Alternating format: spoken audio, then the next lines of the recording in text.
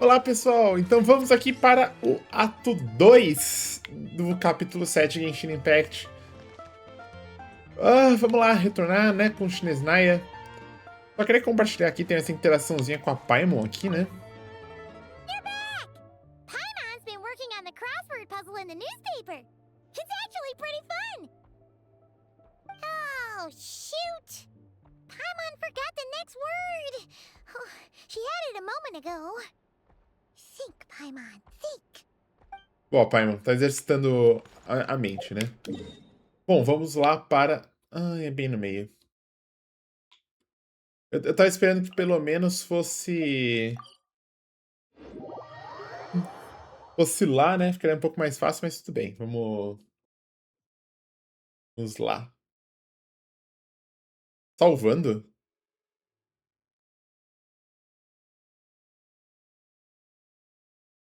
Bom. Ah, tá. Ele veio pra cá. Eita, agora eu percebi. Tá só uma viajante. Ué. Eu não consigo... Eu consegui vir pra cá. Nossa, gente, é muito ruim. Nossa, muito longe. Ooh, it sure is cold today. I wonder how much heavier the snow's gonna get. Here to see Odette? I just need to see your tickets for the preview. Perfect. Thank you. I'll hold on to your tickets. Come on in. It's freezing outside. Beleza. Verdade, vai conhecer a irmã do Child, né?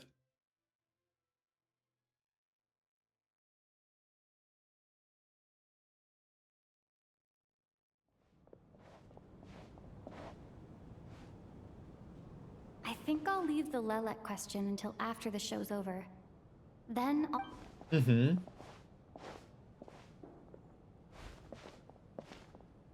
Mitya, Valerie... Child said he was Hã? originally going to come with Tonya. So I'm guessing Tonya's already here somewhere. Is there anyone here who looks like a Tonya? Let's see. It's a small audience. Makes Ué. sense for a preview. But wait, I do see some familiar faces. Mr. Chuganov's back again by the looks of it. Oh, and is that Mitya? And that Fatui officer, Valeri. Guess he must be playing cat and mouse with Mitya again. Oh no, it looks like the show's starting, and I still haven't found Tonya. Never mind. I'll just have to take a seat for now and see if I can catch her afterwards.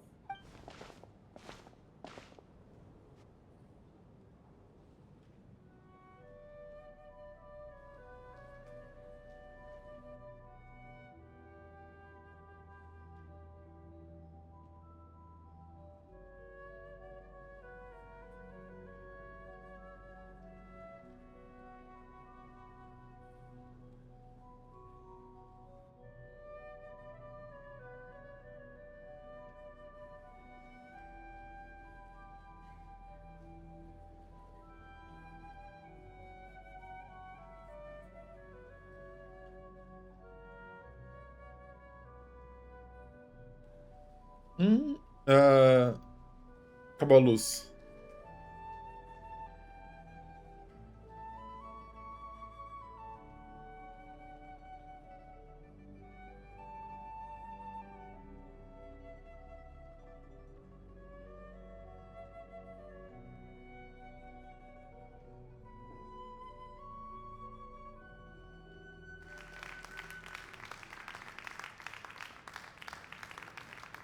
Hello, members of the audience. I'm a staff member here at the theater. Today's performance was a very special one for us, as it marks the first attempt in a long time to revive the classic Sneznahyan ballet, Spirit Seeker. To commemorate this occasion, we would love to take a group photo of the cast, crew, and audience members present today. Could I kindly ask the audience to please come up onto the stage? A Tônia ali, ó. Aquela ali deve ser aquela ali. All right, everyone, huddle in a little more. Now, look at the camera. 1, 2, 3.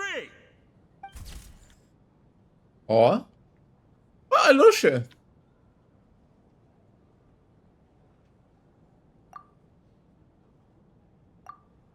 Are you quite satisfied, Mr. Energy Scientist? I rather hope you don't have any other escape plans to add to my workload today. What are you talking about, Sarge?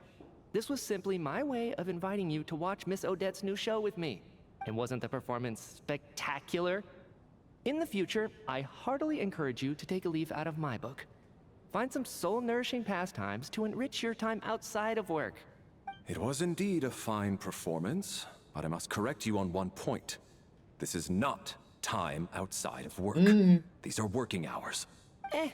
Working hours and non-working hours are just a social construct. Human technology can never advance if we're too rigid in our thinking, Sarge. Vou printar, vou mandar pro meu trabalho isso daí. May we leave now? Already? I mean, I was kinda hoping to soak up the atmosphere for a little longer, but... No? Okay, guess I'm pushing my luck. Didn't seem like too much to ask, but fair enough. Off we go then, Sarge. Back to the land of working hours. Lead the way. That has to be her. She's the only person in the audience around Tonia's age. Excuse me? Are you Tonia? Huh? Your brother's busy today, so I took his ticket. Don't worry about him. He's fine. Oh, okay. Sorry for the trouble. Essa voz me é muito familiar. Oh, okay. Sorry for the trouble. Essa voz me é muito familiar. Não lembro de onde que é. What's wrong? Are you sick? No, I'm fine. It's nothing. Maybe she caught a cold on the way here because of the weather? Pode ser. Caraca, nevasca. I haven't seen snow like this in a long, long time. It's most unusual. I know. It's completely white out there. You can barely see a thing. Let's wait it out for now. You'd be lucky not to freeze to death in this weather, let alone find your way. Well, look at that. Maybe we shouldn't be in such a rush to get back after all. What do you think? Let's wait and see. Why do you need to take it so seriously? Fate has given us this wonderful chance to take a break. We owe it to ourselves to make the most of it. Come to think of it, there's a small inn not far from here that always keeps plenty of extra blankets on hand for guests. I know the route well. Shall I head over and borrow a few blankets? That way, anyone in a hurry can wrap up warm for the journey back. Just remember to return them next time you're over this way. Sir, there's really no need to go to all that trouble. Hey, it's no trouble at all. Wait here, I'll be right back. Ela vai congelar no caminho. What a kind gentleman. Very good. My wife and daughter are waiting for me at home, so I shall be heading back as soon as I get my blanket. So... Are you expecting us to go back to the Armory Palace wrapped in blankets too? Don't worry about that. I made arrangements in advance. Should I not return to the Armory Palace within 3.5 hours after Operation Showtime begins, an armed squad will be sent to collect us. Operação Teatro. They will escort us back. You are one of our key military personnel, so any weather-related risks must be eliminated. Operation Showtime? So, wait. Every single time you drag me back to work when I sneak out, it's a whole official operation? I gotta say, you've really turned this into quite a moral dilemma for me. It's snowing pretty hard out there. I think you should stay here for now. You seem a little under the weather. Sure. My brother might come pick me up in a bit anyway. Time to get to work. I should head backstage and find Odette. I need to look her in the eye and ask her about Lelek. Excuse me, are you looking for someone? Odete, estou procurando por Vojanitsa, estou procurando por Alyosha. Ah, a fan, I'm guessing? Today is just a dress rehearsal, so Miss Odette won't be meeting with fans. She's taking a well-earned rest right now. Não sou fã. Sorry, but that area is currently off limits to everyone except the cast and crew. Huh. Bad timing, I guess.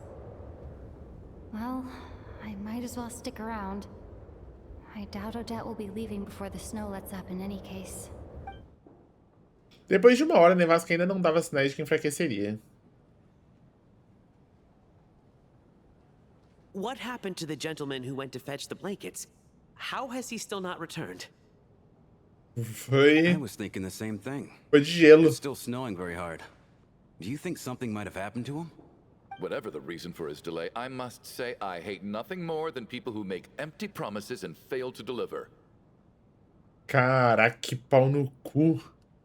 Well, I have to treat my employees like that on occasion, but that's different.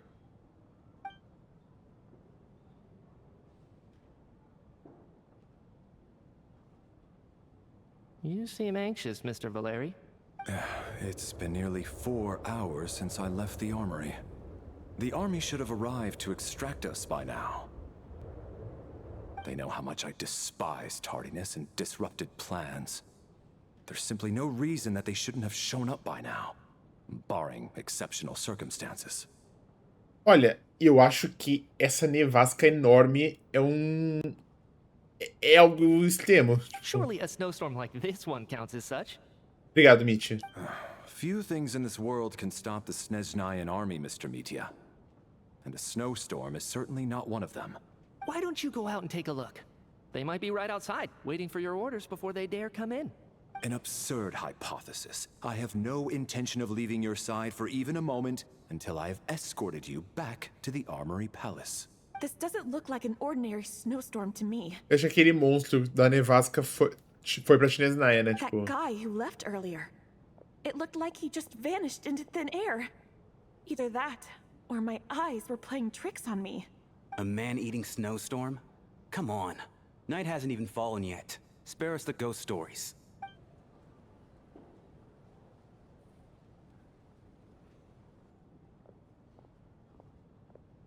Traveler, didn't know you were coming today.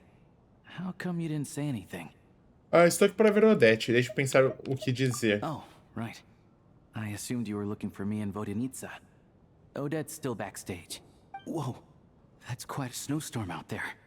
I've been working backstage this whole time, so I didn't even notice. No wonder the audience hasn't left yet. Huh. Is weather like this rare even in Sneznahya? Yeah, snow like this. I'm sure I've seen it out in the wild before, but never in the city. Actually, I take that back.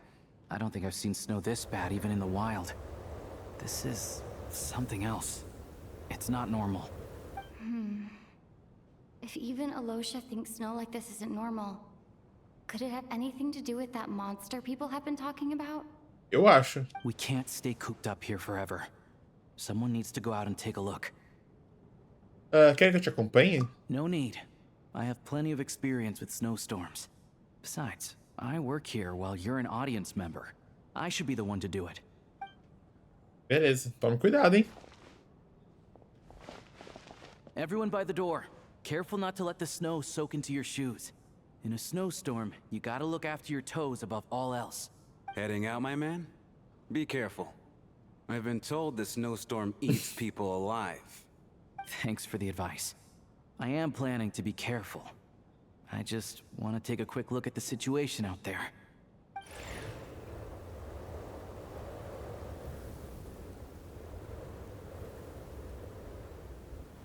Vamos ver.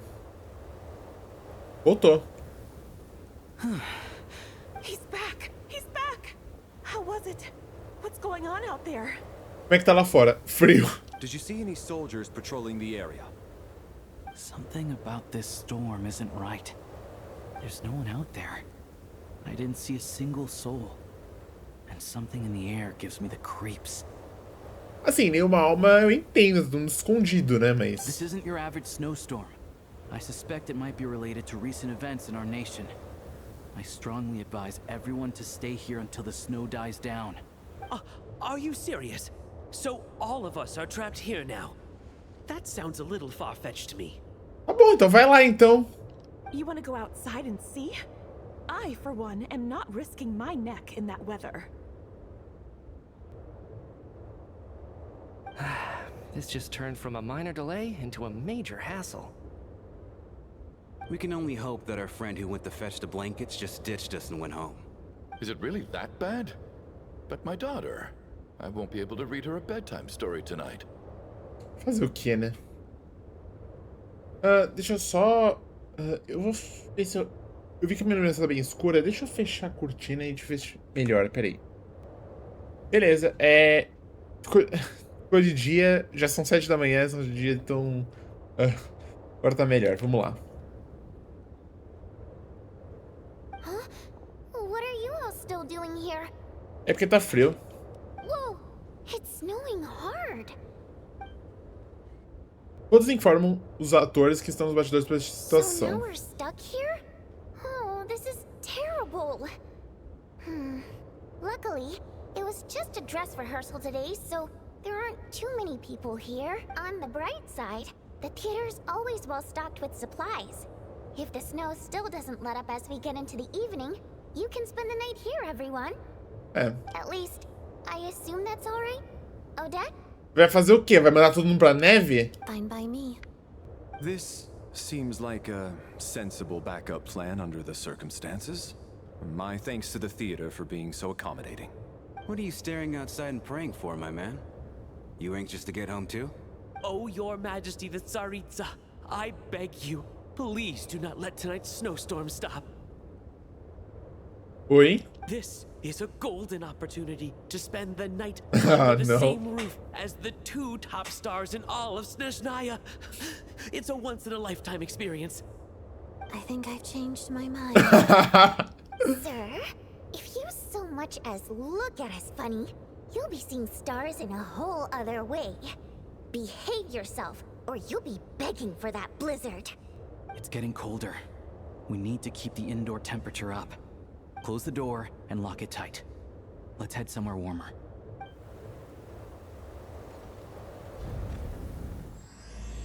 Noturno dos Espíritos, capítulo 7, ato 2. Bora! Ah, legal, pô, já... Foolish. Alyosha. Você não conhece esse personagem. Shugunov. Tônia, irmã mais nova de Tartaglia. Eu. Odette. Valerie. Udenitsa. Mitya. Você não conhece esse personagem. Você não conhece esse personagem.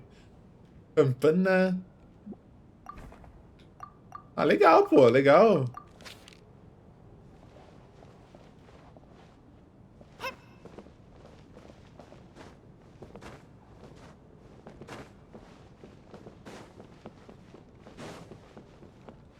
Ah, acho que foi tudo ali dos bastidores, né?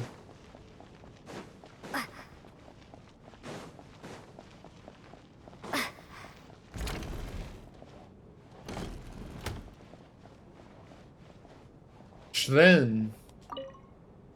And then there's the aristocrats. Easiest of all to deal with. You don't need to use any force whatsoever. All you have to do is show them the rope you plan to tie them up with. Do you know why? I don't. Do tell. Because nothing horrifies them more than the thought of a cheap, coarse rope leaving creases on their precious million Mora coat. They'll do whatever you ask to avoid that fate. Tá bom. Unexpected, but funny nonetheless. Well, look at that. I got myself a new listener. Hey there. Let me introduce myself. The name's Shram, and I'm a mercenary. The kind that gets paid to do odd jobs for rich folks. And I am Chuganov, an entrepreneur. If my name is unfamiliar to you, you will no doubt have heard of my factory, the renowned Iskra manufacturing plant. Tá viajando, vocês podem conversar com Are you calma. really that famous, Mr. Chuganov? How come I've never heard your name before? Excuse me? Is that a joke? Or are you being serious? Oh, I'll have to ask my rope later. It's probably tied up more entrepreneurs than I've ever heard of.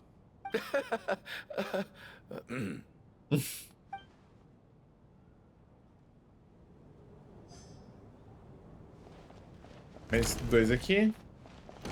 Tônia e você. Vamos falar com vocês primeiro. Torgov e Soboleva. My husband has major trust issues. To him, I doubt even this snowstorm is a good enough excuse for me to stay out all night. That's the price of marrying into wealth. You'll get used to it.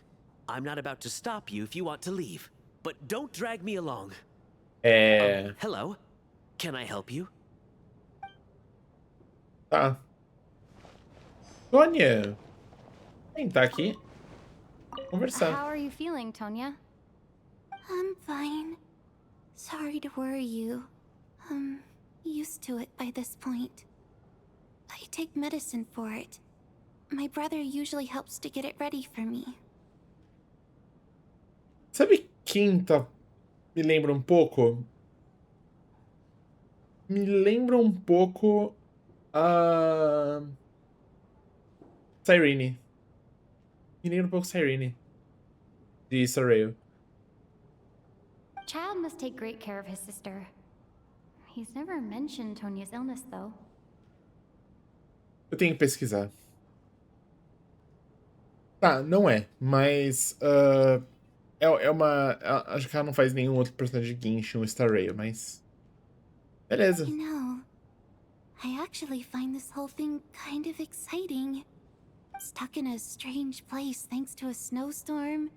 Having to spend the night with a bunch of interesting characters. It's pretty cool, don't you think? Isso mesmo, foi uma experiência bem inusitada. Bem, crianças realmente acham isso. Exactly. It's like one of those stories where an ordinary school trip turns into a magical adventure.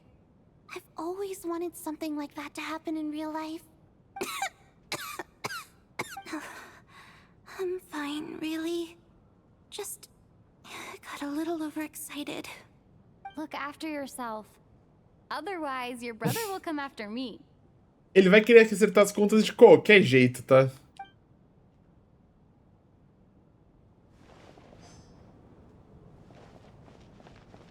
Beleza, vamos para outra sala. A sala aqui, então, então Odette, Alosha e Mitya e Valerie. Vamos lá. This is highly irregular. A delay of over an hour during an operation like this theoretically warrants a Harbinger-level response. I wonder what the issue is. Sarge, the day you learn to let go and just enjoy moments like this is the day you'll finally understand the meaning of life. Ah, why, hello, ma'am. I believe you were the one sitting at a nearby table back at Podvorye Restaurant. Any friend of the theater's star performers is a friend of mine. It's a pleasure to meet you. I'm Mitya, from the Energy Commission. Greetings. Major Valeri, head of the Special Assignments Battalion. Armory Palace Royal Grenadier Guards, 1st Regiment. I am here to ensure Mr. Mitya's personal safety. Please let me know if I can be of any assistance. Eu sou viajante, prazer conhecer vocês. Miss Traveler, I cannot help but notice that Miss Odette is stealing glances at me. Any idea what that could be about? Não faço a menor I've ideia. racked my brains, but I can't think of anything I might have done to offend her. Perhaps she noticed me spacing out during her performance? Também não sei. Pense mais nisso. So, Mr. Mitya, is your work related to Project Suja? Yes, that's right. The higher-ups in the Fatui transferred me from the Energy Commission to the Armory Palace because they wanted me to... Really? I can't even talk about that? Pretty sure it counts as part of my private life. All right, I won't say anything. Sorry, Traveler. As you can see, I'm afraid this pleasant chat will have to end here. Tudo bem, tudo bem. Bom, acho que não é uma boa ideia falar sobre esses assuntos na frente do general, né? Tipo, então... Vodyanícia e Alosha.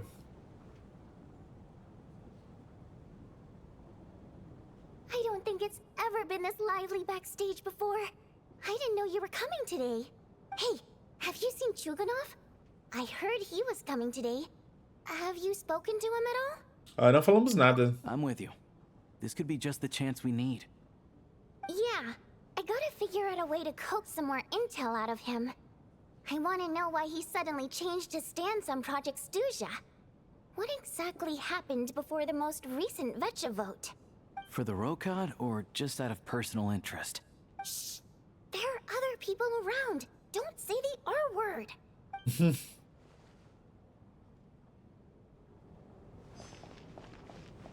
Rampana, Odette e Kulish.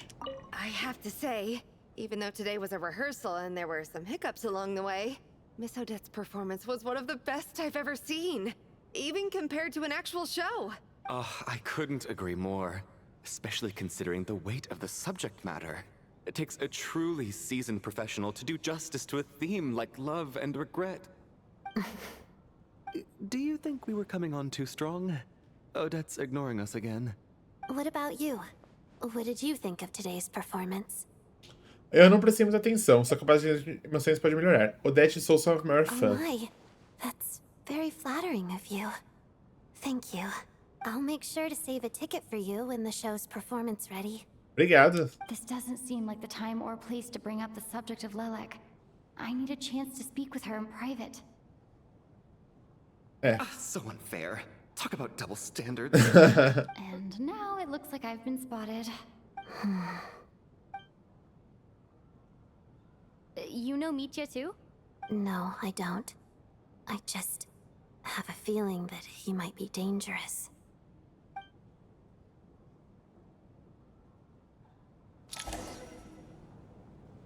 Todas conversam em uma atmosfera descontraída e gradualmente se tornam mais próximos. No change from this afternoon. Heavy snow with no sign of slowing down. May I have your attention, please?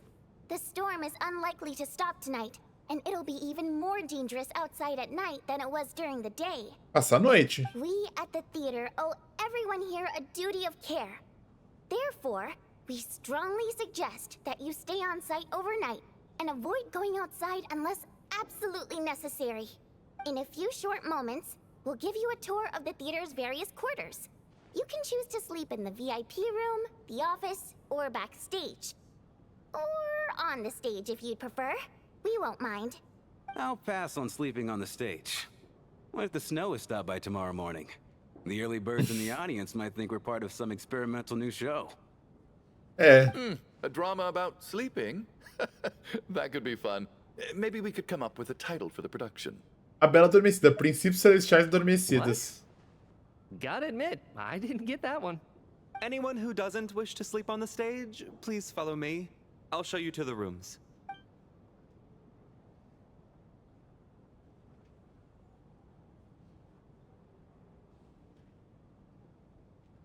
I guess I'll call it a night. Though, I feel like I won't sleep very well without Paimon here. I'm sure she'll be worried that I haven't made it back yet. But as long as she looks out the window, she'll probably realize what's holding me up. I wonder if she's feeling any better yet? At least she hasn't been getting any worse. Still, I should try and get back first thing tomorrow morning.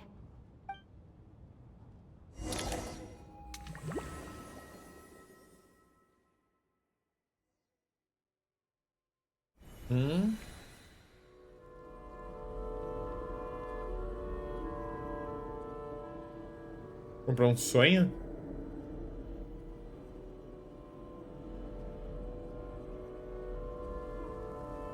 Ah, finally. Welcome back to the world of the living, lazy bones. I was about to wake you. The black mist is almost on us. A escuridão? Esse lugar... Still waking up, huh? You know, the black mist. It's been chasing us from below ever since we were born. You're just dozy. There's no way you've forgotten. Come on, let's keep heading up. Onwards and upwards is the only way to survive. Don't listen to a word those black mist cultists say. Here we go again. The endless march toward survival. What's going on? That black mist down there is creeping me out. And it's rising. Guess I should head upwards and get away from it. Escuridão. The black mist cultists believe that being swallowed by the black mist leads to everlasting peace. But if you ask me, they're just lying to themselves. We're the only heretics left, the only ones who refuse to give in. We have to keep going. But how do you actually know that they're wrong? Dangerous question there, Torgov. The moment your faith wavers, you start a chain reaction that ends in the collapse of your will. Put the question out of your mind. Stay strong and believe that the black mist means certain death. Okay, but it's not my mind that's the problem. My body's about to give up on me. It's already starting to falter.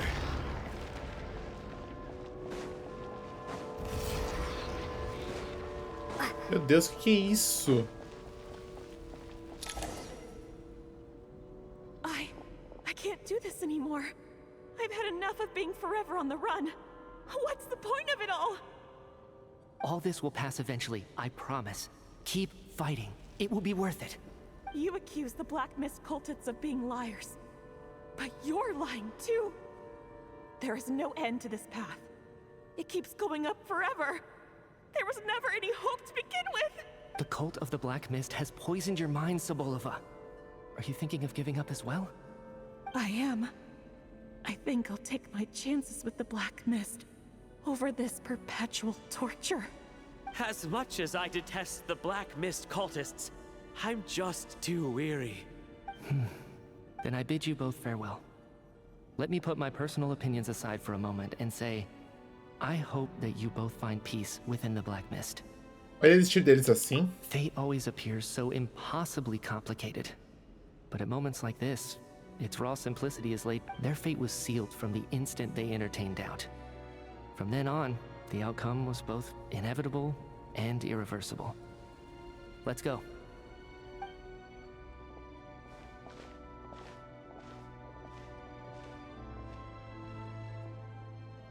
Torgov and Sobolova are gone. I never thought the day would come when even they would be swallowed by the Black Mist. It's just you and me now. É impressão minha ou a escuridão parou de se mover? Yes, it looks like it's satisfied. For now. This happens from time to time. But it won't be long before the Black Mist starts chasing survivors once again. No one knows how to stop its advance for good. Well, we should make the most of the precious moments of rest that those two bought for us. Huh? Are you really that sleepy, traveler?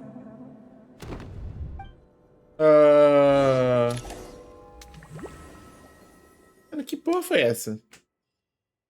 Que escuridão. Help! Somebody, come quick! Ai, meu Deus. What is it, Chuganov? What's wrong? Is it morning already? What's all the commotion? Sounds like it's coming from next door. I should check and see what's going on. Os dois foram de F, né?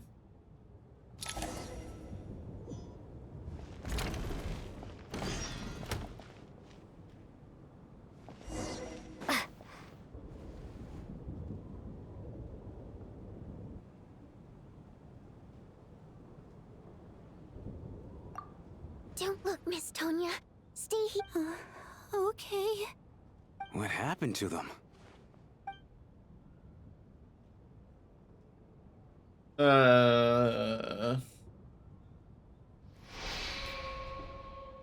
As duas pessoas deitadas dentro do quarto pareciam muito tranquilas, como se ainda não tivessem acordadas.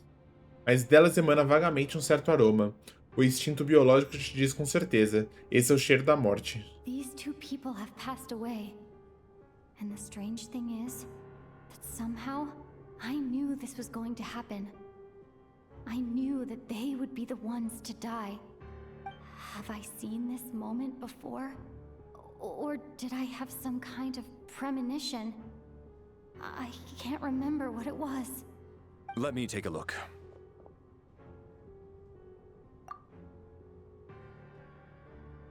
No vital signs in either of them. They're dead. The cause of death, however, remains unclear. No wounds on the bodies, no signs of a struggle, and no skin discoloration caused by the buildup of toxins. But just last night, they were chatting and joking away. This is so sudden. Could they have had pre-existing medical conditions? Even then, the odds of them both dying of sudden complications on the same night are extremely low. It's hard to believe that they died of natural causes, nor does this appear to be a suicide. Você quer dizer que foram assassinados? Who was the first to discover the bodies? It was me. But these deaths have nothing to do with me, officer. I got up early because I wanted to see if the snow had stopped. Then I noticed that the door to this room was open, and it looked like there was a man and woman inside. I just went over to see what was going on. I had no idea they were... I can corroborate this. I was doing my morning exercises near the stage. When I saw Mr. Chuganov heading this way, I followed him. I can also confirm that I didn't see a single person approach that room before him. The snowstorm was raging all night, and it's still going now. There's no way someone could have come in from outside. You mean an intruder? No, not possible. I slept by the door last night as a precaution. There's no way I wouldn't have noticed if anyone had tried to open it. Everyone, split into pairs and search the theater for anyone in hiding, or any signs of suspicious activity. I'll follow up with a full search of my own shortly. Você e Tônia formaram uma dupla. Após uma busca minuciosa, não havia mais ninguém no teatro além de vocês. Tudo permanecia como na noite anterior. Nothing on your end either? Backstage is clear. No signs of suspicious activity. We checked the basement. Also clear. I don't think there's anywhere here that a living person could hide. Também não encontrei nada. Are we certain that the theater doesn't have a back door? Or any tunnel or passageway wide enough for a person to fit through? No, there's nothing like that. If people were sneaking in through some secret tunnel to avoid buying a ticket, we'd have sealed it off ages ago. I also checked the windows. All of them are locked from the inside, and there's no sign of anyone entering or leaving. It sounds like we can safely rule out the intruder theory. If anyone came in during the night in this weather, there'd be no way for them to avoid leaving footprints or water stains. This can only mean one thing. It's like one of those murder mysteries you see in novels and plays, isn't it? The ones where the killer is one of us. We can't quite jump to that conclusion just yet. Could he be right? It's hard to imagine something like that happening in real life. Set in a theater during a snowstorm, a murder takes place and the killer is among us. It's such a classic trope that it seems unbelievable. Looking at who the killer targeted, and the clean entry and exit, it all adds up. I know what this is. It's obvious now that I think about it. What is? What have you figured out? Both victims were wealthy, well-known local merchants. And the door was deliberately left open so I would discover the bodies and witness the crime scene first thing in the morning. Such ruthless methods. This was your doing, wasn't it? Lelek. Lelek. Lelek? You mean Lelek is among us? And he's the killer? Lelek. I know this code name. Member of the Rokot, anti-Project Stuzha. Always works alone. I've read the case files at the Armory Palace. Walk me through your reasoning, Mr. Chuganov. What do you know about Lelek?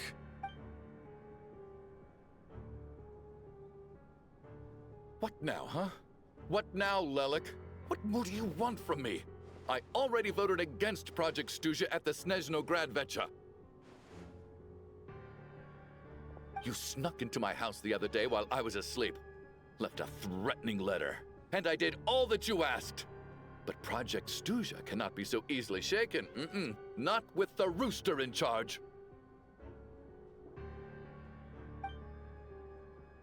So he really was threatened by Lelek.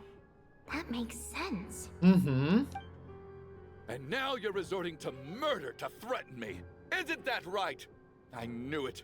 The Rokot despises the rich. The lives of the wealthy are but refuse in your eyes. Show yourself! Which one of you is Lelek, Tell me!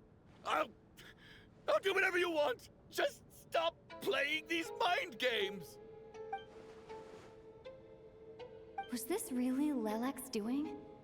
Would Odette really do something like this?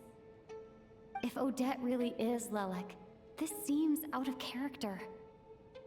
But then again, how well do I really know her? Então, né? Talvez você não conheça ela tão bem assim, né? I'm probably the only one here with a compelling theory about Lelek's true identity. But if I reveal it now, I'll be putting Odette in the line of fire. É, não faz isso não. What should I do? I don't think it's likely that Lelek killed anyone. At least from the stories I've heard. He's never killed anyone before.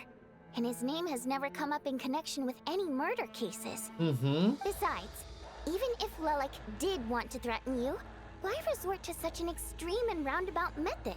It's not his style at all. Vodianitsa doesn't know that Lelek might be Odette, but her assessment is pretty much identical to mine. Sim. Miss Vodianitsa, why do you suddenly feel the need to speak in Lelek's defense? Defense? Oh, no, it's just... I'm worried that we're jumping to conclusions here, so I wanted to share my point of view. Also, I don't think the Rokot is as bad as you're making it out to be. Well, if you think I'm so wrong, what's your theory then, Why don't you tell us who the killer is? The case is still evolving, Mr. Chuganov. Please do not prevent others from expressing their opinions so early on in the discussion. Obrigado, Valerie. Even so, there's no denying that the recent threat received by Mr. Chuganov may well be an important clue. So there's still a good chance that Lelek is right here among us. É. I can't do this anymore. I don't care if it's still snowing outside. I have to get out of here. Whoa, take a beat. We all know it's far too dangerous out there. Even the soldiers couldn't get to us. Go out that door, and you might not live to tell the tale. And whoever this Lelek is, they're surely not going to murder anyone in broad daylight. Be sensible, my man. You're safer inside. As much as I regret having to say this, I'd like everyone to cooperate and refrain from exiting the premises until further notice. Because as things stand, every one of us is now a suspect. Incluindo você. Unless anyone has further information to share, let's adjourn for now. Feel free to keep searching for clues, but make sure you don't go off alone.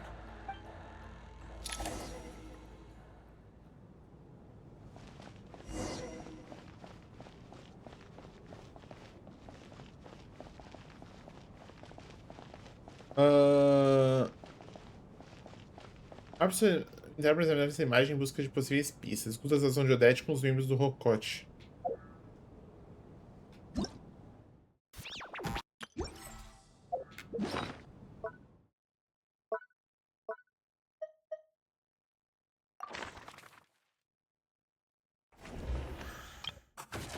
Torgov, morto. Sobolev, morto.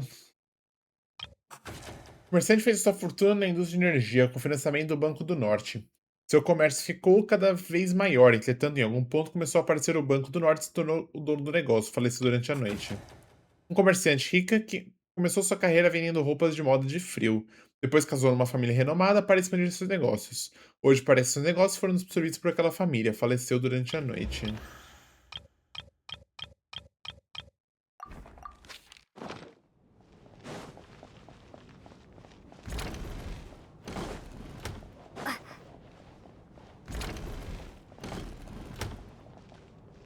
You're right, that was my bad. It was a knee-jerk reaction. I didn't think it through.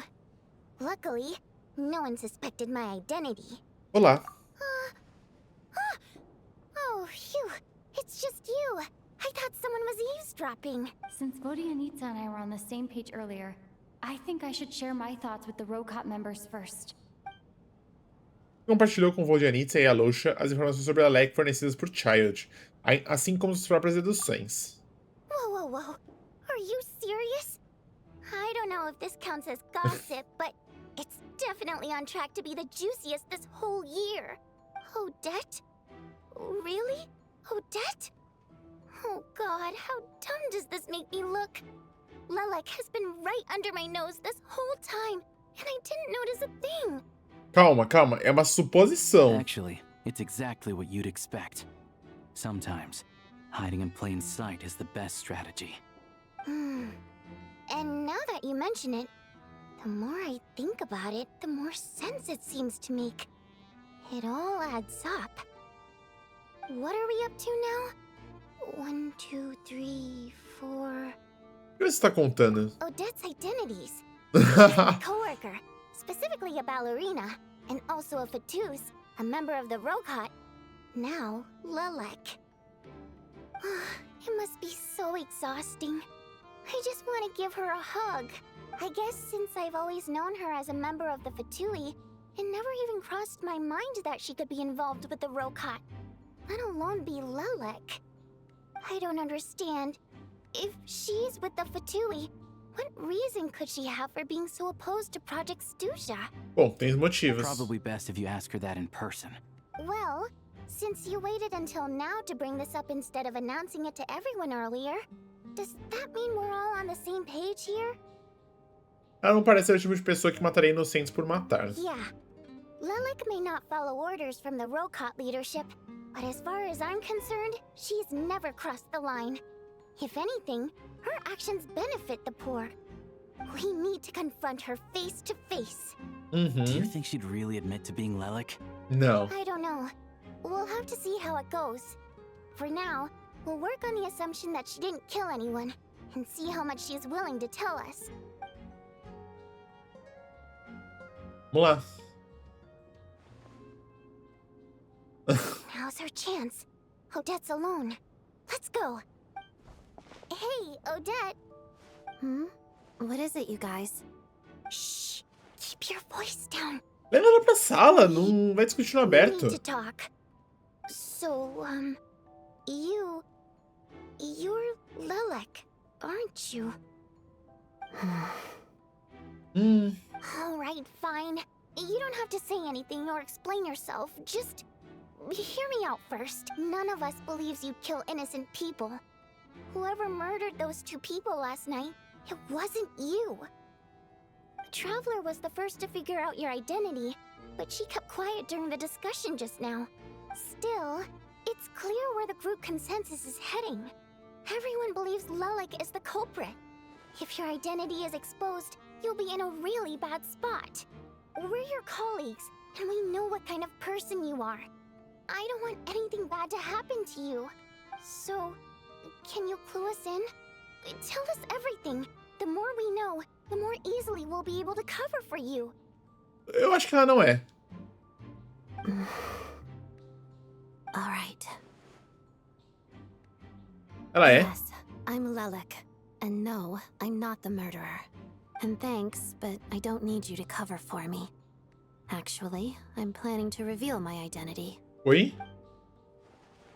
Mas vai dar muito ruim, porque... You're gonna reveal that you're Lelek? Here? Ela não é Fatui. Vai dar uma merda desgraçada. That's right. I'll admit I was surprised at first when Chuganov guessed that I was here. It was just a lucky guess, but it caught me off guard. But after taking some time to assess the situation and confirm where everyone stands, I don't believe I have anything to worry about. Are you sure you don't need a second opinion? Given the circumstances... Mr. Valeri! What? Valerie reúne todos novamente, Odette vai direto ao ponto e anuncia que é Lelek. So... Odette is Lelek? I don't know what game you're playing, but you've got a lot of nerve. It's just one identity. So what if it's exposed? I can disappear and adopt a new identity anytime I please. Você, mas ela tá admitindo que ela tá agindo contra os negócios dos Fatui, né? Tipo, isso não tem como dar bom. I made my peace with this when I chose to become Lelek. But more importantly, I promise I am not the murderer, which means that someone else is. So, if anyone still insists that I did this, you'd best produce the evidence now. Otherwise, I suggest that you bite your tongue. Because if you really believe I killed 2 people without making a sound or leaving a trace, pointing fingers at me would surely only make you my next target. Is this really the truth, Miss Odette? That's confidence, all right. I believe you. A real no-nonsense attitude. I can see why Marionette said that she's on track to inherit the title of the Fair Lady. Era, né? Porque agora que ela é leque, aí já não é mais, né? Are you seriously buying this? Hey, officer! She just admitted to being Lelik. Aren't you going to do something about this? I do have one question, Miss Odette.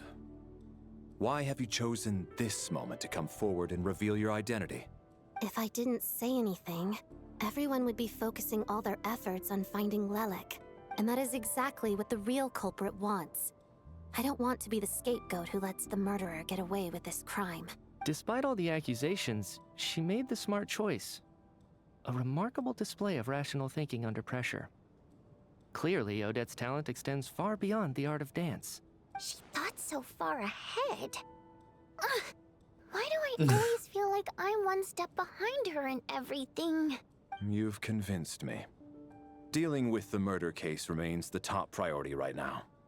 Let's put the name Lelik and all related incidents aside until further notice. Nevertheless, the group still considers you the prime suspect. I assume you have no quarrel with that, Miss Odette? I understand. You're welcome to keep an eye on me around the clock. I have no objections. Mr. Chuganov? For my wife and daughter's sake, I'll let you off the hook for now. But don't think you're forgiven for breaking into my house and threatening me. Just wait till we get out of here, Lelik. Beleza.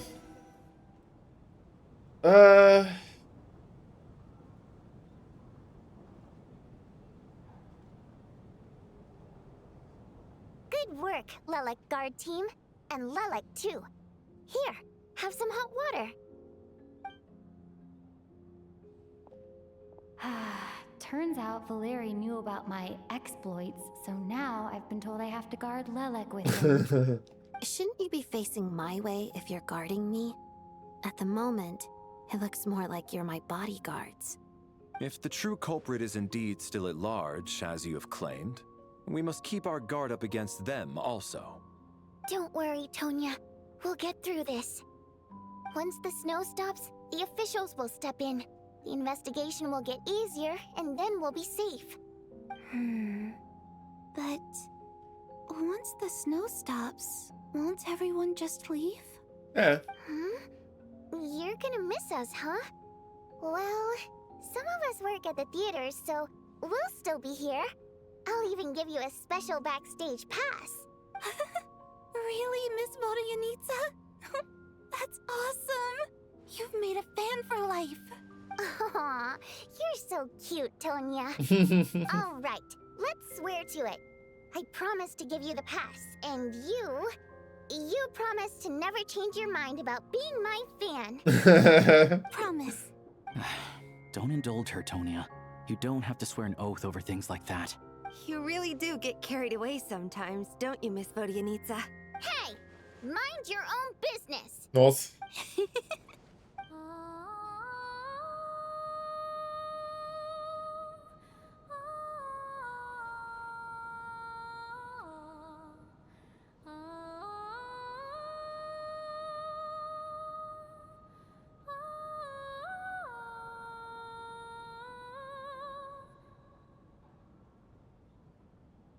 Don't be nervous, Miss Water Imp. Everyone's here. There's nothing to be afraid of. Excuse me? Do I look nervous? Don't be ridiculous. No. You sound nervous, lass. Eu adoro como, tipo, o colar dela parece um microfone. Oh. Wait, but how... Okay, plenty of people know that I'm a water imp, but still... How come you understand our primary mode of expression? Primary mode of expression. I've not come across that concept before. Do enlighten me, Vodyanitsa. Well, it's just... We water imps tend to communicate our emotions to each other by singing, rather than facial expressions. The emotions we convey through song take precedence over our facial expressions. So, we think of it as our primary mode of expression. I'm impressed, Shram. I didn't take you for a man of culture, but you're clearly rather learned. It's not about being cultured or not. The thing is, this mode of expression can usually only be understood by other water imps. It's not a simple case of a song sounding happy or sad. And yet, you're clearly human, Mr. Shram. Claramente. It's really not the big deal you're making it out to be. I think I just have a knack for it. Plus, I have a very close friend who's a water imp. A delightful lady. But keep that a secret.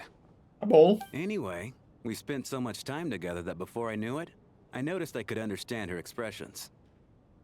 Oh, I guess that makes sense. Still, the fact that you have a water imp friend is even more surprising. I'd better watch what I'm singing when I'm around you from now on. Hey, what are you implying?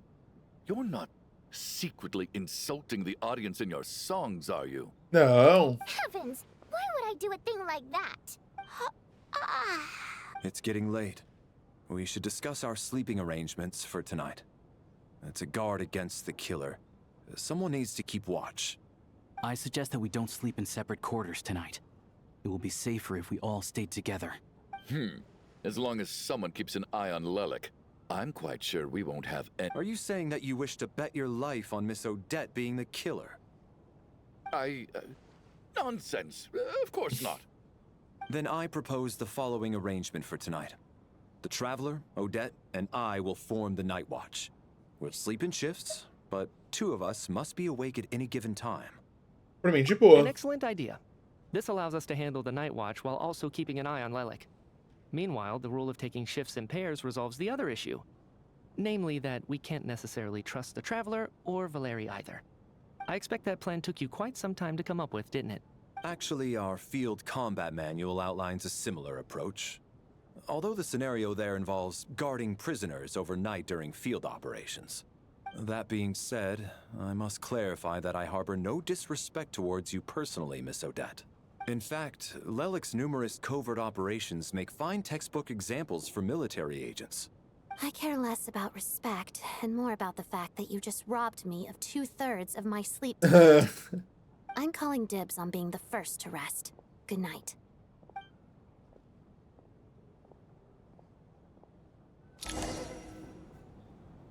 Também ficaria puto, né? À noite você e Valerie fazem o primeiro turno. Todos dormem no palco como se fosse uma peça absurda. Sem perceber, chega a hora da primeira troca de guarda. It's almost time. We should wake Odette. How are you faring? Vá dormir, eu durmo por último. Not going to argue with that. I'll take a quick nap. If you start to feel sleepy, wake me up anytime. It's finally time for Odette and I to share the night watch. I should wake her up.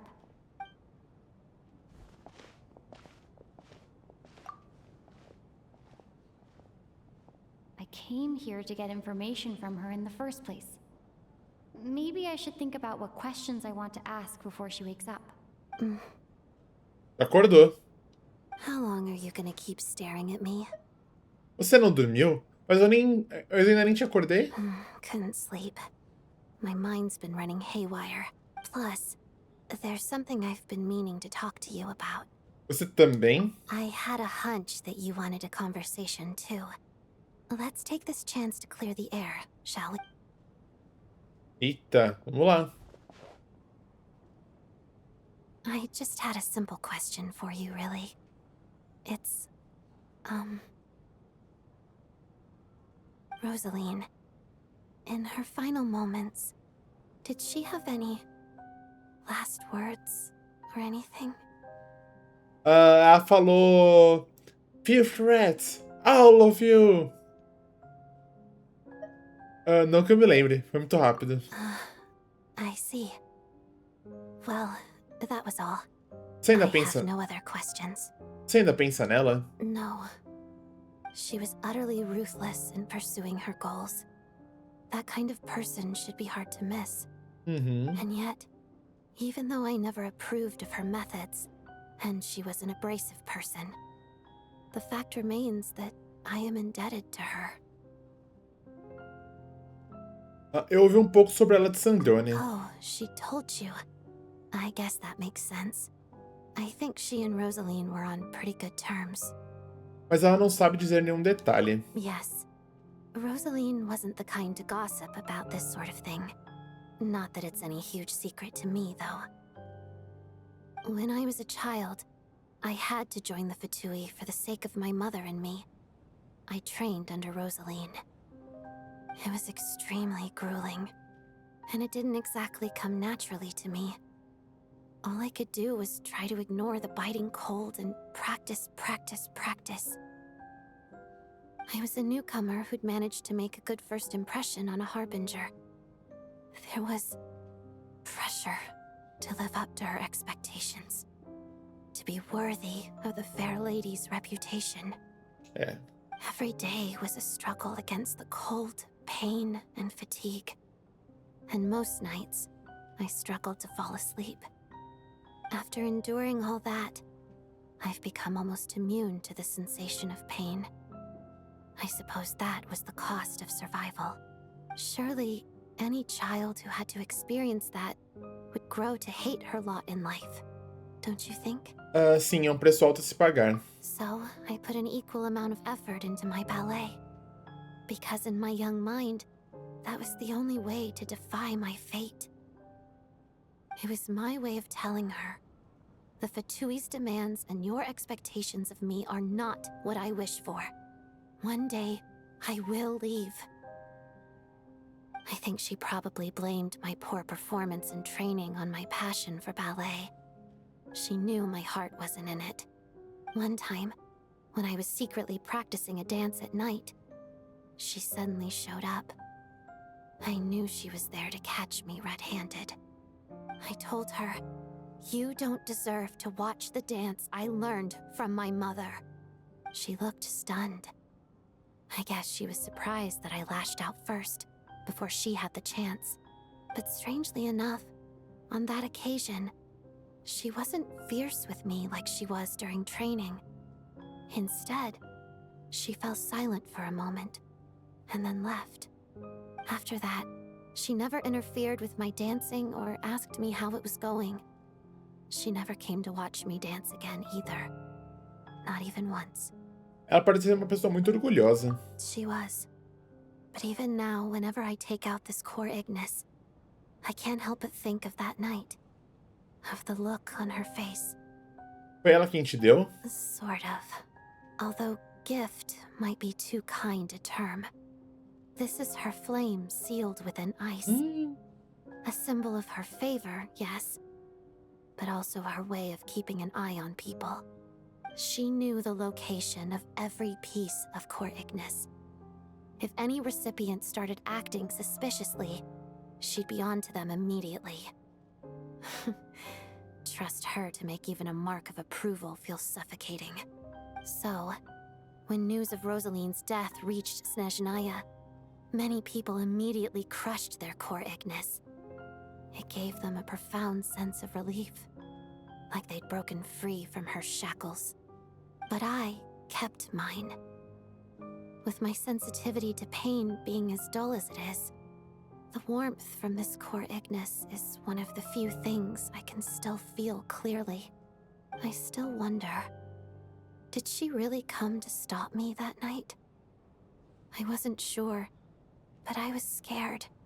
So I said some really awful things. I guess she didn't leave anything behind. Not that I expected her to. It's fine. It's just a bit of a shame that we couldn't settle our differences before the end. Espere. Sandrine falou que vocês se reconciliaram. She did. Are you sure she was talking about this event? Ela disse que a Arlequina deu alguns conselhos a Rosalind e que Rosalind foi ver você. No, she didn't. I didn't even find out that she'd gone to Mondstadt until a while after she'd left. Wait, in that case... Você deveria ir ver a serva. Okay, I will. Thanks for letting me know. There's something I'm trying to figure out. I'm beginning to suspect that Paimon's mystery illness is being caused by the energy research behind Project Stuja. Paimon's very important to me, so I have to get to the bottom of this. I figured that since you're Lelek, you might know something about all this. The ultimate goal of this energy experiment is to create a weapon for the final battle. The weapon's construction was completed in Nodcry. Now, all that remains is to arm it with a sufficiently powerful energy. Então é isso que estava por trás do escritório de design de experimentos de Kuvak. Então esse é o objetivo dos experimentos de energia. Yes. The weapon's development and all the related experiments are overseen by Lord Piero, the Jester. And the lab is located deep within the Armory Palace. I'm not sure why this experiment would be making Paimon feel unwell, though. The best way to get to the bottom of it would be to go there in person. Once we get out of here, I'll help you apply for an entry permit. Não tem nenhuma relação com isso? Você também é uma Fatui. And I'm hardly the organization's proudest member, as you know. You answered my question about Rosaline. I want to do you a favor in return. It's that simple. Huh? What's wrong? Are you not feeling well? You two seem to be hitting it off. Você quase mata de surto. Tranquilo, I thought you tranquilo. were sleeping. Of course I was. In the military, one learns to fall asleep quickly, even in the most inhospitable environments. It's vital to staying alert and energized. Why? Is something wrong? Nada. Even if he was awake, he can't have overheard us, right? Well, thank you both for keeping watch. Traveler, I'll take over for now. Sure. Beleza.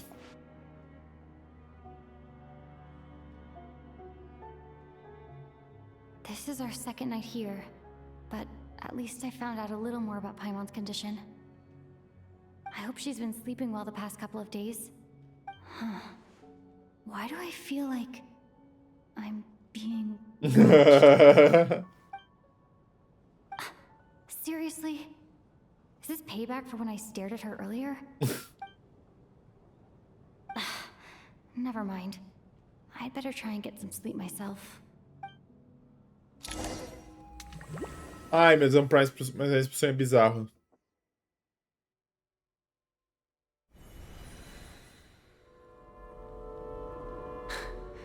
Hey. Ah, não. What are you spacing out for? Are you reaching your limit too? Onde estamos é estranho, mas também é familiar. How long have we been walking for? Do you remember? Time's lost all meaning. Ever since we noticed that thing above our heads. What was it called again? A star key? Or key star? Anyway, the person who named it was swallowed by the black mist. Não é... Star Linchpin, não é? Whatever it's called, ever since we noticed it, we've been walking up and up, hoping that as long as we reach it, we can find a way out of this place. But it seems like no matter how far we walk, we never get any closer. Well, we've come this far. You never know. Maybe we're almost there? Come on, enough moping. Let's go. The black mist is catching up.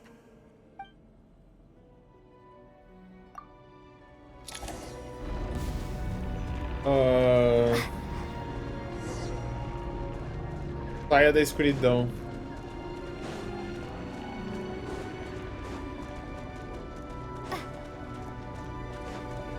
Monsters! Watch out! Not again! I've lost count of how many times we run into them. Be careful. Back up here.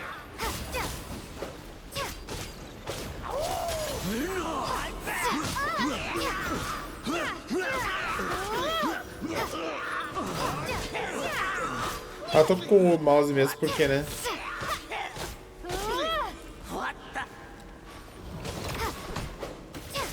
Vai, põe o negócio nele, põe o negócio nele.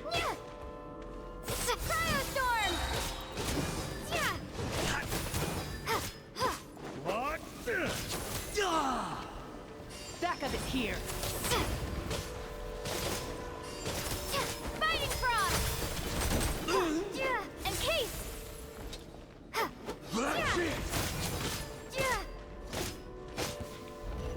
Beleza.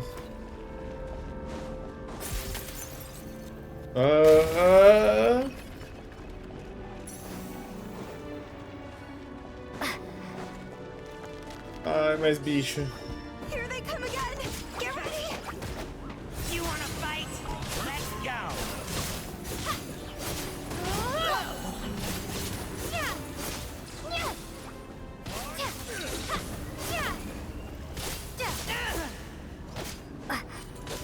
Back up here. Get a lot of this. And Case! The way.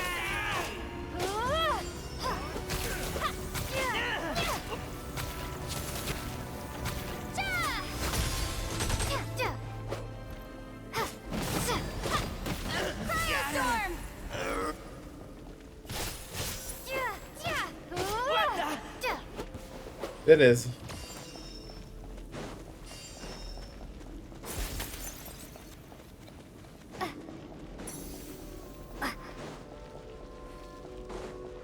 Monsters ahead of us.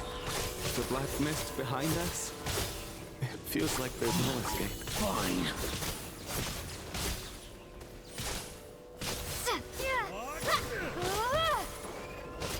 Back up here.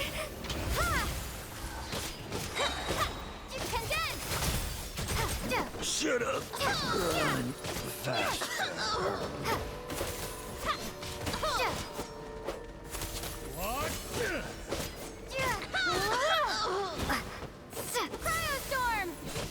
Não pegou nele? Engraçado. Are you hurt, Coolish? No. I'm fine. It's just... Suddenly I don't want to walk any further. I get you. In fact, I reached my limit a long time ago. Sometimes it feels like there's hope where there shouldn't be. Yeah. The hope that the star gives us is the only thing keeping us going. But I'm not sure it's real at all.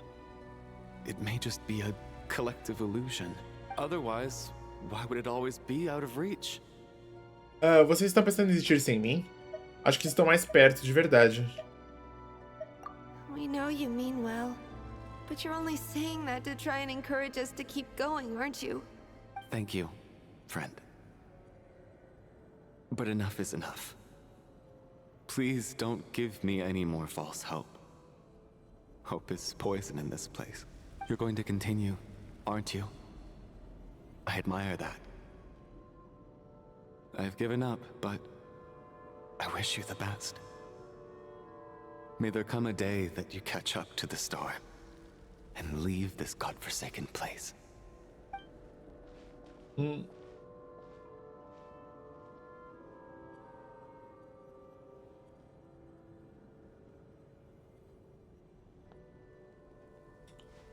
Estrela.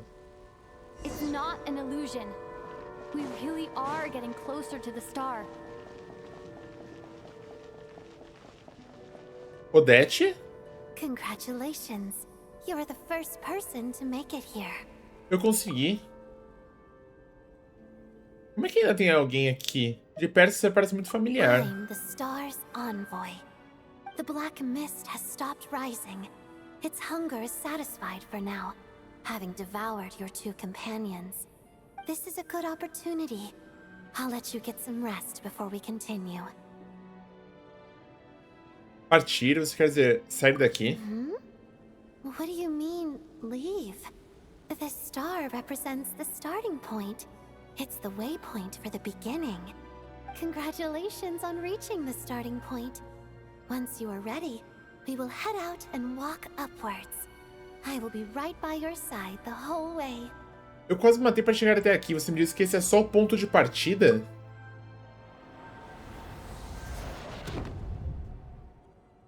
Huh? What's wrong? Hey, don't give up before the journey's even begun.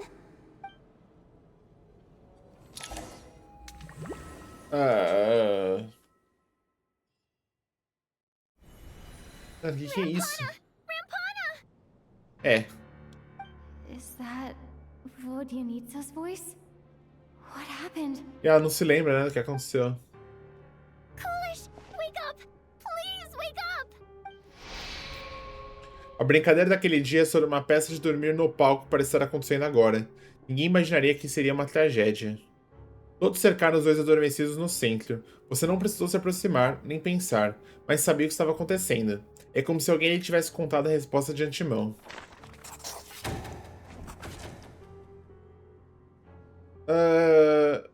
Um funcionário da Korolevski é extremamente dedicado e confiável. Ele raramente comete erros. Os frequentadores responsáveis por verificar os ingressos na entrada. Ele também parece ser fã da Odete. Faleceu durante a noite. Funcionário do Teatro Korolevski, atraída pelos sonhos de um estilo de vida de celebridade. Agora ele é responsável por coisas como anunciar performances ou realizar eventos. Às vezes fica obcecado com algumas coisas. Faleceu durante a noite. The situation is identical to that of the 2 casualties yesterday. We cannot ascertain the cause of death. At least there are some elements that we can rule out this time. They slept on the stage with everyone else. So I suppose the surrounding environment can't be a relevant variable. Rampana. Coolish. Weren't some of us keeping watch last night? 3 of us, in fact. How could you not notice something was wrong? I'm as confused as you are. Certainly nothing unusual happened on my watch. Likewise, and from what I've observed so far, both Miss Odette and the Traveler can be trusted. Tudo estava normal. Valerie e Odette não parecem ser mais pessoas. To be honest, I didn't get a wink of sleep last night. I couldn't help but think I was the target. So I just laid there with my eyes closed. I heard the Traveler and Lelek chatting, but otherwise I don't recall hearing any commotion during the night. Me too. I didn't want to wake everyone up, so I was concentrating hard, trying not to cough. I hardly slept at all. Then, what could possibly be causing this? Once was bad enough. I can't believe it happened again. I worked closely with Rampana and Coolish for so long. I never imagined that one day they'd... And on the stage of all places... Voronitsa. 4 victims in just 2 days, and we still don't have a single lead. Minha impressão é que os próximos vão ser o Mercenário e o Shegorov, né? I need to get to the bottom of this as soon as possible. And above all, keep Tonya safe. I'd never be able to look Child in the eye again otherwise. Still snowing? Yes, I just checked. Still no sign of anyone outside either. So we only have ourselves to rely on. If you ask me, this Good killer enough. can clearly strike whenever they please. The Night Watch was a useless endeavor from the start. Lelek must be an expert in poisoning. Clearly she used some poison that can't be detected on the corpse. Here we go again. Listen, I was already thinking to myself last night, was Lelek's reason for revealing her identity the real story? Well, now I have my answer. It most certainly was not. She's been playing us for fools. You get off on this, don't you? Revealing your identity, only to carry on with your killing spree? That's a hideous thought. One that only a hideous mind like yours could dream up. How dare you? That's enough. Yesterday, you named Lelek as a suspect because the victims were both wealthy merchants. Lelek might have had a motive then, but today's victims were just ordinary people. Not to mention that they were colleagues of Odette and mine. What reason would she have to murder them? Let me guess. Just to scare you? Who knows? Maybe you don't know her as well as you think. I implore you all to ask yourselves, how many people are there really in this world that have what it takes to kill another person? Não muitos. Lelek is well known to be a ruthless operator. No. And now she has revealed her identity. How could it be any more obvious? Everything you've said so far is still just conjecture, which doesn't constitute a concrete lead. You need to back up your claims with some evidence. How can you defend her, officer? What did she say to you while you were on night watch? Maybe I shouldn't be so surprised. You military types are always colluding with criminals to target the rich. Ah, pronto, começou. All so you can get your grubby paws on our hard-earned fortunes. Then tell us to fall in line. The Fatui, the Druzhna, and the Rokot. Thugs, the lot of you. Don't you dare! Sir, but you were the one who told us not to stop other people from expressing their opinions yesterday. 4 people have already died. Only yesterday I was chatting with Mr. Coolish. Then we woke up in the morning and he's... E a Tônia também. Turning against one another is the last thing we should be doing right now. Eu falei que os dois eram próximos porque eles são 2 NPCs. Só que isso da Tônia também, não. A Tônia não. Little girl. Even if Mr. Chuganov is a puffed-up, pig-headed windbag who doesn't have a clue what he's talking about, he's still one of the victims here, isn't... I had no intention of resorting to violence. But you're right, Miss Tonya. I ought not prevent him from speaking his mind. In any case, I believe Mr. Chuganov has calmed down a little now. We may resume our discussion. I don't think there's any need for that. What is there to discuss? Nothing about this situation is normal. Did you have an idea, Mitya? You're the brainiac here, right? Come on, clue us in. I've been mulling something over. All the leads we have so far concern things from outside the theater. Miss Odette's alter ego, the threats Mr. Chuganov received, but then there's the 2 double murder crime scenes themselves, which have given us absolutely nothing to go on whatsoever. That's highly unusual. Even with the most careful killers, there's always some evidence left behind. So what are you suggesting?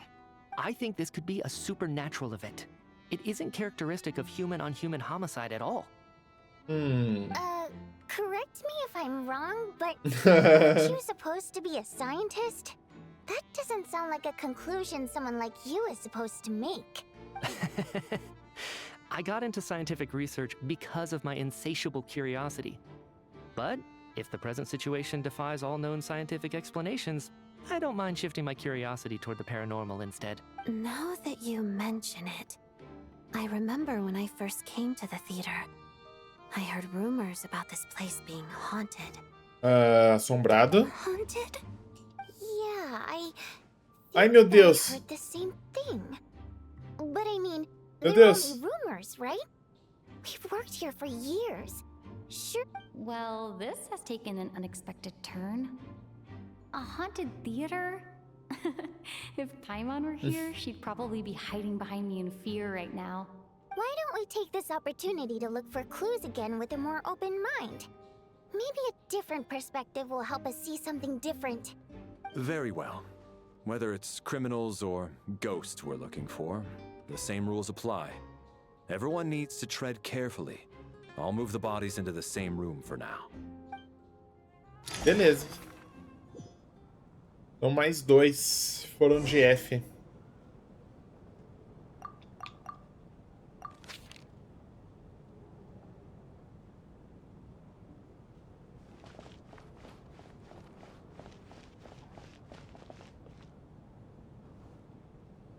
Bom, eu vou fazer uma pequena pausa aqui. Bom, vamos lá, vamos seguir aqui. Preciso investigar. Eu tô muito curioso pra saber o que tá acontecendo nesse teatro, tipo, muito, muito mesmo. Então vamos lá. Investiga as pistas disponíveis no teatro. Então vamos lá falar com o pessoal lá dentro.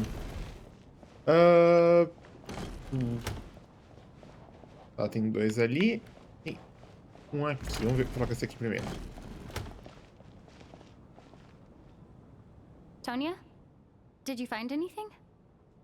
Not yet. Still looking. So... Are we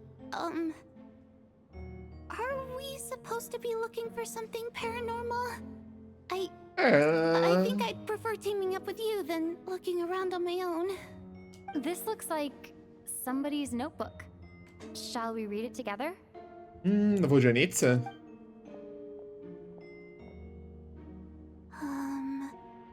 Well, it doesn't look scary or anything. So I guess it should be fine. Esse é o camarim, né, então. Alright, let's read it together. Você me disse um dia que eu acabarei entendendo, mas mesmo agora ainda não entendo. Não acredito que alguém devia ser forçado a abandonar sua terra natal apenas por causa de uma mudança de poder. Ela jamais levou em consideração os sentimentos de nós, sereias nobres, a Vodyanitsa. Cada pedaço dessa terra guarda lembrança da minha infância. Se eu fechar os olhos, ainda consigo ouvir as canções de todos ecoando por toda parte. Jamais perdoarei aqueles que nos expulsaram. E sinto muito a sua falta, mãe. Muitas vezes me pego com saudade daquele vestido franzido, das pesadas cortinas ao redor da cama e dos primeiros raios de sol que, durante todas as manhãs, atravessavam as janelas da mansão. Mas agora está tudo bem. Basta apertar os olhos um pouquinho para que a luz atravessa uma fresta dos bastidores pareça exatamente a mesma que iluminava a nossa mansão. Eu sei que aquela vida se foi para sempre, e que posso sentir saudades dela o quanto quiser, mas também sinto o que tenho aqui agora não é menos valioso do que aquilo que eu perdi. Os cenários fantásticos criados pelo chefe de adereços, os inúmeros fãs que vêm de longe só para me ver, e a garota silenciosa que dança sem dizer quase uma palavra. Tudo isso é meu. Não vou perder nada disso outra vez. Nunca. Nunca mesmo. Entrei para uma organização bastante extraordinária, embora não possa revelar o nome dela. Hehe. Seja qual a intenção daquele figurão dessa vez, sempre deve haver alguém cuidando das desventuras das pessoas comuns. É exatamente para isso que nossa organização serve. Mesmo agora, ainda não consigo entendê-la. Por que aqueles que detêm o poder parecem sempre agir desse jeito? Eles claramente têm a capacidade de proporcionar uma felicidade muito maior. Alguns dizem que ela também tem suas próprias dificuldades. Mas o que poderia afligir alguém que parece ser tão onipotente? Deixa pra lá. É melhor eu me concentrar naquilo que posso fazer. Acho que, mais cedo ou mais tarde, todos vocês acabarão ouvindo falar da nossa organização. O nome dela é... deixa pra lá. Vou deixar isso como um mistério por enquanto. This has to be Vodyanitsa's writing, surely. É, a Vala de Sereia, né? Maybe it's a little rude for us to peek at this. I feel like I just read someone's secret diary by accident. Já que a gente viu sem querer, agora eu também tô me sentindo meio mal com isso. It sounds like she's writing this for her parents, right? I don't understand. Why put this stuff in a notebook instead of mailing it in a letter? Because her water imp parents belong to the aristocracy, who were driven out of Sneznahya by the Tsaritsa long ago. And now they live somewhere new, where the postman can't get to. Novo território? Vodyanitsa, deixa a gente explicar. We're sorry. It's fine. My fault for not storing it properly. I can't leave things lying around and expect them to get ignored when everyone's scouring the place for clues. Alright, give me my notebook back. I'll take over the investigation in this room.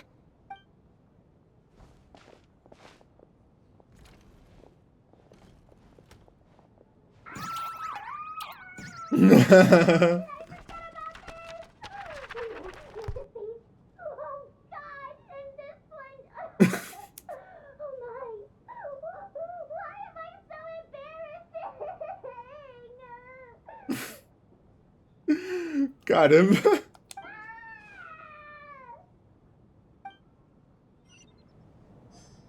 Tá.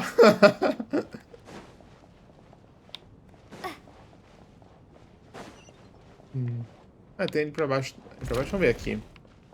Odette. Valerie. Tá, Odette, Valerie. Valerie, come take a look at this. You too, traveler. Some sort of notebook. What is it for? It's the on-duty logbook for the theater. Kulish was the main person to use it. He mostly used it to record any unusual incidents during a show, audience numbers, exit times, and so on. Eu vi Kulish na porta antes de entrar. Parece que ele realmente estava segurando este manual. Yes. He'd always have this logbook with him when he checked tickets at the entrance. This should confirm a lot of key details about the recent show. So, you find anything unusual? Yes. The number of people. I've checked and double-checked, but the numbers just don't match what's recorded in the logbook. Apparently, we have an extra person among us. Are we certain that logbook is accurate? Could someone have sneaked in without buying a ticket or something? Unlikely. Kulish took his duties very seriously. I've rarely seen any errors in his work. Not to mention that this was a dress rehearsal. meaning smaller audience numbers and tighter ticket restrictions than usual. Everything would have been well within his control. We no longer have our tickets with us, do we? They got collected on entry. I assume there's no way we can check them again. Unfortunately not. The theater recycles tickets. Once people are in the door, they don't tend to leave until the show ends. So we collect the tickets at the point of entry. É uma pena que Coolidge tenha morrido. Se Coolidge ainda estivesse aqui, poderíamos perguntar diretamente a ele. Still, I'm inclined to believe that this discrepancy in the head count is significant somehow. Did an extra person just materialize out of thin air? Quem será essa pessoa? Did an extra person... Ah, já é o mesmo diálogo. Vou ver aqui embaixo. Deve ser um depósito, né? É um depósito. Mitya e Alosha. Since you're here, come take a look at this. Alosha found it. We're both curious to hear your perspective. It appears to be an investigation report. And the focus of the investigation was the rumors of haunting we heard about earlier. As fases de assombração. Esta comissão claramente não é tão simples quanto os casos anteriores, que envolviam apenas pesquisa sobre folclore. Ao que tudo indica, ela está ligada a algo muito mais misterioso. Uma civilização extinta, criações de deuses ancestrais ou poderes vindos de além deste mundo. As possibilidades abrem bastante espaço para especulações. De agora em diante, devemos tomar isso como uma lição. Uma superfície comum não significa que aquilo que se encontra sobre elas compartilhe da mesma natureza ou sequer exista no mesmo plano. As próprias linhas lei possuem a poderosa capacidade de devorar ou conduzir as almas. Na maioria dos casos, assim que a alma se separa do corpo após a morte, ela é imediatamente atraída para as linhas lei, sem qualquer possibilidade de permanecer neste mundo. No entanto, as evidências mostram que a ligação entre a área do teatro e as linhas leis foi obstruída, embora apenas parcialmente, e não completamente interrompida. Ainda assim, isso concedeu a certas almas que se recusam a retornar às linhas leis uma oportunidade. Se sua resistência for forte o bastante, elas podem até permanecer vagando pelo teatro indefinidamente. Em teoria, porém, essas almas que permaneceram no teatro são incapazes de influenciar o mundo físico. Apenas em circunstâncias extremamente raras, elas conseguem provocar fenômenos invisíveis a olho nu. De modo geral, podem ser consideradas inofensivas. Essa conclusão pode ser comunicada antecipadamente à administração do teatro para tranquilizá-la. Mas para mim, a investigação não termina aqui. Descobrir o motivo pelo qual as linhas leis foram obstruídas é o verdadeiro objetivo dessa investigação. Após consultar diversas fontes, a hipótese mais confiável no momento parece ser a existência de uma civilização de anjos e suas primeiras tentativas de remodelar as linhas lei. Há pouquíssimas informações disponíveis aqui, preciso voltar para casa o quanto antes. Interessante. An investigation report, huh? Looks quite old. This person's name looks to be of Sumeru origin to me. Was the investigator from Sumeru? The theater manager must have hired an investigator once specifically to look into this issue. But it doesn't look like anyone ever looked at the report. Presumably, the manager wanted to know if the supposed haunting was dangerous, while also being fearful of word getting out in case it affected the theater's business. Anyway, the bottom line is, the haunting is actually real after all. It's caused by an obstruction in the ley lines. Is there any chance this is the key to finally making some progress with the murder cases? Será? Leyline problems are pretty unexceptional to me by this point. And while it certainly offers an explanation for the ghosts, it's hard to imagine what connection it could have to these two murder cases. Assim, tudo bem. Tem a morte, tem a questão das... Mas não explica muito bem o que pode ser, Some né? of the language that appears at the very end of the report caught my eye. Angel civilization, leyline renovation? Nicole? My area of research doesn't touch on any of that, so it's completely outside of my wheelhouse. Chama Nicole. Huh? A piece of paper just fell out from the report. It landed right by your feet. Deixa-me ver. A morte está aqui. Estou sentindo calafrios, isso não parece um bom sinal. Renova? How unnerving. It was tucked inside the report, so it must be a note left by the author. Death is near. Is that supposed to be what's going on here? With us? But if so, How did the author foresee it? Could he predict the future somehow? Maybe things are more complicated than we thought. No, wait a second. If we take the report and the note at face value, they completely contradict one another. Contradizem? The report definitively concludes that the hauntings in the theater are harmless and cannot affect the real world. But the note seems to be warning of potential danger. Mas não, pra mim não faz sentido, porque essa assombração é inofensiva, mas é a morte que tá... The question is, what exactly does the note mean by death? É só uma descrição da situação? Se refere às vítimas? Se refere ao culpado? The various ways we could interpret this keyword lead in completely different directions. Let's pause our analysis here for now. I think we need more information.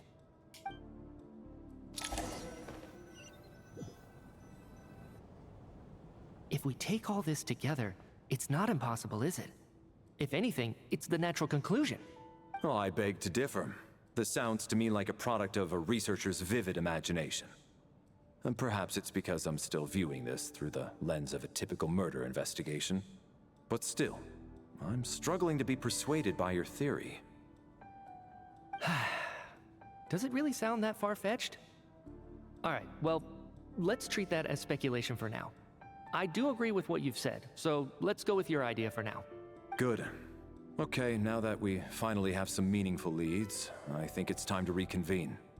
Let's get the others.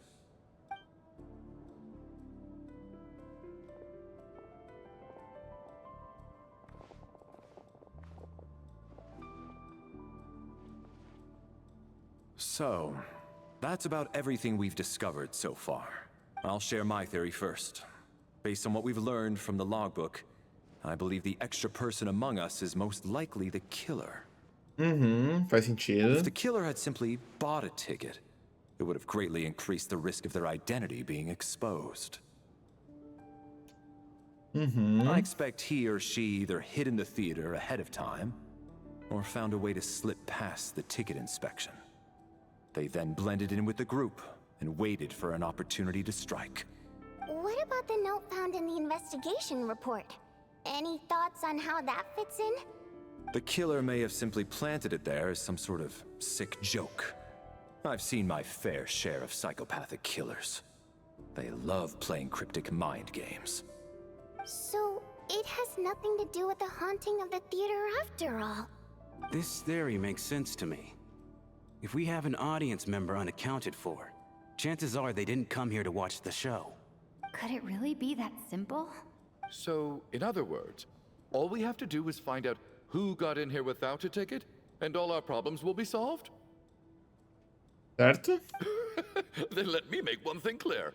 All the theater staff should be well aware that I came here for the rehearsal legitimately, yes? There's no way I'm the one who didn't have a ticket. It's true. I hear you used every trick in the book to get a hold of that ticket, too. Everything short of throwing a temper tantrum and rolling around on the floor at the entrance. I most certainly did not degrade myself in such a way. Probably a stupid question, but I might as well ask. Did anyone here get in without having their ticket checked? Não que saiba, né? Guess it was naive of me to expect them to just admit to it. Especially after the unprompted Lelik reveal. Once was already a miracle. Twice would be unfathomable. A pessoa com mais chance da pessoa esta quem tem o seu ingresso é...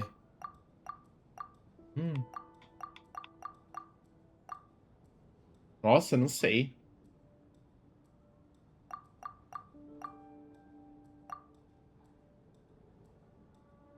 Eu diria que é o mercenário.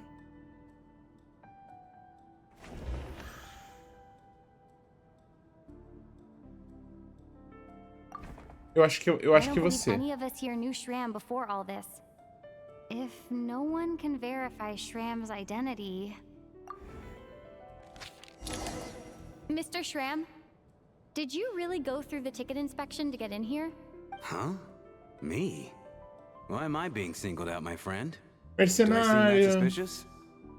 It's not that you stand out as suspicious, more that everyone else has been ruled out as trustworthy. Okay. Well, we spent the best part of 2 days together now. so I'm sure you can all tell what kind of person I am. I'm a true gentleman. I never dream of doing something like sneaking to the theater without a ticket. Yeah, I have no doubt that you're a good person. But the problem is, none of us here actually know you, so no one can say for sure that you are who you claim to be. Although, actually, what was it you said last night? Yeah, you're friends with that water imp, which is why you understand our primary mode of expression. Last time I checked, there were barely any of us remaining in Sneznahya, since most of the water imps left. Could you tell me a little bit more about your friend? There's a good chance I actually know her. And I suppose it's also kind of a way for everyone else to get to know you a little better.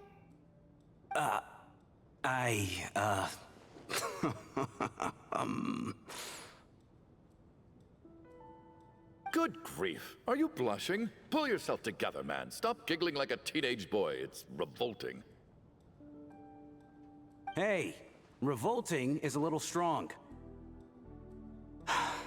All right, fine. I'll admit it. That water imp friend of mine, the truth is, we're dating. Eita! I was just a bodyguard hired by our family. But the stars must have aligned, because sparks began to fly between me and their daughter. Never in my wildest dreams did I think I'd get so lucky. We don't need details. Just mention it. Okay. I'm just a little hesitant to reveal her name, that's all. You know how it is. These are delicate times, even with me to protect her. If word gets out that she's dating a human, both the Fae and human factions will give her a hard time. Really? Wait, no. That can't be. Shram, what the devil are you talking about? Why is everyone looking at me like that? Surely you can understand where I'm coming from. Delicate times? Factions? Yes. You know, the Civil War. Last time I checked, the Fae and the humans were still at each other's throats. Então? If I'm not mistaken, the last significant civil war in Sneznahya history was over 400 years ago, when Her Majesty the Tsaritsa had just taken the throne and was consolidating her reign. Interessante. A gente tinha informação, né? Assim, não tinha informação, mas a gente presumia que a Tsaritsa tinha ascendido ao trono 500 anos atrás, junto com o Cataclismo, né? Tipo, Cataclismo, Belitzar morreu, a Tsaritsa ascendeu ao trono e, tipo, tava ali. Só que não, teve uma diferença de 100 anos aí entre o Cataclismo e a Tsaritsa. Interessante. What do you mean, 400 years ago? What's going on here? Is Shram from the past? All right, Mr. Mitya, you win this round. As far-fetched as it is, it appears that your theory may be correct. I'm just as amazed as you are. I didn't even believe it myself, to be honest. Is someone going to explain what's going on here? From the look on your face, you figured it out too, haven't you, Traveler?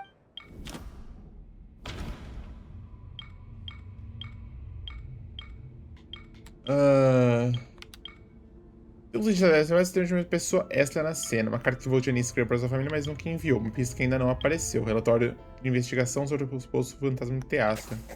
The theater's ley lines have been modified to block souls within its grounds from returning to them. Some souls can even wander this place forever. Mr. Shram's statement proves he's from hundreds of years ago. And according to the investigation report on the theater hauntings, Mr. Shram is very likely a lost soul wandering the theater.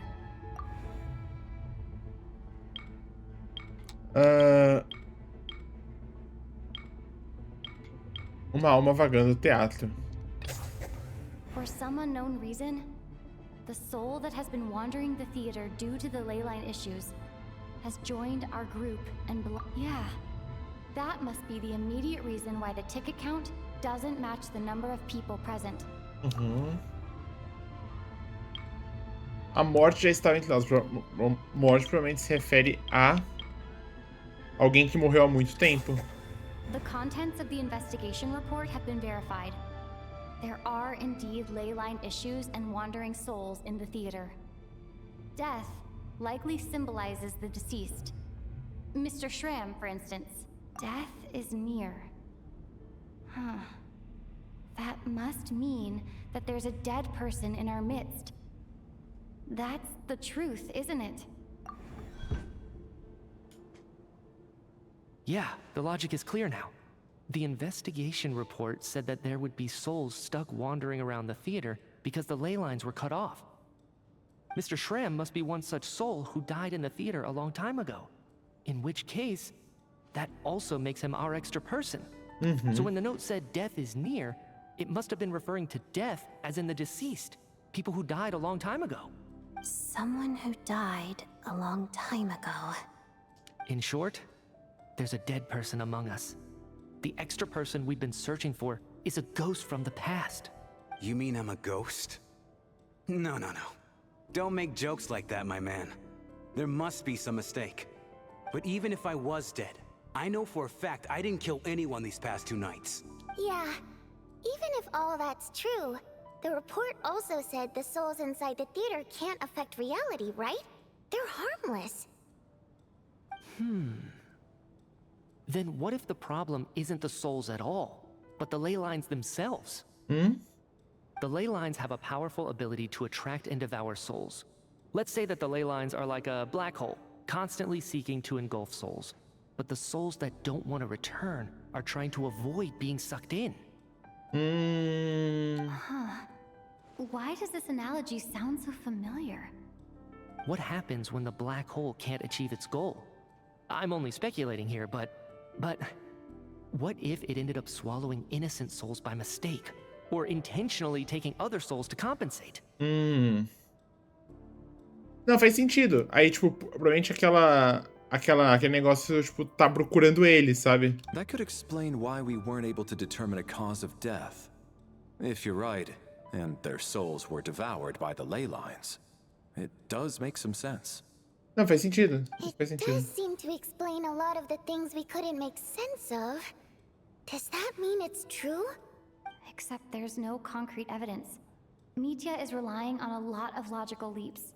Não, a ideia dele faz totalmente sentido, mas realmente, tipo, não tem nenhuma evidência. Still, it seems like the best explanation we have under the circumstances.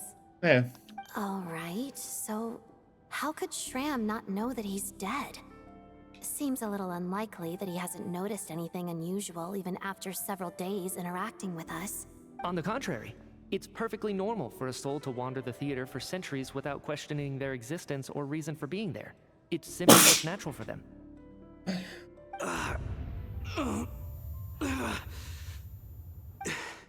You know what, Mr. Brainiac? I think you might actually be right after all. I'm trying to remember and... even though my head feels like it's going to explode, I think... it's all coming back to me.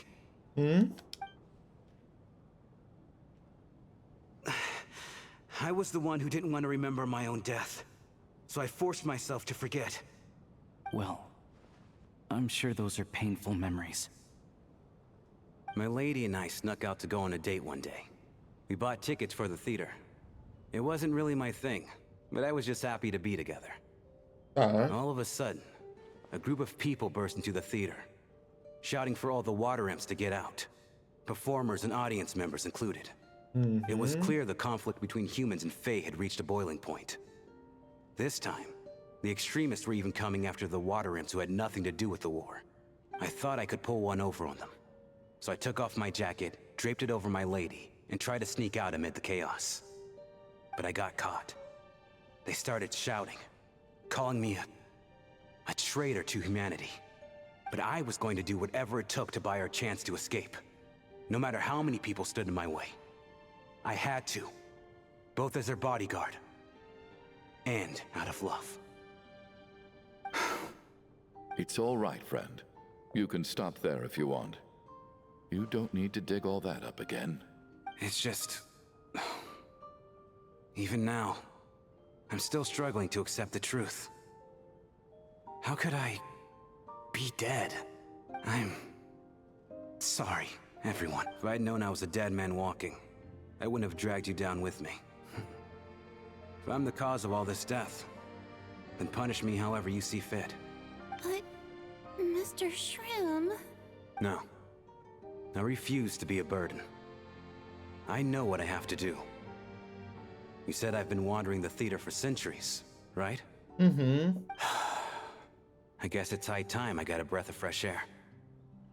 Out there, I mean.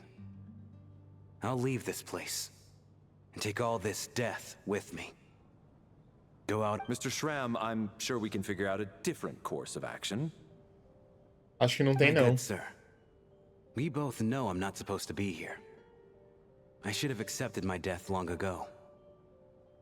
One way or another, this has to end. Unless you're saying this goes against another one of your military principles somehow. No. I'm speaking on a personal level this time. Let it go, man. Oh, wait. One last thing. Miss Wateramp. My lover. Her name was Letia. Letia Ozarova. Do you know what happened to her? Ozarova. Oh, Auntie Ozarova. That's what we all called her. I remember her as a very kind elder. She had a bunch of kids, too. I'm so glad she survived. And she had lots of kids? Good. That's... good. I could hardly expect her to stay single just because of what happened to me, right? É bem possível que, tipo, as sereias, elas vivem mais, né? Tem uma vida mais longa. As long as she went on to be happy. That's all that matters. Besides, I'm dead. My soul has been wandering around here for so long because I was worried about her. But now, I can go without regret. There's no need to see me off, my friends. I've enjoyed our time together over these past few days. Perhaps we'll meet again in the next life.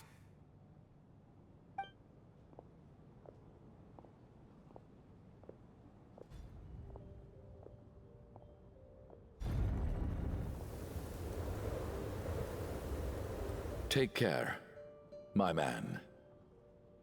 I knew Mr. Shrim was already dead, but... I still feel so sad. Mm-hmm. Death is cruel, no matter how we might try to make sense of it. So, was the conflict between Fae and humans really that bad back then?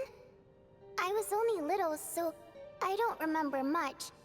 It's terrible to think that so many innocent people had their lives turned upside down. Pois é. Even the historical records about that time period don't say much about it.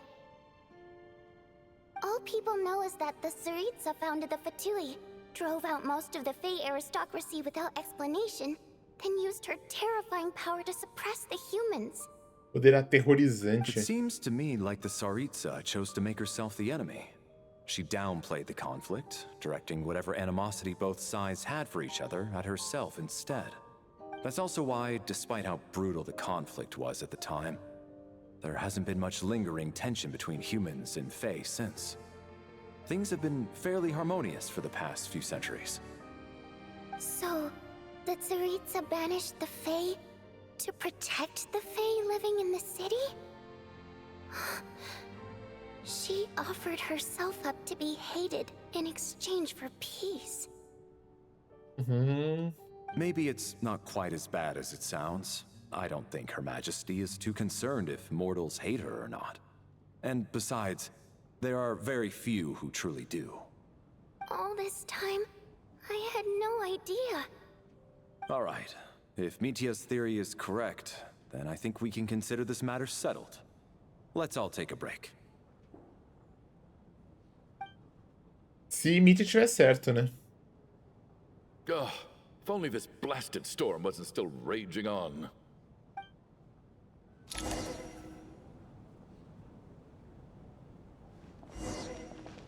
Retorne para seu quarto para descansar.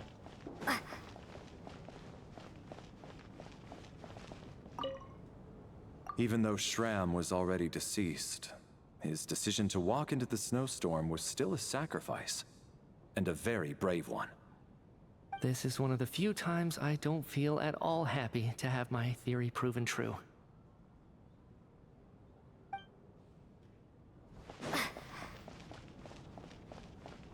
Beleza, vamos lá pra dentro. Ah, o quarto tá lá no fundo. Tá.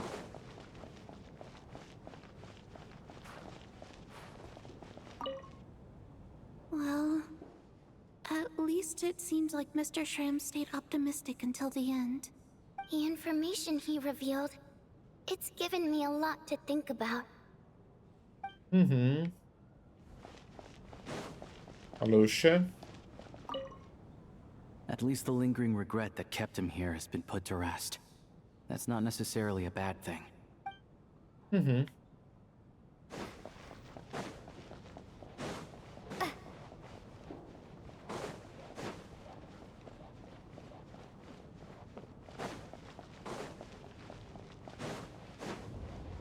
Dá pra ver aqui alguma coisa? Não, tá muito fechado.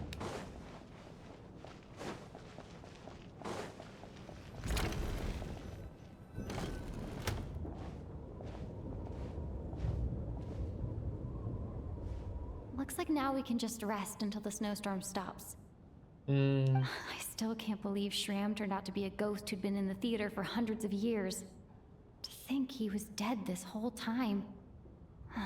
What a strange turn of events. Knock knock. Odete. Knock knock.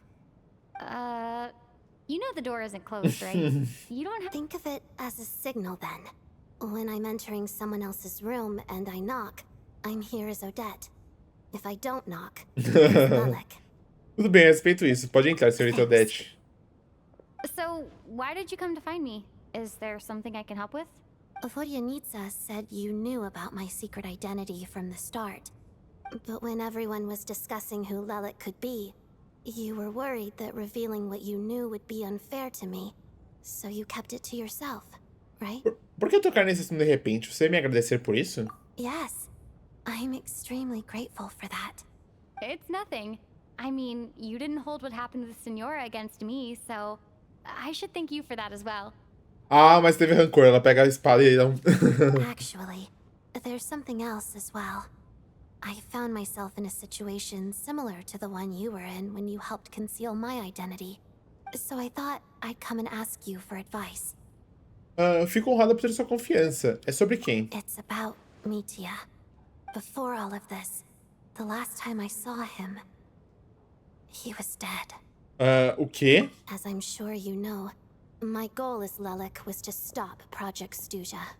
Well, when I found out the tech lead for the experiment behind Project Stuja was Mitya, I immediately started planning to track him down and threaten him to back out.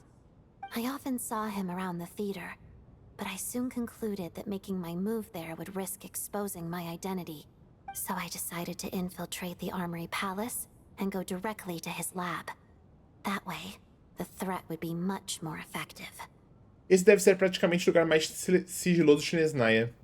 Se conseguiu se infiltrar até lá, era de se esperar de uma candidata dos mensageiros. Well, I suppose there was a bit of luck involved. But I am a Fatus, so I already had some familiarity with the building's layout. But when I finally made it to his lab, Mitya seemed to be dead. Mitch estava morto? Não pode ser, ele não estava só cochilando? I checked his breathing and his pulse. He had no vital signs whatsoever. I thought maybe another anti-Project Stuja activist had beaten me to it, and chosen a much more brutal method. So I made myself scarce. That's why you were so on guard around Mitya that first night here. Yes. When I saw him sitting in the audience during the performance, I could barely contain the shock. To me, it was a miracle. Somehow, he'd come back from the dead. But then, the murders started happening and things got so complicated that it wasn't really at the front of my mind. That is, until Mitya himself said there must be a dead person among us. Then, I couldn't ignore it any longer. And yet, you thought that bringing it up right away would single Mitya out. Just like when everyone was suspecting Lelek. Exactly. I thought there could be something I was missing. Besides, we soon figured out that Mr. Schramm was a ghost. And we knew there was only one extra person. So we thought he had to be the one. But now it seems like there's another candidate. I understand why you kept it to yourself. There was so much information being thrown around during that discussion. Bringing up Mitya would have just introduced more confusion. So, what do you think we should do? Let me confirm one thing first. When was it that you found Mitya dead? Around a week ago. Sometime in the afternoon. Uma semana atrás. A week ago? That's earlier than I thought. I saw him just a few days ago at a restaurant. That definitely would have been after you found him dead. Pois é, foi tipo... He seemed completely normal to me. Chatting with Vodyanitsa, trying to avoid Valeri. So he was definitely alive on that day. Huh. Well, all I can say is I know what I saw. Here's a thought. The reason we even suspected a dead person could be among us was because of the problem with the theater's ley lines. But Mitya's death happened inside the Armory Palace. The ley line issue affecting the theater shouldn't reach that far. Então. You're right. I guess he doesn't fit the profile of the person we were searching for. I think the chances of it being him are very low. Surely he can't have died for real in the Armory Palace. Unless... A menos... Unless what? Unless he really did come back from the dead. You're right. Do you think we need to disclose this to the others? Sim. Huh, what's this? A private meet and greet?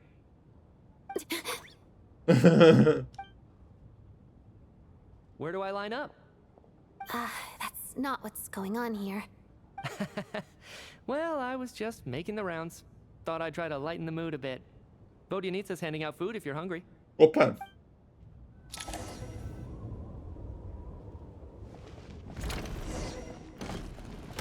Eu acho que a gente precisa conversar sobre isso, tá? Tipo...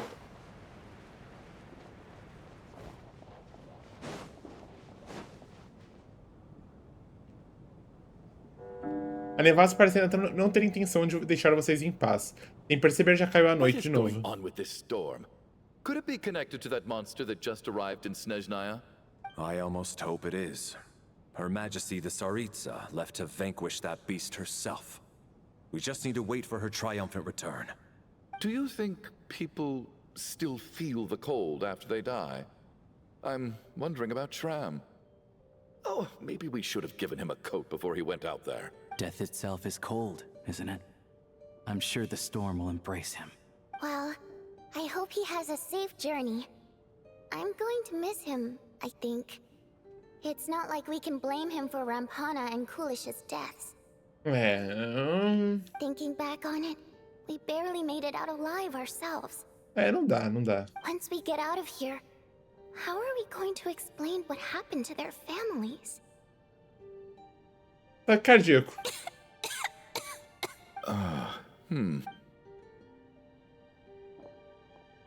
Are you okay? Here, take this. I've never used it. Thanks. Look who's Mr. Nice Guy all of a sudden. Is it because Tonya stood up for you this morning? At least you know how to return a favor. Yeah, without Tonya, who knows how badly he would have been hurt. I told you already, I never intended to resort to violence. Bunch of rascals. Little girl? I was rather surprised when you spoke up for me this morning. I didn't think I had many admirers here, so, thank you. Oh, no need to thank me. I said some bad stuff about you too. I've been, too embarrassed to admit it, but, you remind me a lot of my daughter. So kind to everyone, but never lets her old man off the hook. Unless my wife and I are having a fight, then she's always on my side. Especially when she was little. Every time I took her out... All right, easy now. How long have you had that cough, Tonya? don't know. It's probably been a while. I'm fine. Are you taking anything for it? Yeah. I'll be fine once I see my brother. He's gonna pick some frost fairy flower leaves and brew a tonic for me. I'll feel much better once I drink that. I see. That's good to hear then. We should probably discuss arrangements for tonight. Now that the deceased has left our midst, there shouldn't be any more incidents. However, out of an abundance of caution, I'll keep watch. Shouldn't we take shifts? I can take one if needed. No need. I managed to get a nap in earlier, so I have plenty of energy right now. After all the tension of the past few days, everyone else should just focus on getting a good night's sleep. Beleza.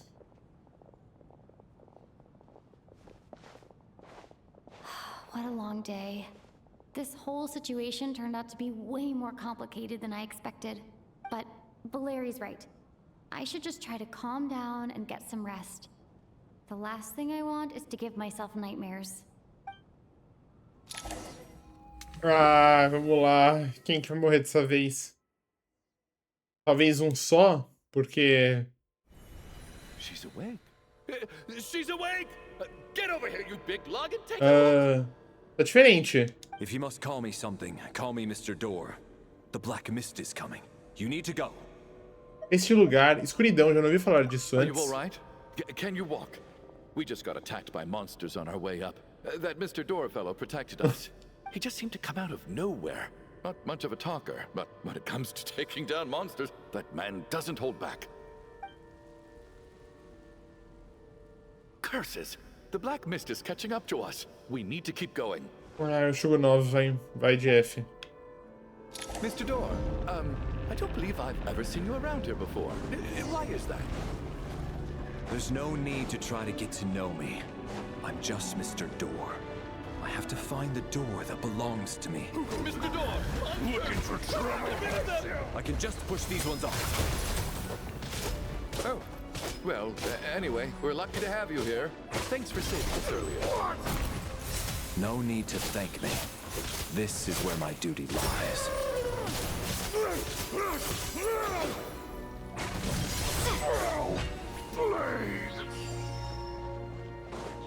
Vamos subir mais.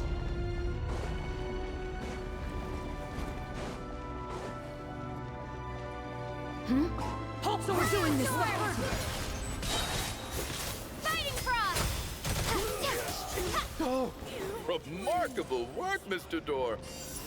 If I had your muscles, I'd do the same.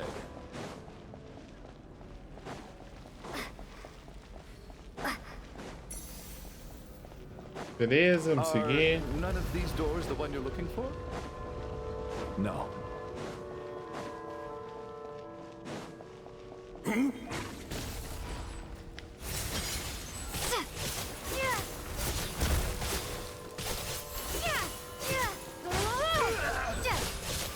no closer.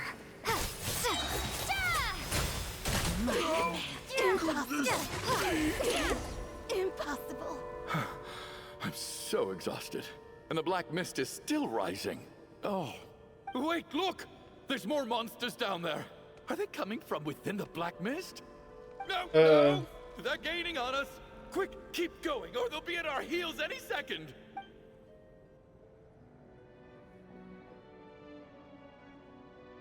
Mr. Door, what are you doing? We need to get out of here. They're coming! Found it. Encontrou? This is my door. What? You mean you're going to stay here? I am a door. This is where my duty lies. Então era isso que porta queria dizer? Não. No! You saved us. We can't leave you behind. You must keep going. A door can only keep things out for so long. You must make haste. But... Oh, you're right. Let's go. We can't let Mr. Door's sacrifice be in vain. Não.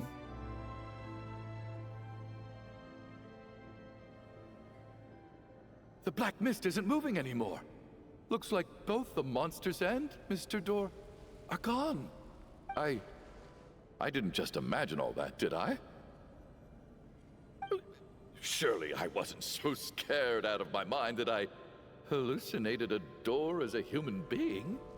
Eu também me lembro do Senhor Porta. Oh, okay, good. There's no way we both hallucinated the same thing. Getting sleepy? Well, looks like we're safe for now. Go ahead. Let's get some rest. Mano.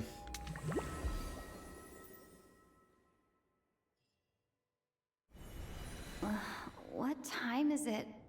Is it morning? I think I had a nightmare. Oh, I guess everyone's still asleep. These past 2 days have been exhausting. Valeri's keeping watch though, so he's probably the only one awake.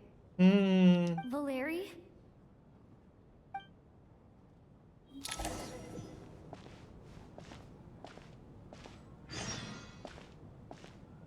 Confira seus arredores. Aquela figura era serena e tranquila, como sempre, fazendo que como se conseguisse confiar a ela toda a inquietação do mundo.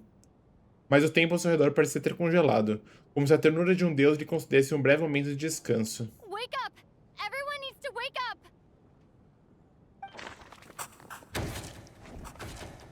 O comandante do batalhão de missões especiais do 1º Regimento da Guarda Real de Grenadeiros do Arsenal do Palácio, como soldado da grande importância do planejamento e ao cumprimento dos horários. Atualmente foi designado para proteger Mitya, uma figura importante do exército. Faleceu durante a noite. Just like the last 2 nights. No clear cause of death. I've been a real thorn in your side, haven't I, Mr. Valeri? Now you can rest in peace. But for me, life will be all the duller for not having to run away from you, my friend. How's Tonya? Is she okay? I just checked on her, and it doesn't seem like anything serious. She's just exhausted from the past couple of days, and she's still recovering from her illness. We should let her sleep a bit longer. That means Valeri was the only one who died last night.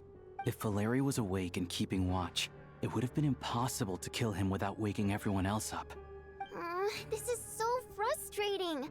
Why has nothing changed since yesterday? I thought we already dealt with the dead person causing all this. Actually, one thing has changed. There's only 1 victim this time, not 2. Does that mean... Valerie morreu 2 vezes em uma única noite, não. Sr. Shram foi uma das pessoas que deveria ter morrido ontem à noite. Valerie sacrificou para salvar outra pessoa. O número de vidas em cada noite corresponde ao número de pessoas mortas ao nosso redor. But Mr. Shram was already deceased to start with. After the deceased Shram left, there was 1 less victim last night. That more or less tracks. It's a reasonable conclusion, considering the only variable that changed. Oh, the number of people who die each night is equivalent to the number of dead among us. That's your theory, right? Exactly.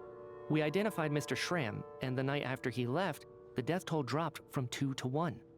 By that logic, there must be 1 more dead person left among us. Another one? But there was only 1 person unaccounted for in the ticket checks, right? The head count should match up now. Having an extra person was definitely a cause for alarm, but being 1 person short isn't nearly as unusual. Someone could have left in the middle of the show, or made it out before the storm hit. 1 more dead person among us. If Mitya's theory is right, then what Odette told me seems a lot more relevant. It's just, at the time, we had no reason to think there was more than 1 dead person. Então, Mitya. If only we'd taken it more seriously as a possibility, maybe this could have been avoided. I'm sorry. This is my fault. I had information that could have been helpful, but I held back. I should have brought it up right away. I'm partly to blame as well. I was too quick to dismiss Odette's concerns. What is this about? What have you 2 been getting up to behind my back? Sounds like there's some big news you've been keeping from the rest of us. Well, We're all ears. Bom, revela.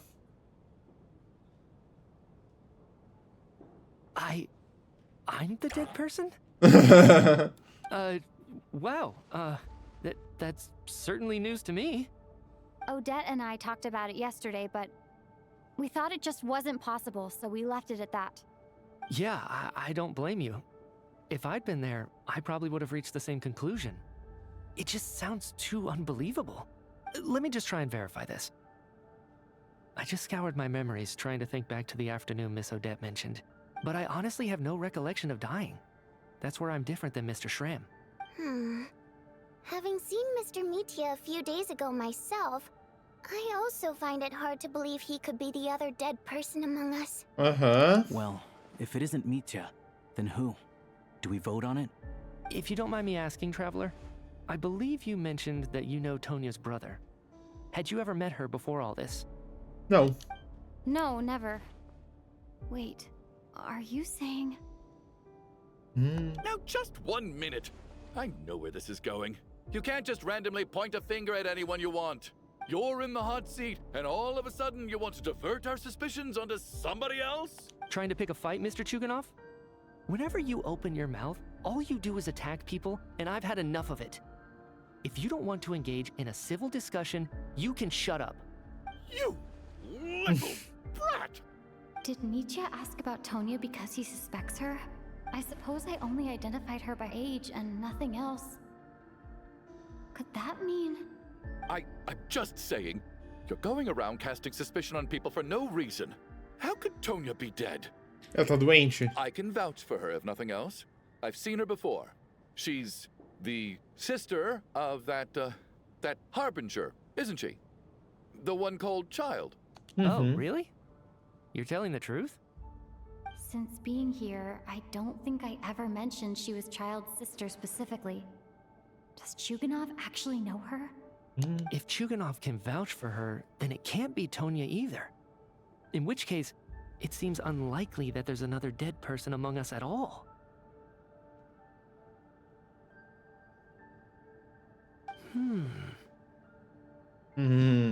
Miss Odette, could you go over that afternoon with me one more time, when you found me dead? No problem.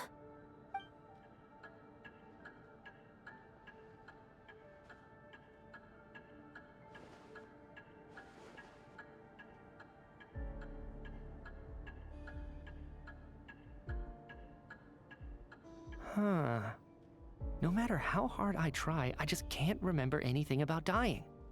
But I do remember something else. Adoro eles conversando e o corpo ali do lado. Miss Vojanitsa, during our last meal together, I told you how some of the researchers were suffering from temporary memory loss. Do you remember that? Oh, yeah. You said it was hindering the progress of your experiments. You thought they were just under too much stress or something. Right. And even though I don't remember dying that day, I'm pretty sure I experienced something like amnesia. Some of my memories from that afternoon are missing. Are you suggesting you're missing the memory of your... Of course. How am I only just realizing this?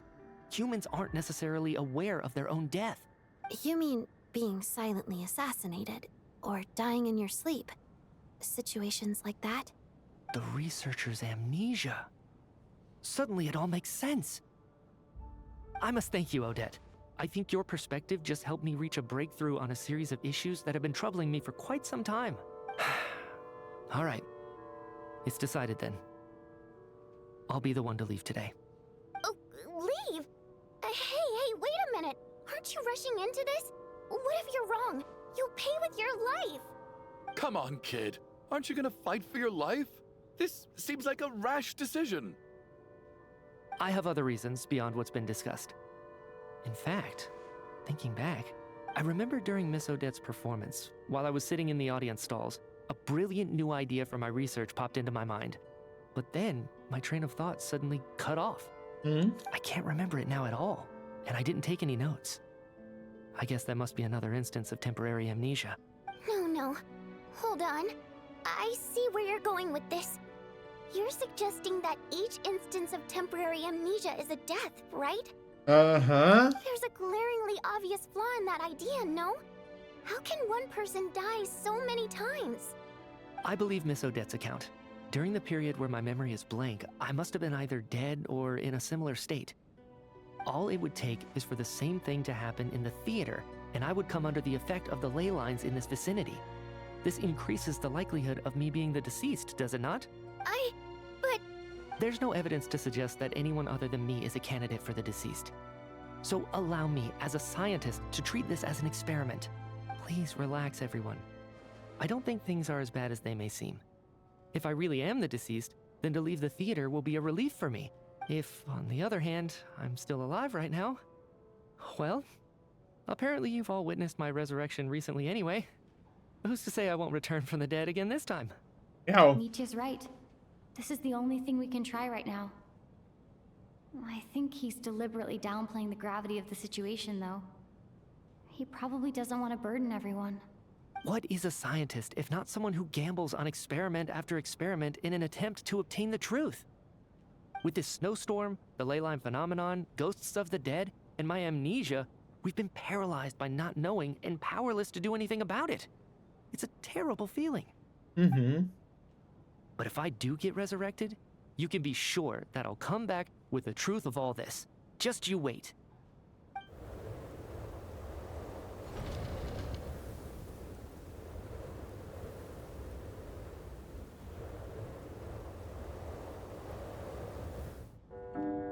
A noite cai e o ar nos tetos parece calmo e pesado. Comparado à primeira noite, o número de pessoas já caiu para menos da metade.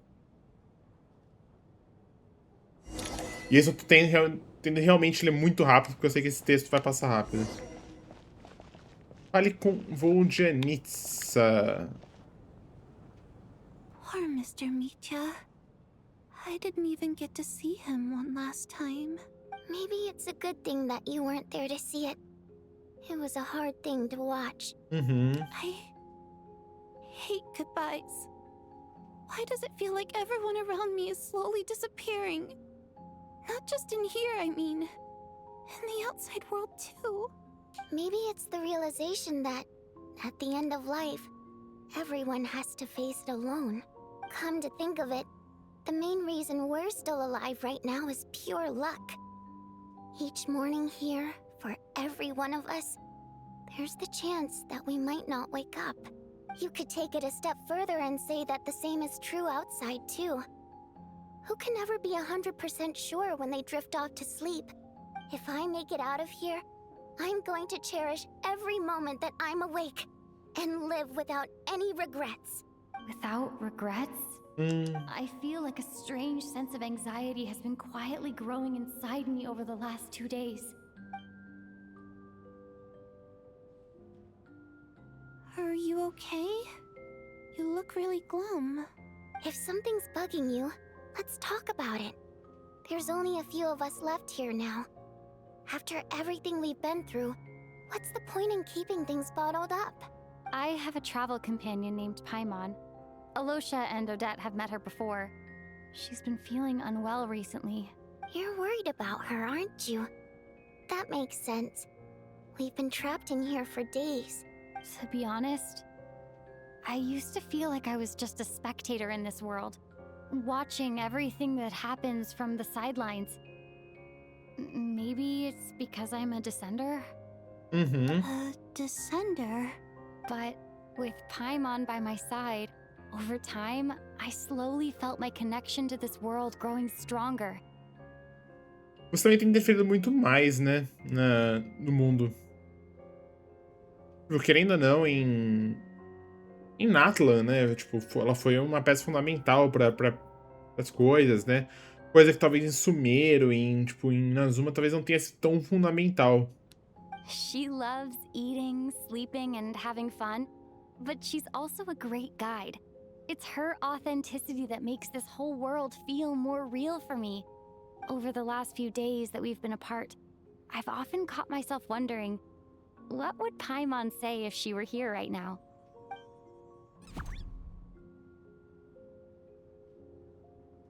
But by the time I snap out of it, the conversation has already moved on and I'm still in my own little world. I'm trying to overcome this sense of detachment, but I really miss Paimon. I guess, in a way, she means the whole world to me. I bet she misses you when you're not there as well. Maybe you're her entire world too. I don't know if this will make you feel any better, but back when the water imps left Sneznahya in droves, I also felt like the whole world was suddenly empty. I could be surrounded by people all smiling and having fun, and still feel completely separate from it. Later on, I started to think, maybe accepting the fact that our loved ones won't always be with us is something that takes a lifetime. All we can do is cherish their companionship from moment to moment. So, once we get out of here, you better hurry back to our side as fast as you can. You can't let your story end in regret. That's the trope I hate the most. Pode deixar. Thank you. That's exactly what I needed to hear. But Vodyanitsa, if you hate goodbyes too, why didn't you leave with your people? That's just the choice I made. I used to regret it, but I don't anymore. Like I said before, singing is a water imp's primary mode of expression. It's how we convey our emotions. Our songs have echoed through this theater for hundreds of years, each one a story pieced together through moments of joy and sorrow. But does a story exist without someone to read it? To me, the answer is no. So I made the choice to stay. That way, there would still be someone left to sing these songs and listen to their stories. Could you teach me how to understand your people's songs sometime? I want to be able to truly hear them, like Mr. Shram. A fan after my own heart. Thank you, Tonya. How about I sing something for you, and you tell me what you hear? Okay, I'll do my best.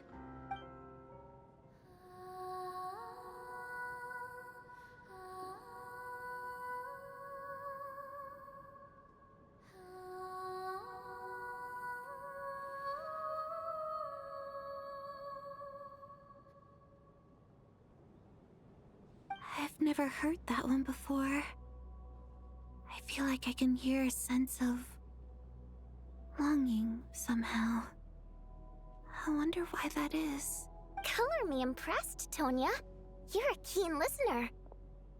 Most people can only tell if a song is happy or sad. I didn't think you'd be able to pick up on such specific details. So, what's the song about then? Come on, tell me. I've actually never performed this song in the theater before, because it has more of a ceremonial purpose for our people. It's not meant for the stage.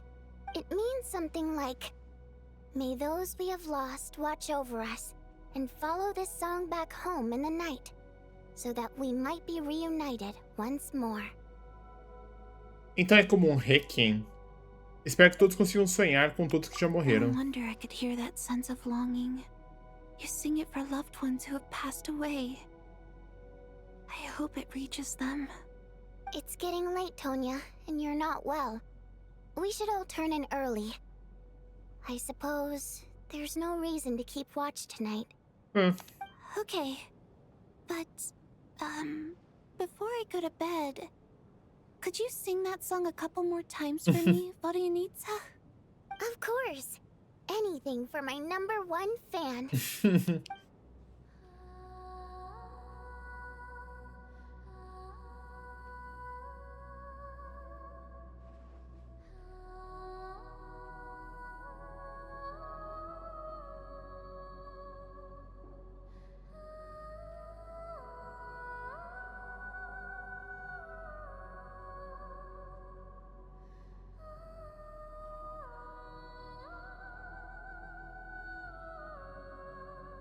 Once I get out of here, I definitely don't plan on ever coming back. But I guess that means I'll never get to hear Vodyanitsa sing again. That's a sad thought. Before I fall asleep, I should cherish this moment of companionship while it lasts.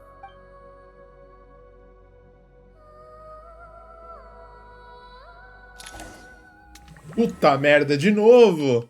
Não, agora não vai ter... Ou vai subir de novo? Eita, diferente. Am I? It's so dark in here. Hã? I feel kind of dizzy. Am I alone?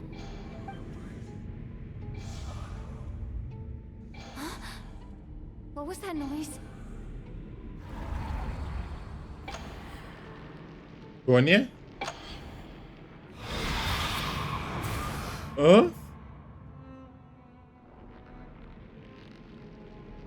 Return, O spirits.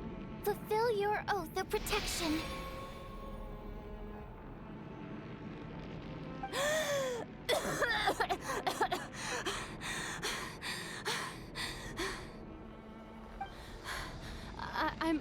I'm alive? What just happened? No time for questions. Quick, over here. Turn on the switch.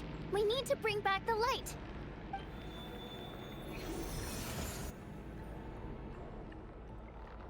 All right, we're safe.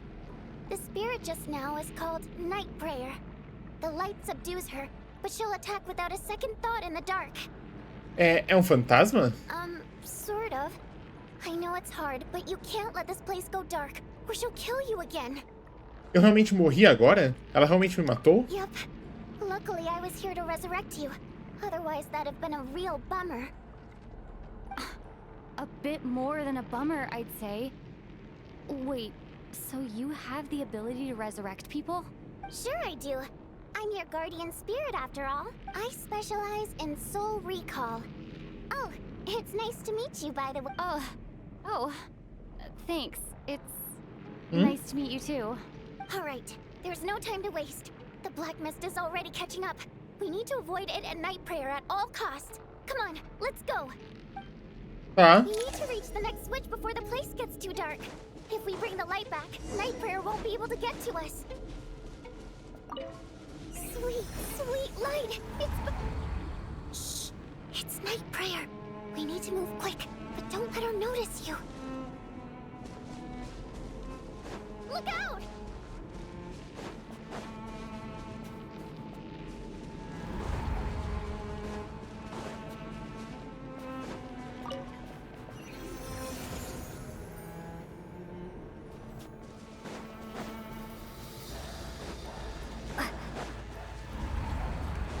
Calma, vamos lá. Switch is over there.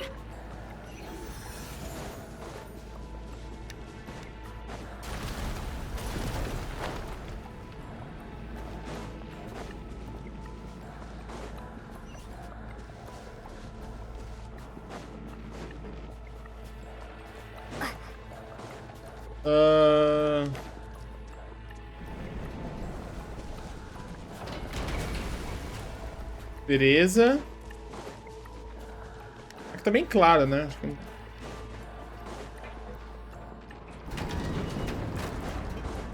Corre, corre, corre, corre, corre, corre.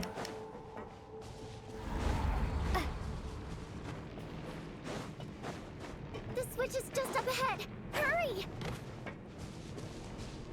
Eu vi que tava ali, pulei.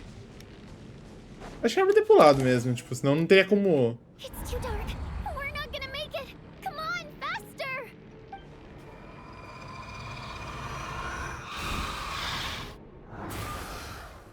Traveler! I won't let you die like this. Not on my watch.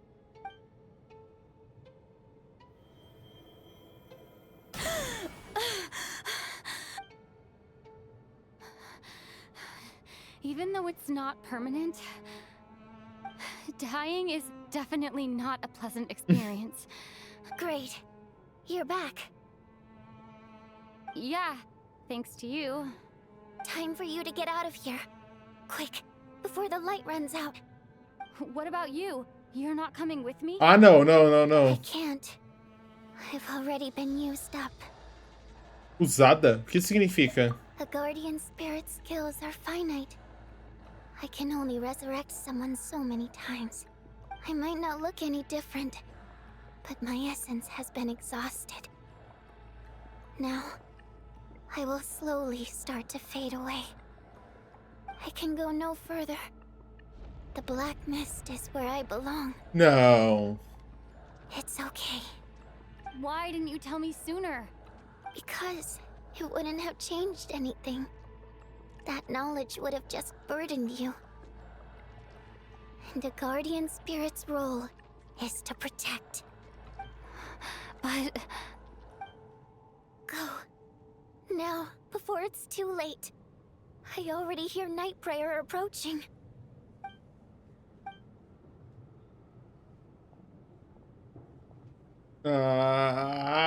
Vojanitsa!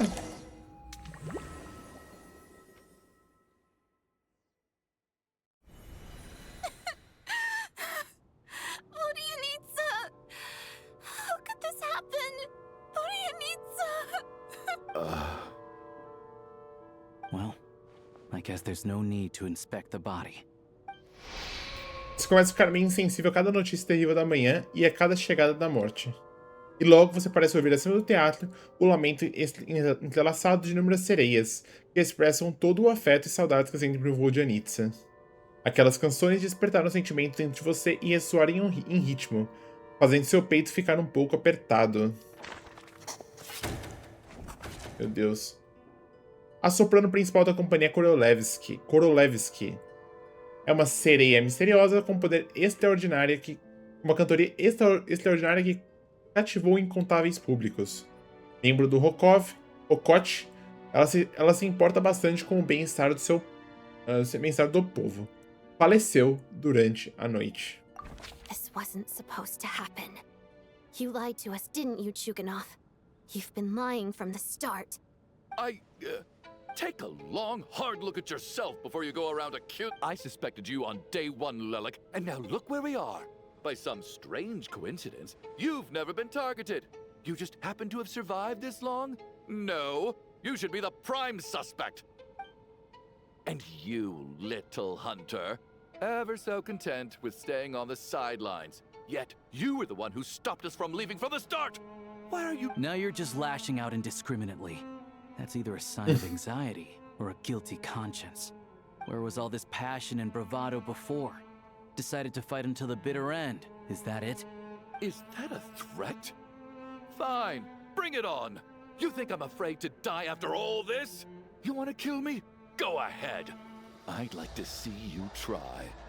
After all the trauma of the past few days, everyone's been pushed to the breaking point. Valeri and Nietzsche aren't here anymore. Someone else needs to step up and take charge. But first, I need to think this through. Considering everyone left, who's the most likely candidate for the deceased? Nossa, pior que não tenho a menor ideia. Mano. Assim, em teoria, quem já morreu, a gente morreu.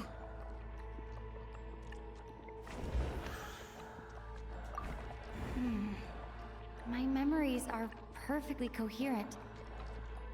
Even after racking my brain, I can't recall any scenes of my own death.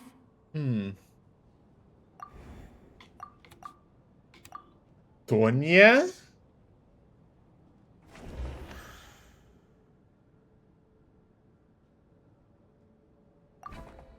Of those who remain, the only person we've never met before is Tonya. There is room to doubt her true identity. Além de não People conhecer. are easily misled by first impressions. Now that I think about it, Child's sister was in fact a label I imposed on her due to my own assumptions. But Mr. Chuganov vouched for Tonya's identity yesterday, with basically no other possibilities left. Could it be... Não, que o meu pensamento é o seguinte, tipo, a Tonya, ela já está doente. Existe a possibilidade de ela ter morrido, sei lá, durante esse isolamento?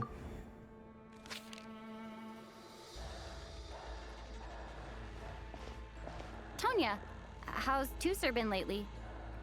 Tusser? Eita! Your brother Ajax must have mentioned me in his letters home, right? Did he say anything about a blonde traveler? No. And my brother's name is Razik, not Ajax. Ooh. Chuganov, looks like it's your turn to do some explaining.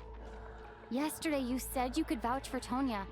Why did you give us a false testimony? I knew you were behind this, Chuganov. You've been lying through your teeth from the start. Everything about you is fake. Down to the wife and daughter you're always talking about. Your entire family man persona is a charade, isn't it? That night, when I infiltrated your place as Lelik, I noticed you were home alone. Didn't think much of it at the time. Just thought everyone else was out. But thinking back on it now, that doesn't seem very likely. My guess is, you live alone, don't you? Joga na cara, isso. Even that was a lie? But why would he lie about having a family? Oh, curses! Oh, why is there no end to this blasted snowstorm? If it would just stop! I think I remember now. I know how I ended up here. The reason I'm always coughing is because I got sick with frostbite. The locals usually call it the snow cough. It's not a very common illness. It's partly genetic and partly caused by the cold climate, but it can be fatal. They sent me to the hospital as soon as they found out I had it. And I spent so long lying there in that hospital bed. After a while, I felt myself growing weaker and weaker. Nothing seemed to be working anymore. Neither the treatment that the doctors were giving me, nor the medicine my brother was brewing from frost fairy flower leaves. So one day, I told my brother that I wanted him to take me outside for once, so things could be like they used to, just for one day. I wanted to meet loads of friends, experience new things. He agreed. He snuck me out of the hospital, and we got to the theater, bought tickets, and went inside. Oh, it was all so exciting. I remember the show very clearly. It was amazing. But I found myself getting sleepier and sleepier. Oh, Tonya. When I woke up, I couldn't find my brother anywhere, so I guessed he'd already left. But there's no way he'd leave me behind. So I decided to stay here and wait for him. At the time, I figured he'd probably gone to brew some more medicine for me. I was planning to chew him out for abandoning me when he got back. Tonya, it sounds like by then you'd already... Yeah, I know. I understand now. Dead, aren't I? This cough and the feeling weak, it's probably just my body's memory. After all of that, it turns out I can't blame my brother after all. I was the one who abandoned him. I'm sorry, everyone. I realized this much too late. It seems like death skewed my perception. And now I've dragged you all into this mess. Your name probably isn't even Tonya, is it? Didn't that ever strike you as odd over the last few days? Well, when I was little, my brother and I read a storybook, and Tonya is the name of one of the characters. When we escaped from the hospital, our family and the hospital security were looking everywhere for us. So when you first approached me and said my brother had sent you, and called me Tonya, I thought he must have chosen a fake name that only the two of us would know. Because he was afraid of getting caught. No. It seems like that was just wishful thinking. At least your memory of death isn't painful. That is a small comfort. Now it's your turn, Chuganov. Talk to us. I believe no lie is ever told without a reason. You're right. I was lying. I happen to know that the Harbinger child and his sister Tonya managed to get tickets, so I lied to you and pretended I knew them. And yes, I was lying about my family too. The truth of the matter is, I lost them a long time ago. I just refused to accept reality. And now I've spent the second half of my life living a lie. My daughter's name was Iskra. And before you ask, yes, Iskra, as in Iskra Manufacturing Plant. She also died from the snow cough. She was just 6 years old. If she were still alive today, she'd be around the same age as little Tonya here. After Iskra passed, my wife couldn't bear to face those memories either. So she chose to start a new life without me. One day when I came home from work and saw the empty room, I felt like I couldn't breathe. Subconsciously, I started to imagine that they were still there. I soon discovered that this was the only thing that made me feel any better, so I just embraced the delusion. Nothing more than a pathetic means of escapism, I know. But at least it's not a crime. So explain your false testimony then. The night before last, when I was chatting with Tonya, she mentioned that her brother would brew medicine for her from frost fairy flower leaves. Combined with her various symptoms, I suddenly understood everything, including the fact that she was deceased. The snow cough used to be an incurable illness. I would pick frost fairy flower leaves to brew medicine for Iskra too. It took hours and hours on the stove. But the year after my daughter passed away, the jester of the Fatui announced that a cure for frost blight, also known as the snow cough, had finally been developed. Ué. It turned out that all previous treatments were completely ineffective. No better than random concoctions. Por que então ela não tomou? That was the final straw for me. I just couldn't take it anymore. Just one more year. So, more than anyone, I know full well that in this day and age, no one in their right mind would still be using frost flower leaves to brew medicine for the snow cough. Fica antigo, né? Poor Miss Tonya, therefore, had to have been from an era when snow cough was still a terminal illness. So, you projected your daughter onto her? Even though you knew she was one of the dead? Mesmo sabendo que protegê-la pode custar a própria vida. That doesn't make any sense. You knew she was already dead. What did you hope to achieve by protecting her? I just don't believe in your crackpot theories. Nor do I approve of your actions. How can you just declare a living person dead and throw them out into that snowstorm? Nitia's gone. My good buddy Shram's gone. And now it's Tonya's turn, isn't it? Yeah. The others I can make my peace with. But little Miss Tonya, there she is, standing right in front of us, alive and breathing, and fighting her own battles. Yet you're quite happy to say she's dead? Sim. I just want her to live.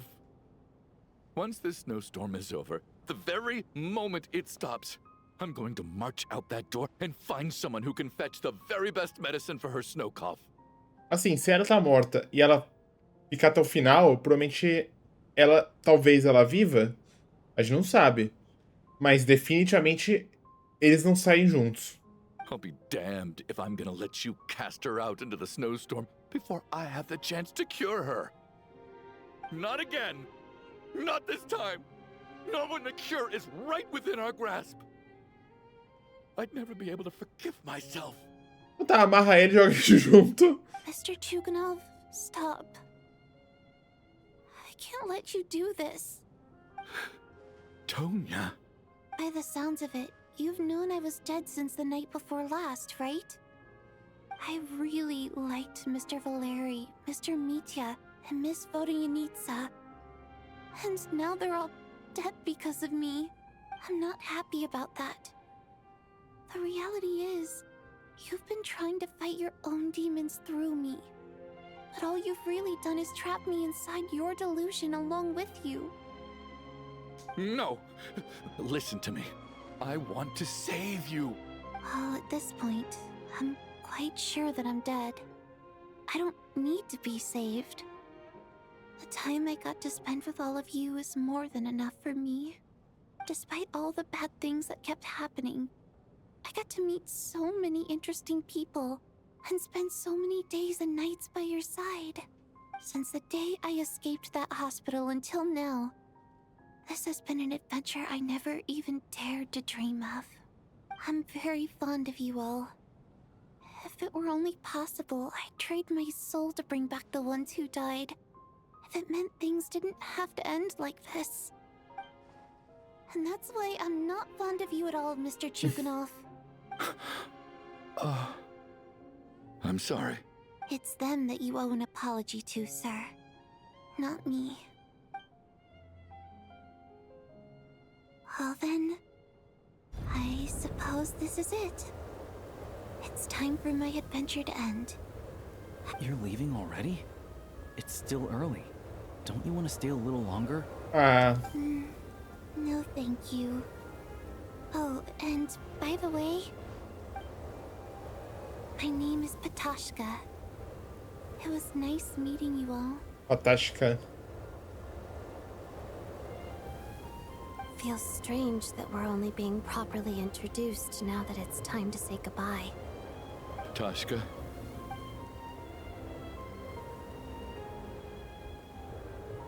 What are you doing, Chuganov? Are you crazy? Let me leave.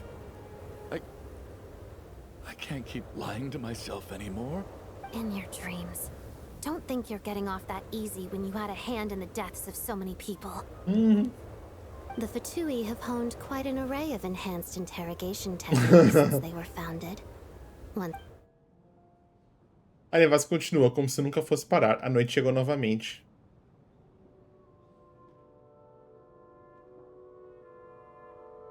I think we should leave. I doubt this snowstorm is ever going to stop. For all we know, this storm might have destroyed all of Sneznahya by now. Maybe even the whole world. Já comecei a ter essa mesma suspeita. O apocalipse glacial está chegando. Wait, we finally solved the mystery of the haunted theater today. Maybe let's at least try to enjoy tonight? Fair enough. I don't particularly feel like dying in Chuganov's company anyway. And yet you won't let me die first. Hey, Chuganov, on a serious note, if we do make it out of here, you should close down that factory of yours. A lot of people are freezing thanks to you. Is this really the time to be discussing my factory? Sim. All right, fine. I'll shut it down. Doesn't matter to me anymore. What? Am I hearing things? Or was that a knock at the door? Quem é? There it is again. But I don't understand. The snowstorm hasn't stopped, has it? É alguma coisa ruim nessa nevasca? É o time de resgate oficial que Valerie falou. Should we open the door? Acho que pelo menos ir lá e perguntar quem que é, eu acho válido. Is this it? Is this nightmare finally over? If the last few days are anything to go by, I probably shouldn't be getting my hopes up. Whatever lies beyond that door at this moment, it could be something even more terrifying than everything we've been through so far.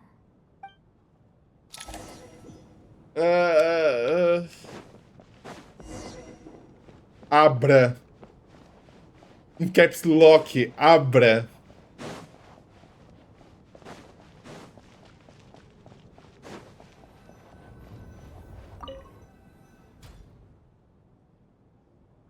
Mitya!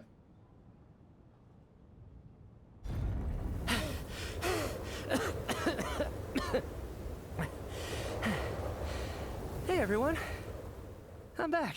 How are you doing? Feeling any better? Much better, thanks.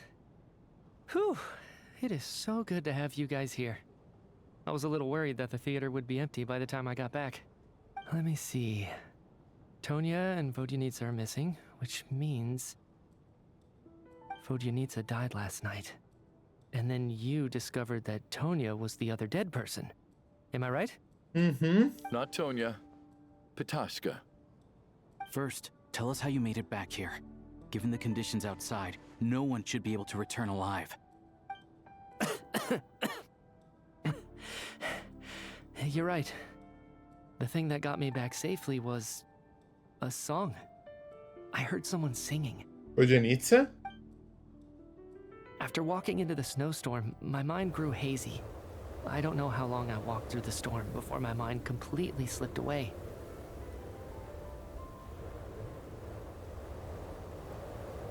Then, suddenly, I heard the sound of singing. The voice instantly brought me back to my senses, and I regained consciousness. So I followed the voice, searching for the source of the singing. I searched and searched, until finally, just a few moments ago, there was the entrance to the theater, right in front of me. A canção. I've actually never performed this song in the theater before, because it has more of a ceremonial purpose for our people. It's not meant for the stage. It means something like, "May those we have lost watch over us, and follow this song back home in the night, so that we might be reunited once more." That must have been Vodyanitsa's Requiem. Who knew it actually worked? Mas agora temos alguém que quase morreu de volta, That song né? is meant to guide the souls of the dead. Mitya, that must mean that you... Huh. No kidding. Huh? Seemed like I guessed right then. This is what I've been so desperate to tell you about. When I first stepped out of the theater, I was still quite lucid. My memory of it is still pretty intact. I remember the outside world being completely different than what I'd expected.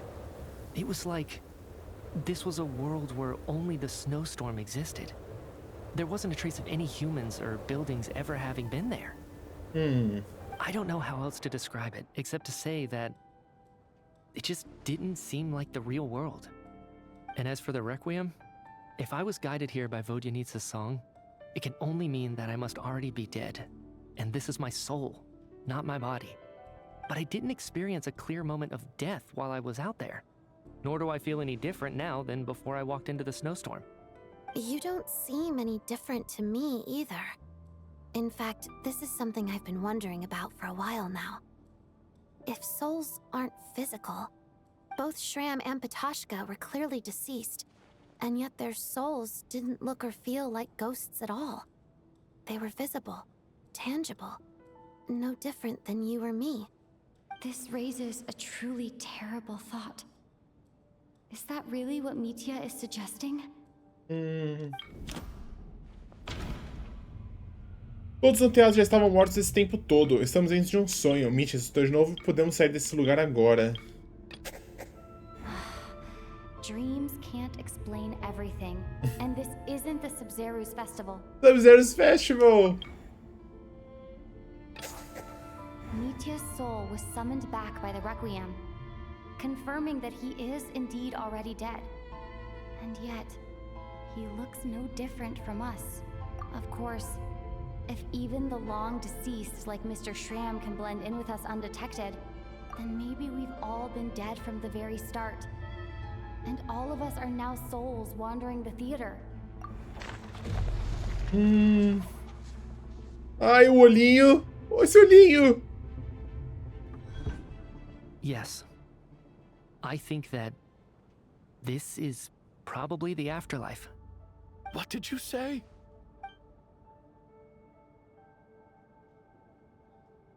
You heard me. We died in the theater. All of us did. But due to an obstruction in the theater's ley lines, our souls are trapped here, while an endless, infinite snowstorm rages outside. It's ironic, really.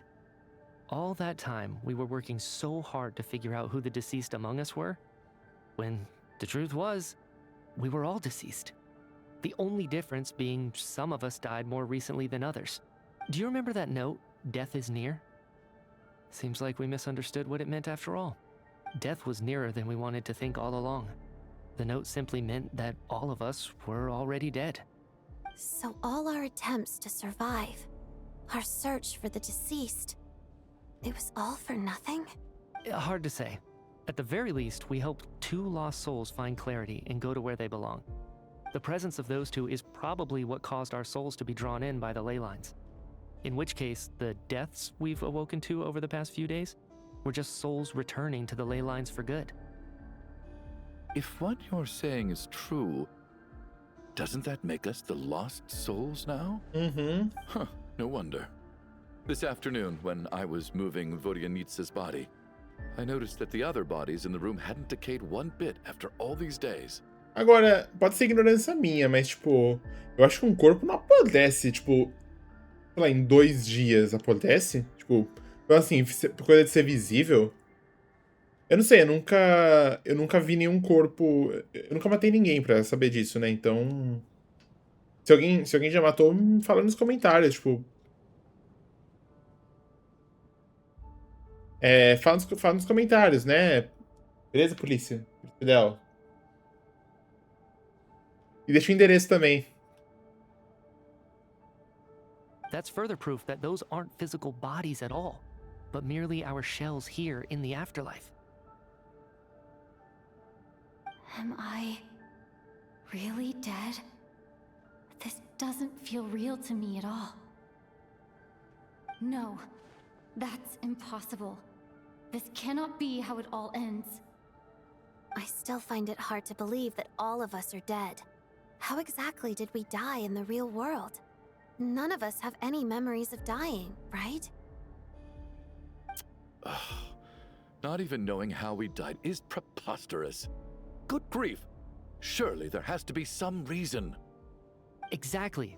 It's hard to rest in peace when you don't even know how you died. It gave me lots to think about as I strode out into the snowstorm.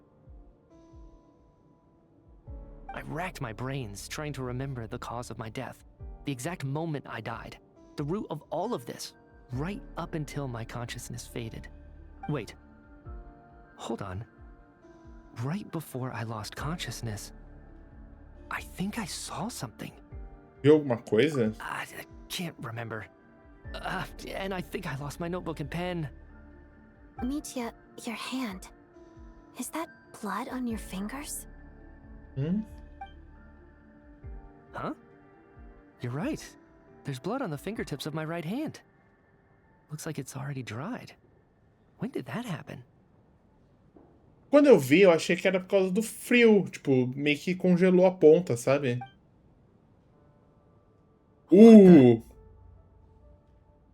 A viajante sabe o que é isso. I guess this was what I saw. I must have desperately drawn it in my own blood right before losing consciousness. What's wrong? Do you recognize the symbol? Uh-huh. It's Renova, the ruler of death. Falou o nome. Alosha, do you still remember that Sneznahyan folktale you told me about? It was about the Grim Reaper. When someone's about to die, he appears as an incarnation of someone familiar to guide their soul into the afterlife. And as soon as you recognize his face, your life is over. I heard a similar tale when I was little. You think the Grim Reaper in this story refers to the ruler of death you mentioned? That's right. In which case, death is near could also mean that the Grim Reaper is here, disguised in a familiar form. Death, the deceased, and the Grim Reaper? So it's a triple entendre. When I first saw this note, I thought it contradicted the investigation report. But now it seems like that was the whole intention. So the Grim Reaper deliberately misled us. Then, we started suspecting each other and searched for the deceased while they hid in plain sight. By that logic, the one person most likely to be the Grim Reaper incarnate is...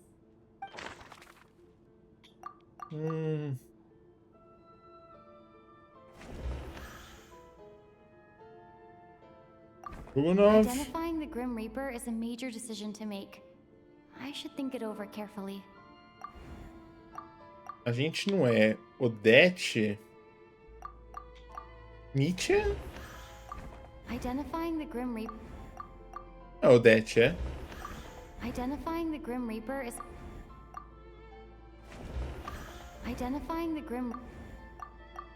Alyosha?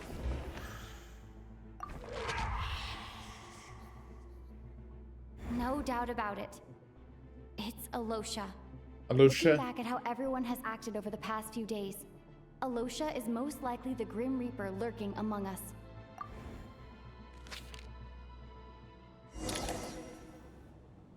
Is it you, Alosha? You were the first to discover the investigation report, and you had plenty of time to slip the note inside to mislead us. So? Surely you can't suspect me based on that alone. What if someone else found the investigation report first, slipped the note inside, and then put it back without telling anyone? There's no denying it. The note could easily have been slipped in much earlier than it was discovered. That's not all. I've also noticed that, although on the surface, Valeri, Mitya, and sometimes I were the ones taking charge of the situation, looking back now, even though you didn't say much, you were always subtly guiding everyone from the sidelines. What do you mean? You were the one who emphasized how dangerous it was outside and insisted we all stay here. It was also you who suggested that we all sleep in the same place. And earlier today, you tried to convince Patashka to stay. I don't understand why, but it was out of character. So, you didn't understand my intentions, and now you're assuming the worst. Seems pretty unreasonable if you ask me. He still won't admit it? Fine. Let's see how he responds to the most damning evidence of all. The biggest question I have right now is, if the Grim Reaper is impersonating Alosha, then where's the real Alosha? When did they switch?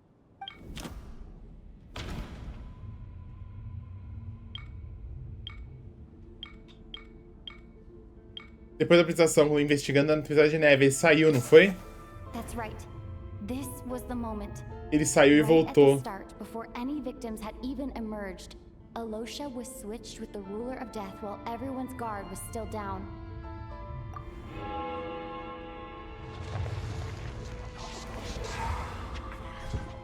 A pergunta é por quê? When all this began, right after the performance ended and the snowstorm began A música! No one suspected anything unusual. We just assumed we were snowed in. It wasn't until we discovered the bodies the morning after that we realized something out of the ordinary was going on. But it's clear now that the oddities actually started earlier than that, when Dimov walked into the snowstorm and never came back. Right. So Mr. Dimov was the first victim, not Sobolova and Torgov. And if we pinpoint that moment as the beginning of this incident, then one thing becomes clear. Nossa, essa batidinha.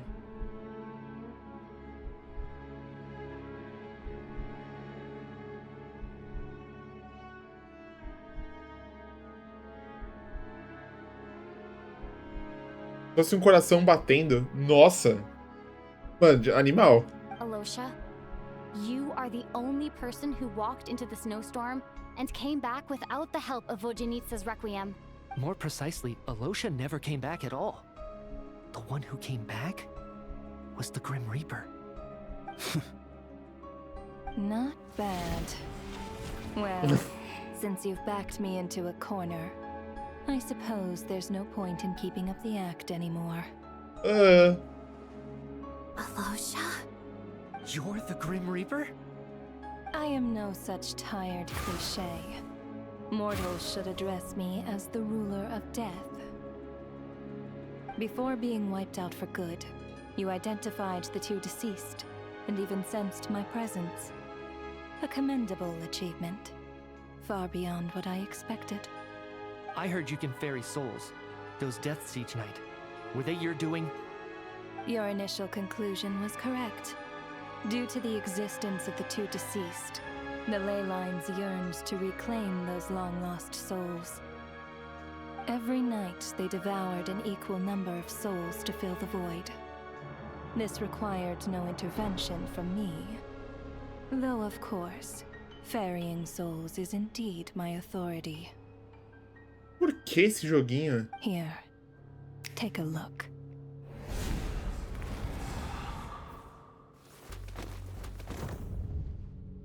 Odette, Sr. Shugunov. What are you doing? That takes care of today's too. Don't get so worked up. You are already dead, and your souls must return to the ley lines. I know we're already dead. You murdered us, didn't you? Murdered? No. Murder is when mortals usurp my authority. Ooh. Death is my jurisdiction.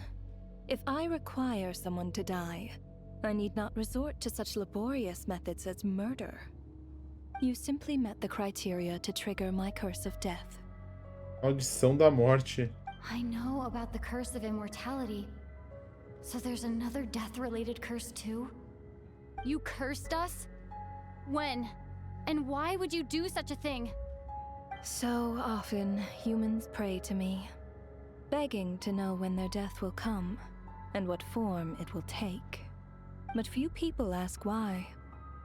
If you must have an answer, know that death comes simply because one's time has come. So you're not gonna tell us the truth? Hold your tongue.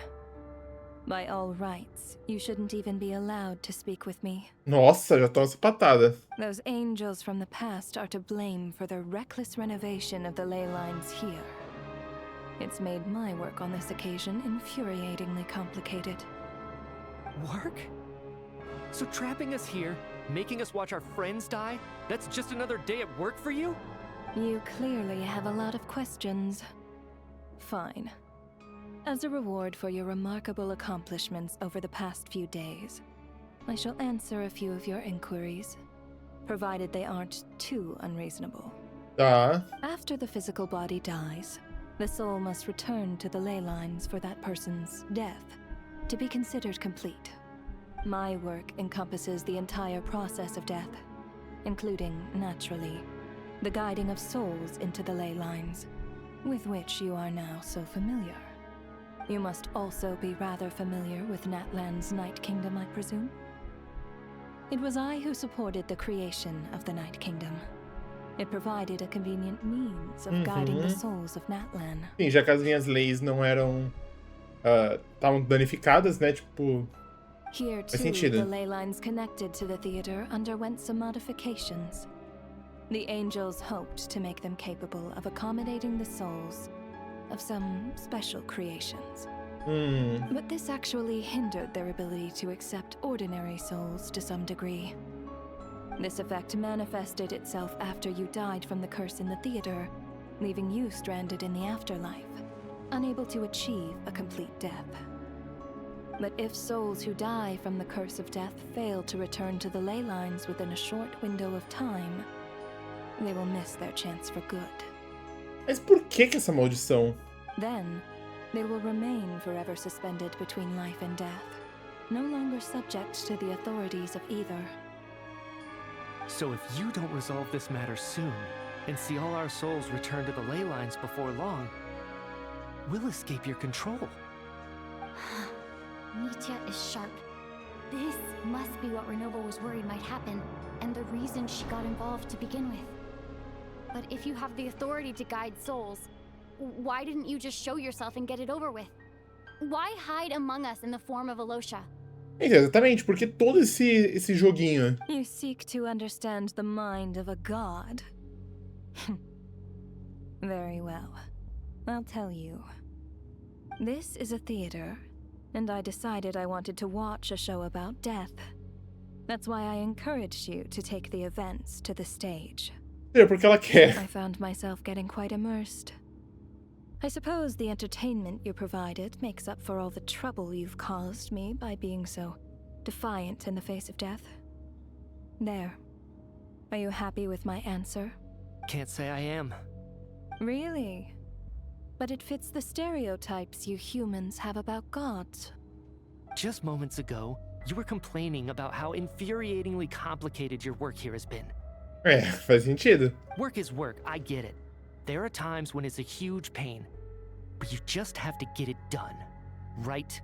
That's a rather unique perspective for a human. You are in fact correct. There is a pain point in this case.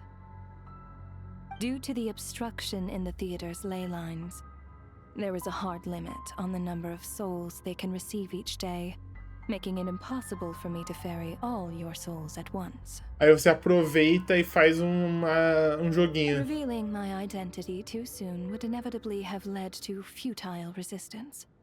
And there was a risk that any souls who chose to run would disappear. Then there was the issue of the 2 lost souls you called the deceased. The way you resolved that quandary was all part of my design. That's what I don't understand. If all of us were souls of the dead, what made their presence among us special? For centuries, they have refused to return to the ley lines, exploiting the issues created by the angel civilization to resist being drawn in. Centuries of obsession accumulated during this process. You may think of this obsession as the resentment of the dead, and in this quantity, it was a bomb that could have detonated at any moment. It reached the point where I could not afford to leave it unchecked. But the only way to fix it was to help them acknowledge their own deaths, make peace with their regrets, and willingly walk into the snowstorm. Only then, with my guidance, could they finally return to the ley lines. Otherwise, you would not like to know what the consequences would have been. I vaguely remember seeing Patoshka, but in the most terrifying form. Was that in a dream?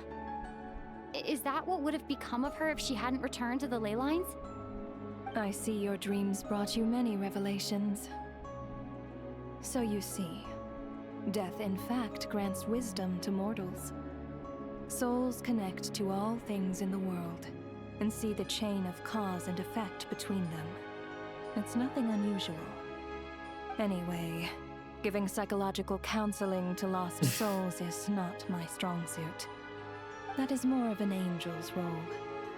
It was something I could not resolve directly using my authority, so I decided it was easier to leave the bomb defusal to you.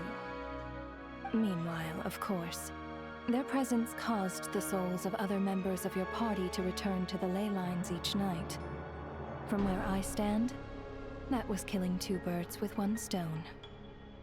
As both issues slowly resolved one another without me having to lift a finger, all I had to do was stay close by and keep the situation under control. Then use my authority to wrap things up at the end. And, of course, while I was at it, I thoroughly enjoyed watching this drama, dealing with death from a mortal perspective, play out on the stage. Sounds like you had it all figured out, Grim Reaper. I just did the math. You said there's a hard limit to the number of souls the ley lines here can receive each day.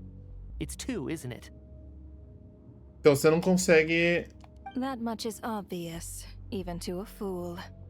Então, tipo, eles não podem morrer hoje. It's time to review this whole affair. If the ley lines can only take in 2 people per day, I need to go over the deaths from these past few days again.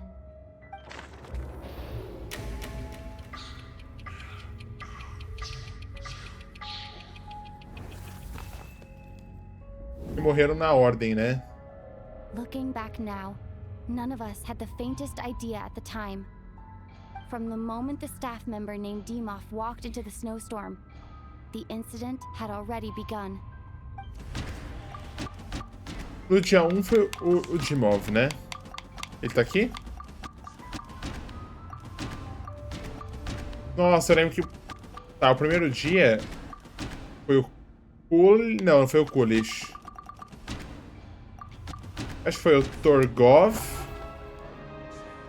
No. Let me... Não, foi a Soboleva. Não? No.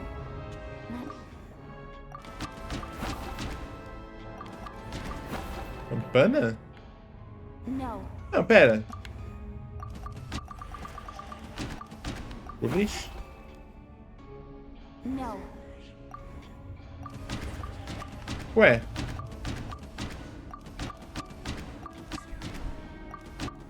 Ah, foi uma Aloxa. A Aloxa. É verdade, foi a Aloxa. Aloxa was the second to walk into the snowstorm after Demoff to investigate. During this process, the ruler of death assumed his identity, making him one of the victims. Beleza, agora foi o dia 2. Agora sim. É, eu tava esquecendo do... Everyone was caught up in the novelty of it all. No one could have expected there would be victims the very next morning. Despite all the confusion, and with the help of hindsight, we finally began to realize that something was amiss with the snowstorm. Aí foi o Torgov. E a Soboleva. The ley lines devoured Torgov and Soboleva on the first night. Soboleva. At the time, we thought this might be a murder case connected to Lelek. Dia 3. Odette and I spoke a lot that night. 3 people were on watch, but in the morning, we discovered that someone had fallen victim all the same. Foi o Coolish e a Rampana. The deaths of Coolish and Rampana caused everyone to stop suspecting Lelek. Unexplainable phenomena occurred one after another, leading Mitya to suspect that we were caught up in a supernatural event. Dia 4. Later, we discovered that there seemed to be an extra person among us, and subsequently discovered the existence of the deceased. Que foi o Shran. Mr. Shram realized he was the deceased and walked into the snowstorm to return to the ley lines of his own accord. It turns out there really was a dead person among us. E o Mitya. Não. Foi? Foi Mitya? No. Let me... Valerie. We thought it was all over, but Mr. Valeri's death was a rude awakening for everyone. Valerie. Once again, the ley lines consumed him during the night. A lot happened today. Mr. Valeri's death led us to discover the connection between the number of deceased and the number of victims during the night. Dia 5. The Agora fact sim. that there was more than one deceased seemed to bring us back to square one. Odette revealed some information she had been keeping to herself. Então foi Mitya. Although Mitya did indeed walk, the void in the ley lines hasn't been filled. Ah, so, tá. let's rule out Mitya for now. Então foi a Vodyanitsa. Vodyanitsa was swallowed by the ley lines in her sleep. But the requiem she sang before falling asleep was quite a game changer. E a Tônia. As it happened, Katashka filled the void left by Mitya's return from the ley lines by walking into the snowstorm this morning. The girl I thought was Child's sister, Tonya, turned out to be another of the theater's deceased. Come to think of it, Katashka was about to walk into the snowstorm at that time, and Renova, unaware that Mitya would return, was concerned that her soul would overflow from the ley lines. That's why she used Alosha's voice to try and persuade her to stay behind. Looking back, I suppose that was an early slip-up on her part. É, dia 6. No one could have expected anyone who walked into the snowstorm to return. But just after nightfall, Mitya returned, bringing crucial information with him. Various truths began to surface, including that all of us were already dead, and that the ruler of death was here among us. Then, after revealing her true form, Renova callously claimed 2 souls. Shugunov. E Odette. In fact, everyone was already dead by the time we took the photo. And in the days since, We've experienced many more partings in the afterlife. Now, only Mitya and I remain. And the true culprit behind everything still stands before us. In Mitya's eyes, I see the same anger and frustration that I feel. That covers everything. Your work isn't finished here yet, is it? The Traveler and I are still standing here, safe and sound. The Water Imp's song threw things off a little, but it is of no consequence. The ley lines have already anchored your soul, and the first ray of light tomorrow morning will take you back. I, meanwhile, review my attitude towards the Water Imp race. No. So the reunion in the night that Vojanitsa mentioned, I suppose that was never meant to be a permanent reunion. That just leaves you, Traveler. My power only allows me to temporarily separate your soul from your body. The ley lines of Tevat would not accept you. Sim. And your soul is firmly anchored to your body by your will. For a descender like you, who is not bound by Tevat's rules, your death can only be brought through the most violent of means, such as directly destroying either your body or soul. Mas você ainda não fez isso, certo? Obrigado por dizer que ainda tenho salvação. I have no interest in involving myself with descenders. For now. Although, this may change if Asmodee remains missing, or you insist on interfering with our affairs. Asmodee mencionada? One last question then. All our struggles and sacrifices here, they were meaningless from the very beginning, weren't they? Death abides no reason. Ah! Besides, what you call sacrifice is merely a concept created by humanity. Death abides no reason. A frase do Taylor. To me, it is nothing more than a self-indulgent charade in the face of death. Mere mortals fantasizing that their actions could reclaim something from my grasp. A truly laughable idea.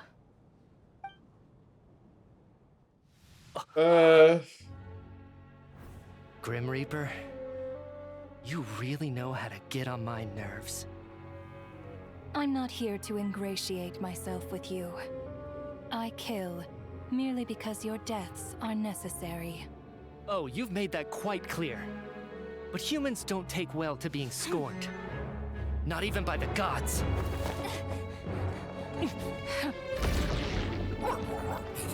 Não, cachorro não.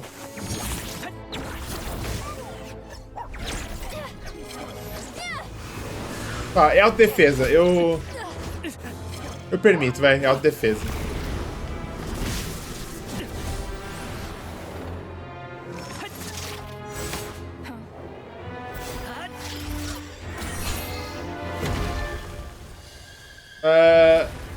Amigão, essa é arrow nova, tipo, você não vai conseguir ver assim tão fácil.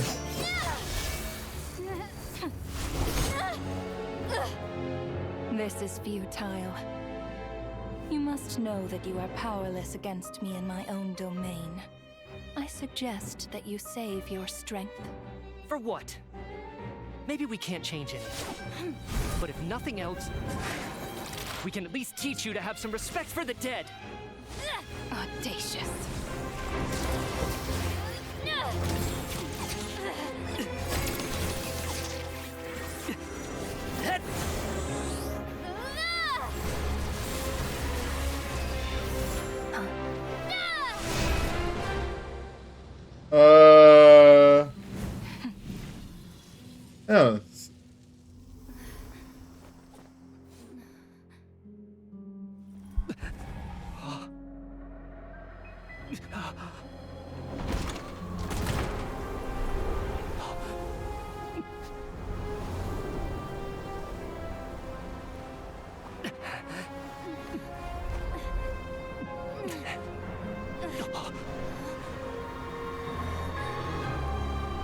Oh.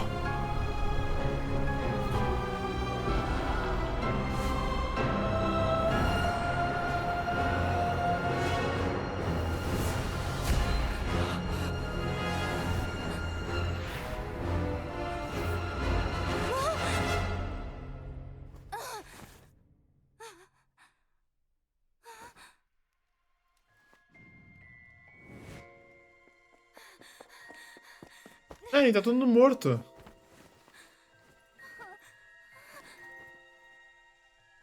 Ué.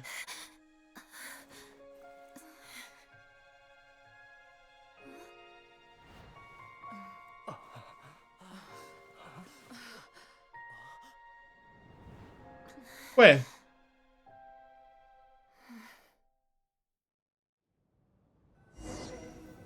Tipo, ela conseguiu voltar. Tipo, provavelmente ela, por conta da... Não tá presa, né? Esse mundo, provavelmente por cima desse, ela conseguiu voltar.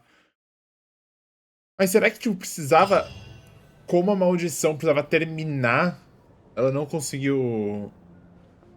How are you holding up, Odette? What happened to me? Morreu, mas voltou. How much do you remember? What do you mean?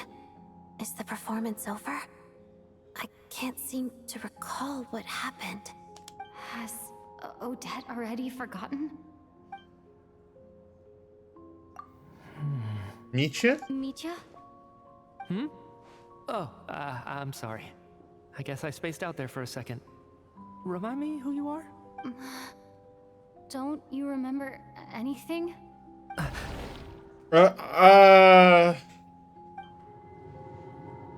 Yeah, I remember now, Conrad. Looks like we guessed right. Just like me when Odette found me at the Armory Palace. For some reason, everyone killed by the Ruler of Death eventually came back to life. Just with one catch. They forgot what happened while they were dead. Odette and the others have already forgotten everything. Why were you able to remember this time? Could this be the reason? You said this is the Ruler of Death's symbol, right? I don't see anything there. You don't? Huh. Okay, I guess that makes sense. I carved this into my hand in the afterlife, so it's not visible in the physical world. Does that mean I carved this symbol into my soul? What an unsettling thought. Still, at least I get to remember what happened. I suppose, what about you though? The Ruler of Death mentioned that you're a descender? Is that why you can remember? A full explanation would get complicated very quickly, but that's essentially it. É, tipo, as regras não se aplicam a ela. Well then, now that it's all over, let's figure out what we've learned. The first thing I notice is that everything here is precisely as we left it, right before our deaths. This confirms that time passes differently in the afterlife than in the real world. They say that right before death, time slows down and your whole life flashes before your eyes. That must be how you know you have one foot in the afterlife by that point. Anyway, clearly the few days we spend in the afterlife probably only amounted to a few short minutes in the real world. This also aligns with previous reports of widespread temporary memory loss among the Armory Palace personnel. Now it seems likely that those were all brief deaths caused by the Grim Reaper's so-called curse of death. To those unaware of the truth, dying and coming back to life must feel similar to a short bout of catatonia. This leaves me with a couple big questions. What are the conditions that trigger this so-called curse of death? And why are we resurrected after we die? If nothing else, I think it shows that killing us wasn't her ultimate goal. We still don't know her true reasons for subjecting us to death. Right. This time only got complicated because of the situation with the theater's ley lines. That's why she had to approach it differently. If the previous incidents of amnesia among the researchers are anything to go by, killing us is usually a pretty routine matter. Anita. Come to think of it, wasn't I about to note something down before I died? I can't remember what it was, but I think it was something related to my research project. Sorry, Traveler. I'll catch up with you again later. Right now, I have to make a trip back to the Armory Palace. Ma'am, if I may, no one of your description has ever shown up in my investigations into Mr. Mitya's friends. Yet, you two seem very familiar with each other. Could you perhaps tell me where he was in such a rush to get to? And, by the way, have we ever crossed paths? Forgive the presumptuousness, but I feel a vague and indescribable sense of familiarity about you. Complicado, viu? I can explain everything. Could you help me gather everyone in the theater in one place? Todos se reúnem novamente no teatro, só que dessa vez no mundo real e nada do lado de fora é engolido pela nevasca. Devido à peculiaridade das linhas leis do teatro, parece que ninguém se esqueceu completamente das experiências que teve no mundo pós-morte. Tudo parecia uma lembrança de um sonho distante, sendo constantemente despertada pela sua narração. Cada um ficou imerso em seus pensamentos. Todos foram confirmando seus próprios destinos uns com os outros, até que enfim a apresentação de hoje chegou ao fim.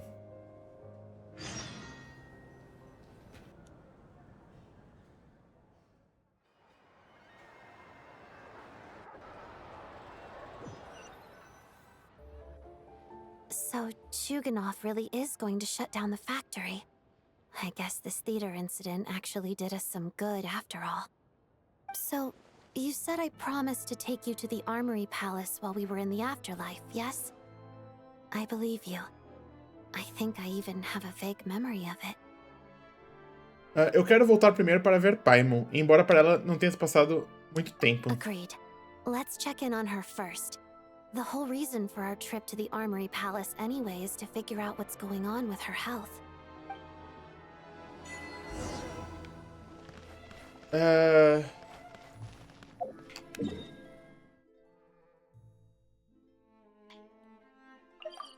Tá. Eu vou fazer só uma pausa pra só pegar uma água.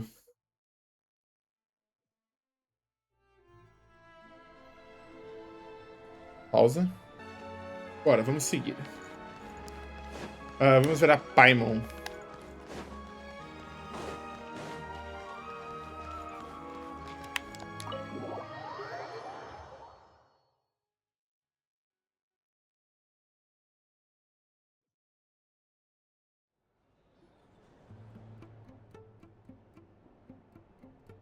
I'm finally back. Even though a long time has passed from my perspective, as far as Paimon's concerned, I probably just went out to watch a very short show.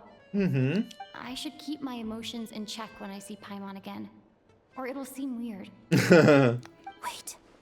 The atmosphere here feels off. Como assim? Algo perigoso? Shh. Stay quiet. Let's go inside and take a look. Have we still not been able to notify Child yet? We need new orders.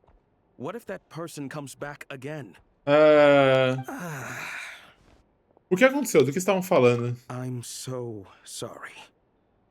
Under the circumstances, there was really nothing we could do. Tell me, what happened to Paimon? It was the Jester. He came here in person and escorted Miss Paimon away.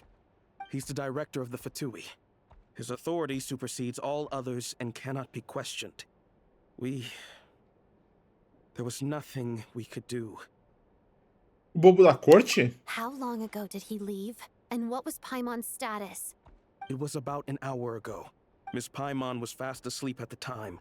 The Jester simply walked off with her as if it was only natural. I assure you, he absolutely did not use any force. Do you know where they went? The Armory Palace, most likely. Lord Piero, the Jester, has been overseeing the experiments there lately, keeping a close eye on their progress. Everyone in the Fatui has heard about it by now. I'm surprised he came in person.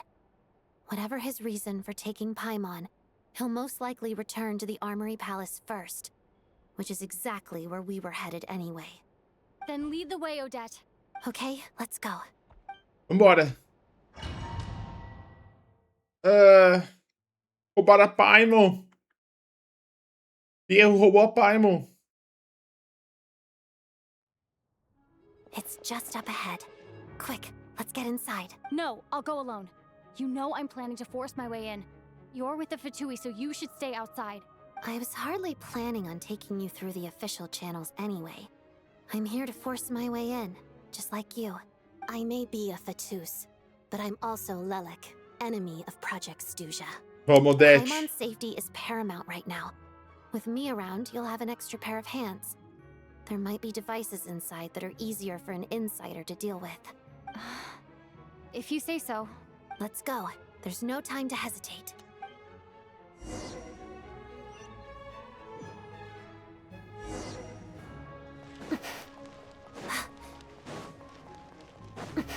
Glupov. Meu Deus, calma, deixa... O Alyosha tá no nível 20, tá? Mas a Odette tá no 90, beleza. Hey, who are you? This part of the Armory Palace is under restricted access. What do you think you're doing? No questions, please. We're short on time.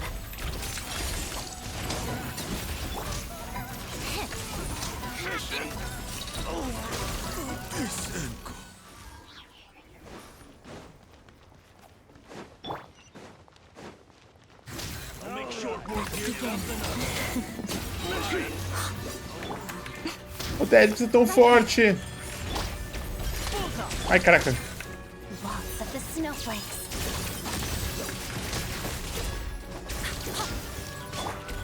Right now, emerge.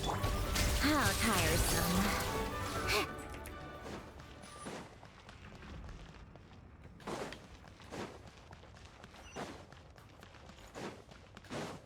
Fear the coming storm. Nothing lasts forever. Right now, right here. A tricky one. Let's test my hypothesis. Take a break. Let me hear you try.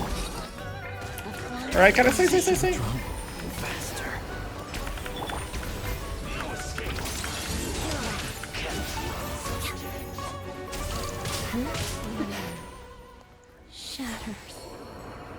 Beleza. Alyosha.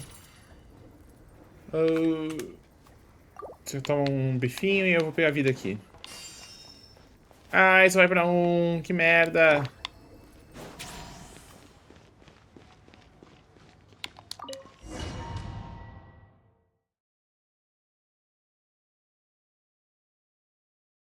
Mas pior que meu Alyosha tá bem fraco. Não...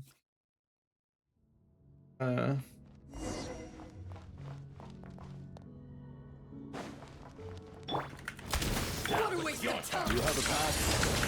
Where are you coming from? So, you're intruders, huh? Then don't blame me for what happens next! The Armory Palace is hidden this deep in? This place is much bigger than I imagined. They're conducting top-secret research, after all. The deeper it's hidden, the better, is standard Fatui logic. Coisa dos anjos? Style doesn't really look like the Fatui's handiwork, though. They must have requisitioned some structures from a past civilization. It also serves as a bit of a disguise. Caraca, que lugar bonito! Looks like we're intruders! Stay alert!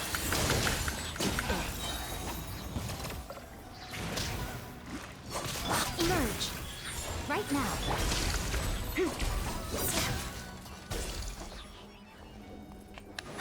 Baúzinho.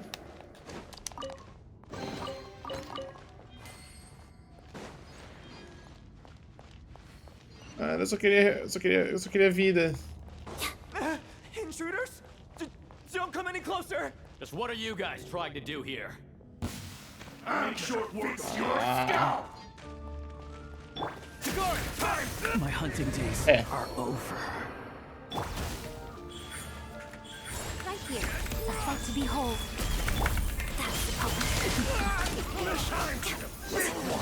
Witness the snow swan's grace. No one interferes with a jester's work! Couldn't fix it. Pretty sharp. Beleza.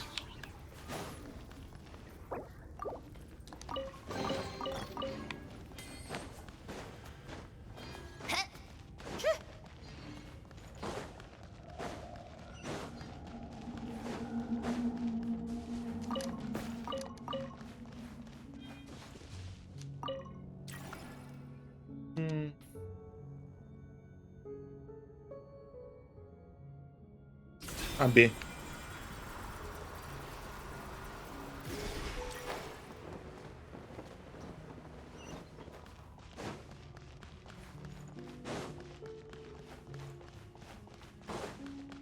Looks like no one's guarding this place. There's something off about that decoration over there. Look out! Let's deal with these before we move on.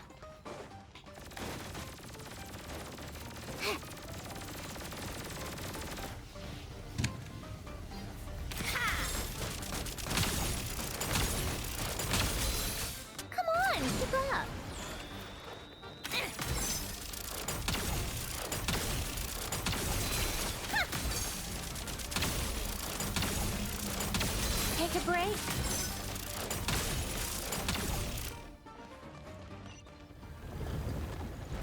Tá.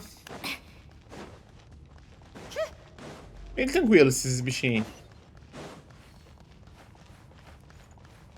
Pauzinho, obrigado.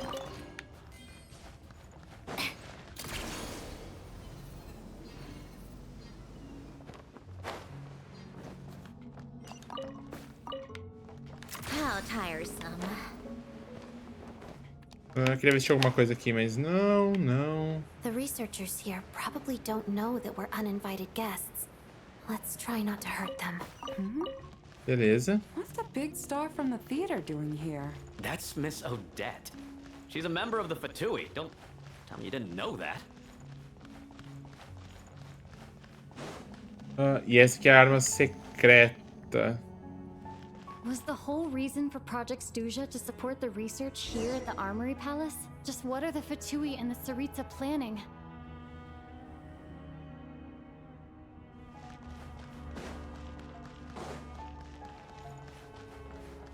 Sandrine passando. Sandrine passando.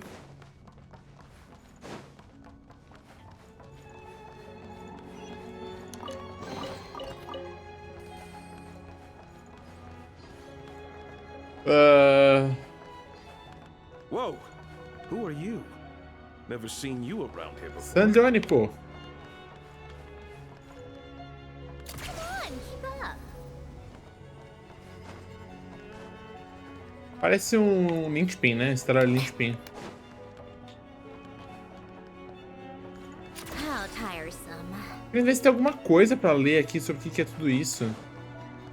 É que é foda, não é um lugar que dá pra retornar, eu acho. Porque aqui é um domínio, né?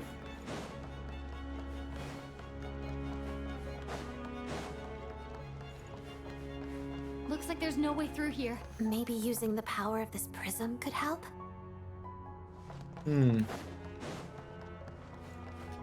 Take a break.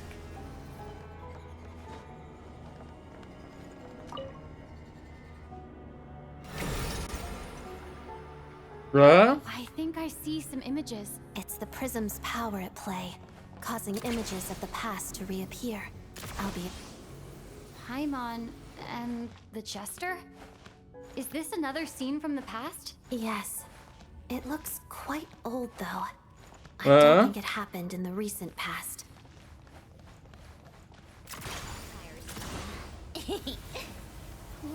What's going on here? What happened? The source seems to be the Armory Palace. They must have started some large-scale experiment. Wait, what if this has something to do with Paimon? We need to hurry. Quem tá com glitch?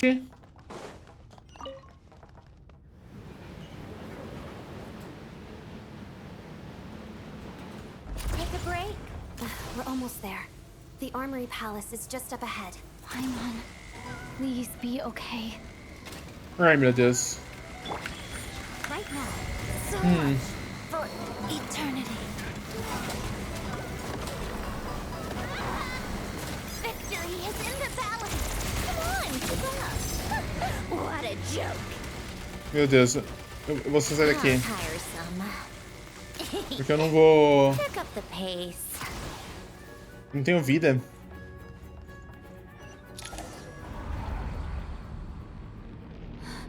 What's going on? Wait, I remember this feeling. It's the curse of death. No, not now. Why is the curse of death striking again already? Odette?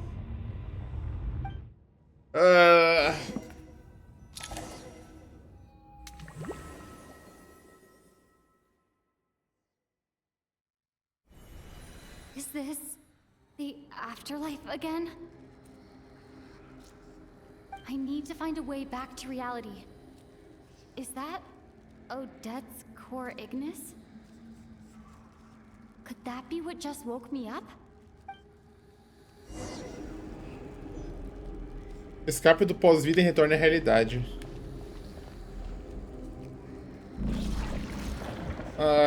Oi, Nova.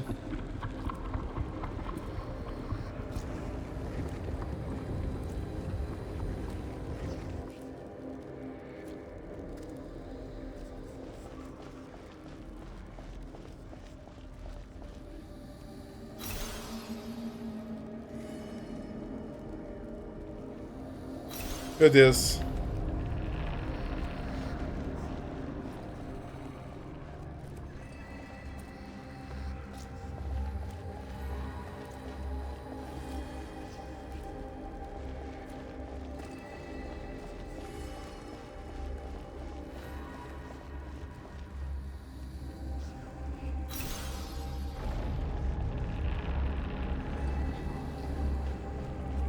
Ah, tá, porque vira 2D, tá.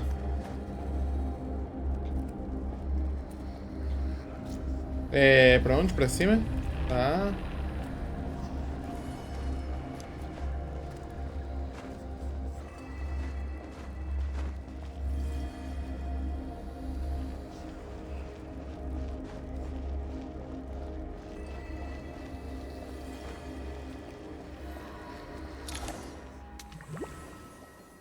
Já escapamos? Odette! Odette! No signs of life, but past experience says that she should be resurrected before too long. Right? Did Odette intentionally use her core Ignis to guide my soul? I feel like something similar happened in a dream I had before. Thank you, Odette. If not for you, my soul wouldn't have found its way back to my body so quickly, and I might not have woken up so soon. Agradece a Rosalind também, né? But I'm sorry. I don't have time to protect you. I have to use the time you bought me to get Paimon back. Uhum.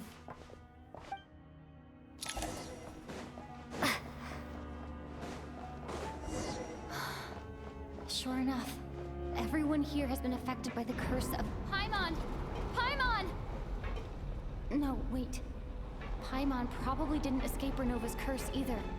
She won't be able to respond to me right now. I'll have to find her myself.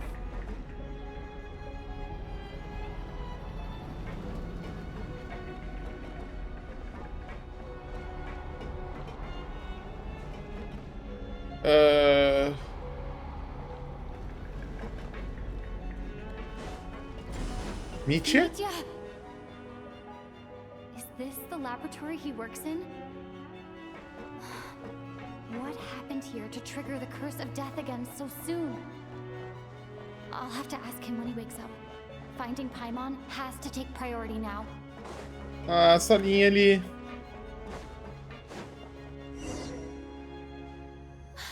I found her! Paimon really is here!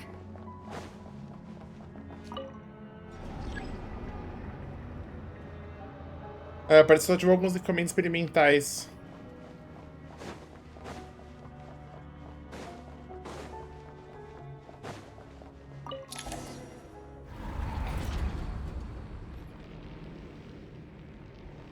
Ai.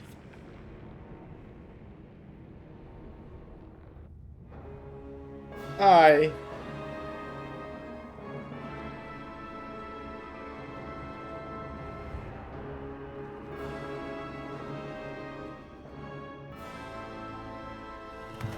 Regente da morte. Puta merda.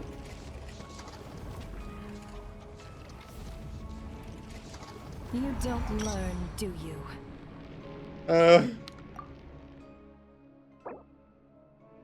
A nova regente da morte, uma das 4 sombras dos príncipes celestiais. Ao realizar a vontade deles, ela cumpre o dever dado a ela. Por qual razão a morte vem? Somente porque a hora destinada chegou. Puta merda.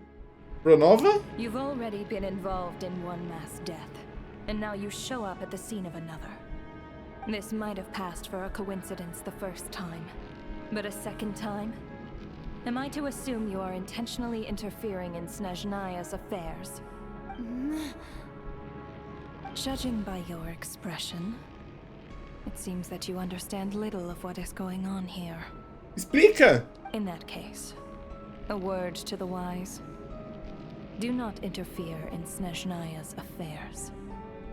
A civilization that fails to learn its lesson constantly depletes its own worth. It will one day lose any reason for its existence. And as a descender, you are perfectly suited to be the lifeline to which a dying civilization might desperately cling. Consider your position carefully. No advice needed. I'll make my own judgments. Suit yourself. When the day of reckoning arrives, not even a descender can hope to escape unscathed. The time for resurrection fast approaches. The mortals here are not yet worthy to behold my form. So that will be all for today.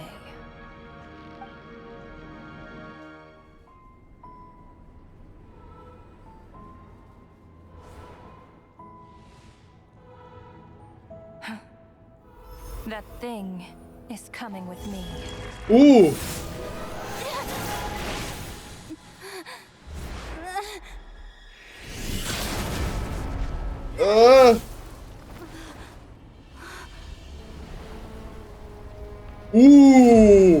Pierre, o diretor dos 11 de Fatui. Nossa, muito rápido. You awoke sooner than I thought. The curse of immortality is stubborn, unable to enter the ley lines, yet not content to remain a spirit. Ruler of death, what do you want? You perplex me. Both you and you. That thing may be a creation of Celestia, but it possesses none of Celestia's power, let alone authority. Criação de Celestia? Your obsession with it baffles me. No matter, the resurrection will soon begin. It's worthless anyway. I'll reclaim it next time.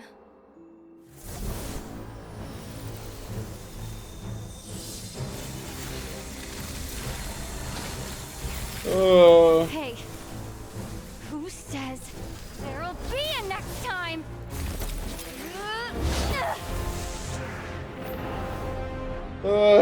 Isso vai dar muito certo.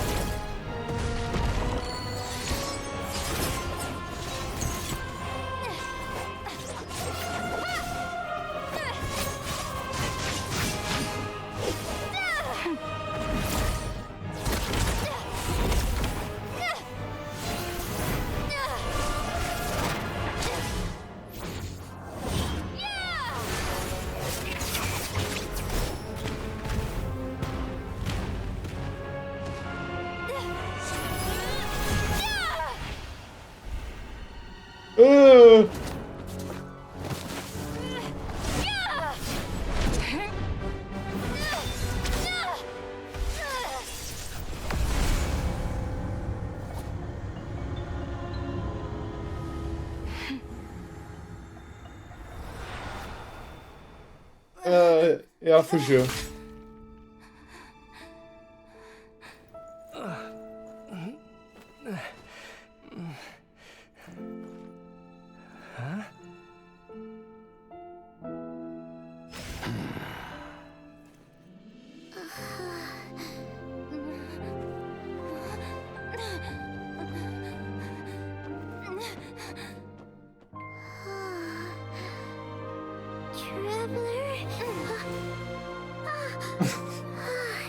Ah, fofo. Tá, Pierre, acho que assim, chegou num ponto que assim, não dá mais pra ficar dando segredinho, né? I missed you, Paimon. What are you talking about? We haven't even been apart for that long, have we? It was different this time. You seem to be in pretty good shape. Yeah, Paimon's back in tip-top condition. It's the weirdest thing. Paimon fell asleep earlier, and when she woke up, she found herself here. The jester and that guy talking to him used some kind of energy on Paimon, and she could kind of feel it canceling out that other thing that was making her feel unwell. So, Mitya helped too? Apologies for leaving in such a hurry at the theater earlier. I was in a rush to verify some theories. Rest assured that your companion is perfectly safe. We reversed the effects that the experimental energy had on her. The jester specifically instructed me to do so. I suppose this is our first official meeting, Traveler. I could not let Paimon suffer in her condition for a moment longer, and so I simply took her without explanation. I hope you do not mind. Realmente me assustou. Espero que você não também se importe de ter feito o fato de eu ter machucado algumas pessoas aqui. But why would a big shot like you care about what happens to Paimon? As I said when you first arrived in Sneznahya, we once spent some time together in the distant past. Oh yeah, you did mention that. And Paimon did think you seemed strangely familiar the first time we met. Conte mais sobre isso. I'm afraid the reminiscing will have to wait. Não! Meteor, let us continue with the report. What conclusions, if any, did you reach from conducting the final experiment of our energy research? The good news is, my hypothesis regarding the Ruler of Death has been verified. As for the bad news, I recommend we suspend the experiments and Project Mistleton until further notice. Currently, we have no means with which to make a breakthrough. I say this purely as a scientist, guided by reason alone. I will trust your judgment. We shall put the project on hold until the Ruler of Death has been eliminated. Wait, what are you guys talking about? You want to get rid of Renova? Like, how? By killing her? By whatever means necessary, so long as it removes the threat she poses to us. Until then, everything we do will be in vain.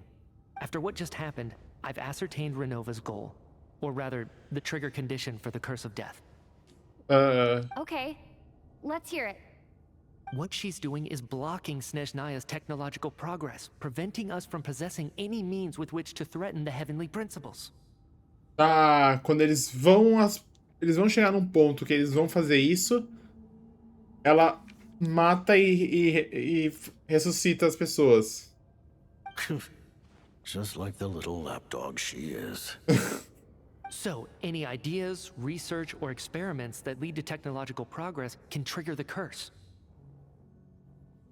Just now, for instance, I was set to launch a final phase energy experiment ahead of schedule. If the experiment was successful, we could have achieved a crucial breakthrough. As expected, though, the moment the experiment began, all the researchers, technicians, and witnesses died from the curse.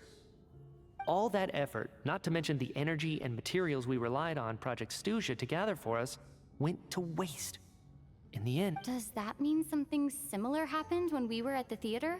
That's right. During the performance, I thought of an important breakthrough regarding the experiment, and wound up dragging everyone into this. Por isso que, tipo, piscou a luz. So the nature of the curse seems to be something like... When moments of technological progress occur, all life in the vicinity is taken away. What a violent method. Of course, that meant the curse was normally limited to the Armory Palace. Since outsiders are forbidden from entering, this mass death phenomenon went unnoticed. Until Odette came along. I believe she was the first witness. The Curse of Death was triggered just before she infiltrated the Armory Palace that day. But you mentioned something about a final stage experiment. Doesn't that mean you've actually made some progress? That's right. Even with the gods locking certain key components out of reach, humanity can still advance technology in incremental steps accumulated over time. But, as I'm sure Renova anticipated, even incremental progress has its limits. A point where the truth you're seeking must be put to the test in an experiment. You mean, the experiment you were just about to do? Yes, we were at a critical juncture, a moment where the quantitative was about to translate into fundamental qualitative change. With this single experiment, we could have brought everything we've worked for to fruition. But now, after already being forced to fumble around in the dark all this time, it feels like we've truly hit an impenetrable wall.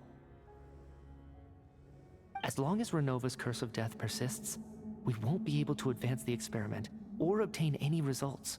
And with Project Sneznahya having been in effect all this time, at our nation's current strength, repeated trial and error is simply unsustainable. Yeah. Only by eliminating Renova first will it be possible to continue advancing our plans. Só que como que você elimina uma sombra? She's the ruler of death! She can just kill whoever she wants, right? That's gotta be the scariest power ever! Is it even possible to beat her? Minha opinião é que até ela tem os seus limites. Tipo, ela não pode sair matando qualquer um, sabe? We'll see. But one thing's for sure. She definitely can't just do whatever she wants.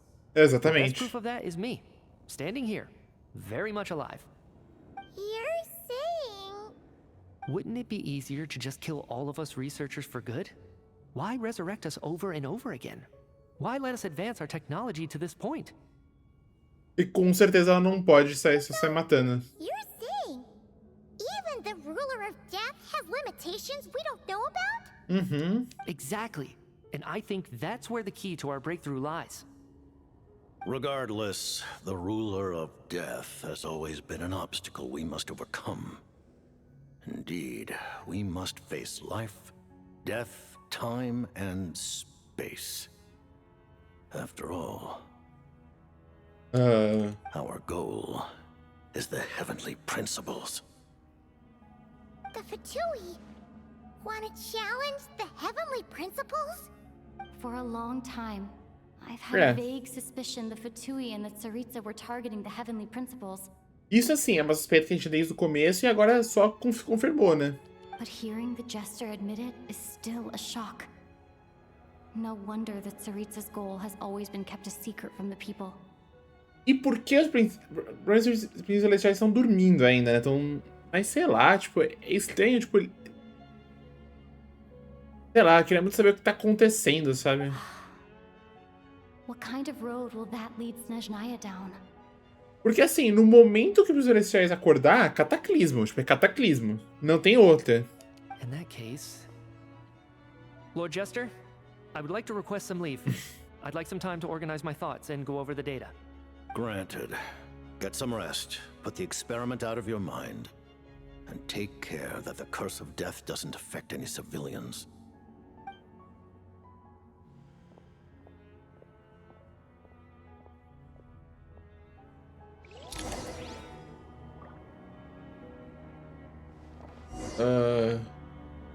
Fale com o bobo da corte mantém as informações.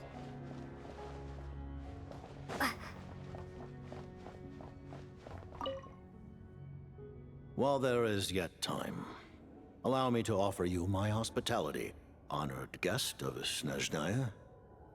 Is there anything you wish to know? Hora de informações?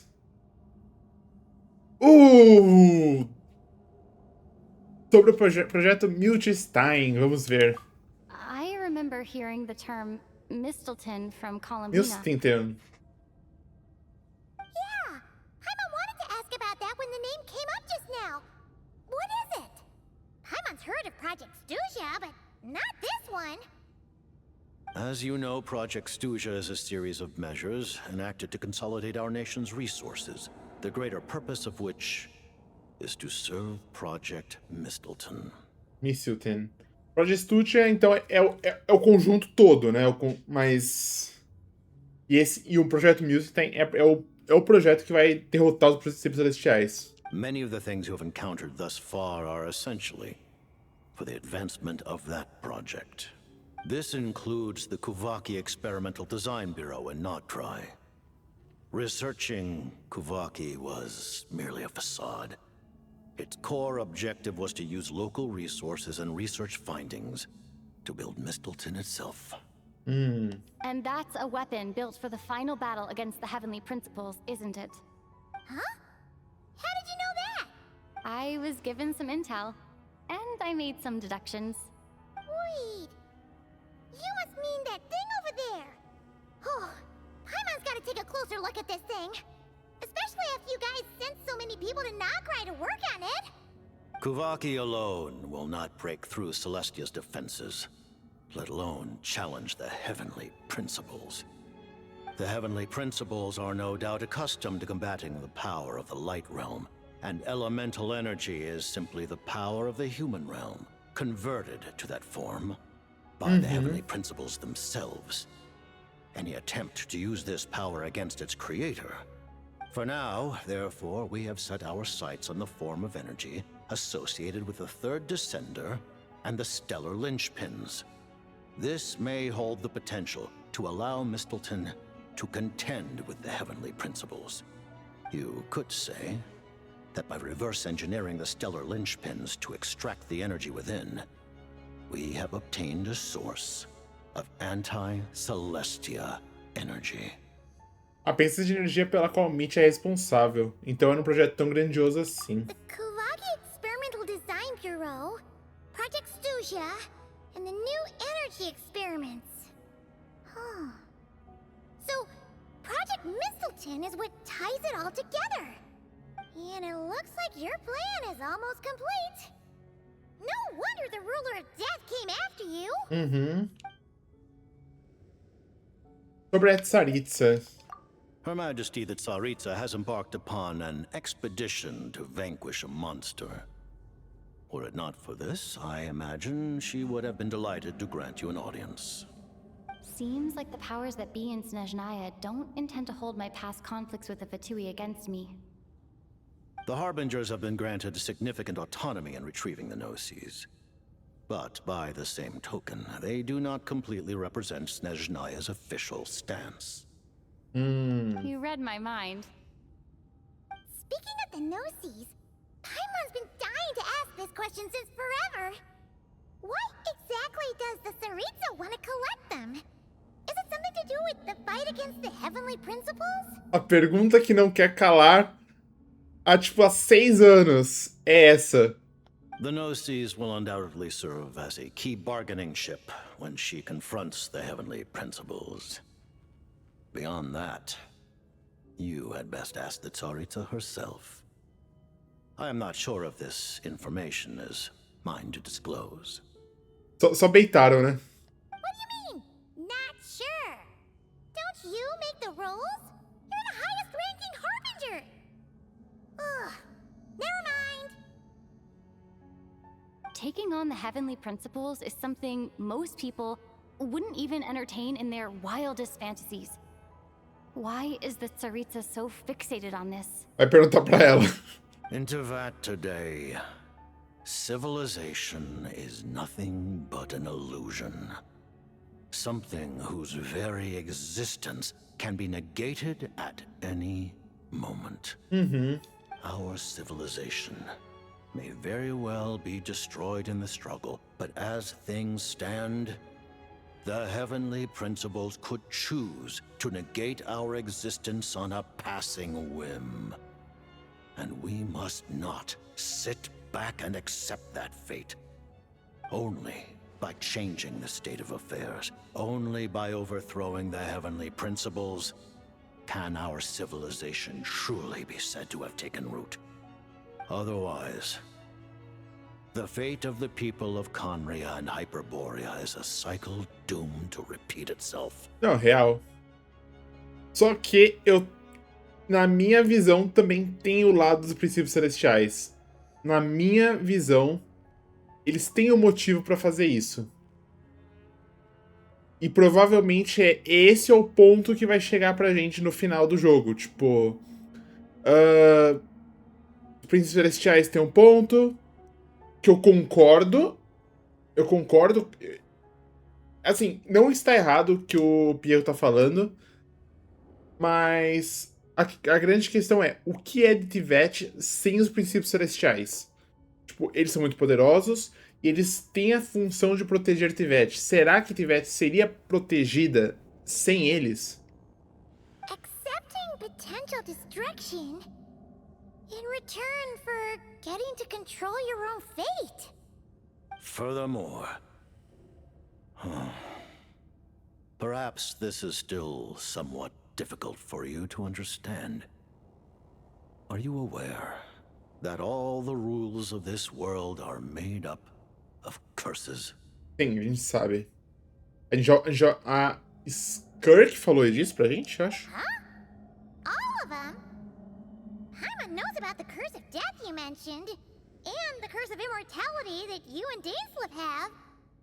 Then, the birth of the Hilly Churls, the rules of Natlan's Ode of Resurrection, those are curses too? Purina! Long life seems to stem from a curse placed on her by Focalor as well. Purina mencionada! Yes.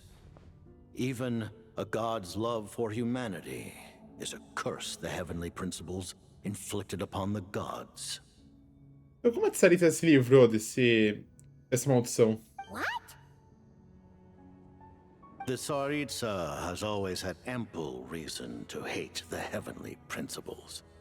If she can seize their authority, she will reconstruct the entire world, and when that time comes, humanity will be completely liberated from curses and lies. Look forward to it. It will be a world beyond your imagination. Though the ordinary people of Sneznahya may not understand these details, in this frigid land locked in a ceaseless struggle against the environment, in this nation to which the gods have never shown favor, we all believe that standing in solidarity with the Tsaritsa in our shared struggle will surely usher in a new and better world. Sobre seu relacionamento com a Paimon. Paimon really doesn't remember. He's basically a stranger. You've got to believe Paimon. Por que ela está tão nervosa? Allow me to explain. The reason Paimon reacted to the anti-Celestia energy developed by the Armory Palace is because she comes from Celestia herself. More specifically, she is one of its creations. Tá. Já tinha ouvido isso. A creation of Celestia? Oh, right. I was blinded by anger earlier, but thinking back on it, Renova also said that Paimon is a creation of Celestia, but she lacks Celestia's power or authority. As you know, the lunar fragments in Nodcry were pulled down from the sky using Fatui technology. But the first application of this technology was in Conria over 500 years ago. Tá. I used this technology upon the heavens, and the response I received was none other than Paimon descending from Celestia. I presented her to the Vinster King, but he took no interest in this gift, nor did it satisfy him. Paimon then took up temporary residence in my palace until, of course, the arrival of the Cataclysm. Wait, Paimon's a little confused. You're talking about things that happened in Conria 500 years ago. Então Paimon... Paimon was there for that? Então Paimon tem pelo menos 500 anos? But Paimon doesn't remember any of that. Falling from the sky, being given away as a gift? None of it. Having lived through the Cataclysm, perhaps you too were burdened with some manner of curse. Although, losing your memories would indeed be the smallest price I've ever seen paid. But it's not just her memory from Conria. Paimon doesn't even know how she spent the last 500 years. She only has memories from the past few years. Sim. No matter what was Paimon like back in Conria? Did she know a whole lot because she came from Celestia? Was she super smart? Unfortunately, when you arrived in Conria, your consciousness was like that of a newborn infant. None could say what kind of being you once were in Celestia. During the time you lived in Conria, your personality was no different from how it is now. Não é surpresa o Rei do Eclipse não ter caído no seu charme. Pelo menos parece que você pôde viver discretamente. Paimon's plan to get her memories back and become super smart is ruined before it could even start. You know, even though Paimon lost her memories, she still feels weirdly close to you for some reason. That must mean you took pretty good care of Paimon back then, huh? On the contrary, I completely ignored your existence. I was entirely focused on my struggle against Hruptatyr the Wise. Hruptatyr. Todo mundo sabia que ele tinha... assim, se supunha que ele tinha essa treta com o Hruptatyr, porque Hruptatyr, o símbolo dele é a máscara também. Ele tem a máscara, só que ele tem a máscara Se eu não me engano, é a máscara esquerda, né? Ele tem a direita, né? O Pierre tem a direita, ele tem a esquerda. E fica aquela máscara do teatro, né? Que é tipo uma sorrindo e outra triste, né? Então, tipo, já tinha essa teoria, então parece que confirmado agora. But now, as I see it, it is as if you are the only sane thing that survived that era of insanity. And thus, are worthy of protection. Noted. Man, Paimon's gotta stop projecting friendship on everyone she meets. But, Traveler? Even though you know Paimon's some creation of Celestia now, you still want her, right? You're not going to abandon her? Por que ele tem cara. Nossa. Tem muita cara de ser, tipo, foreshadowing, né? Tipo, estão contando que você não seja os próprios princípios celestiais, tudo bem. Phew! That's a relief. Paimon's just learning about this too. She's barely even processed it. É isso, eu não tenho mais dúvidas. Vamos falar sobre o que vem a seguir. Thank you for telling me so much. I'm a bit surprised, honestly. I didn't expect you to be quite so transparent with me. Given the circumstances, the Fatui need not hide anything from our allies. Allies? To advance Project Mistleton, we must first resolve our issue with the Ruler of Death. And, if I presume correctly, you have no intention of letting her actions go unpunished either, do you? That's right. Ever since she said she intends to reclaim Paimon when we next meet, I figured reconciliation was out of the question. Against an opponent of this caliber, deliberating over our allegiances would waste time we do not have. We must join forces unreservedly with whomever we can, if we are to stand anything like a fighting chance. You're going to challenge the Ruler of Death? Just for Paimon? But Paimon's only... Considerado da Paimon não há concessões. Thank you! Thank you! Oh, gee! Now Paimon doesn't even know what to say! Anyway, Paimon's super touched! The Tsaritsa will return in triumph in short order, and the Fatui shall hold internal discussions regarding the enemy. The time for us to meet again will come very soon. Got it. Thanks for your help with Paimon. I'll be sure to look after her for you. There was just one other thing. Well, it's just a request, really. Paimon really wants to see what this Mistleton thingy you're gonna use against the Heavenly Principles looks like. Of course, Paimon knows it's top secret and stuff, but she just had to ask. It's okay if the answer's no.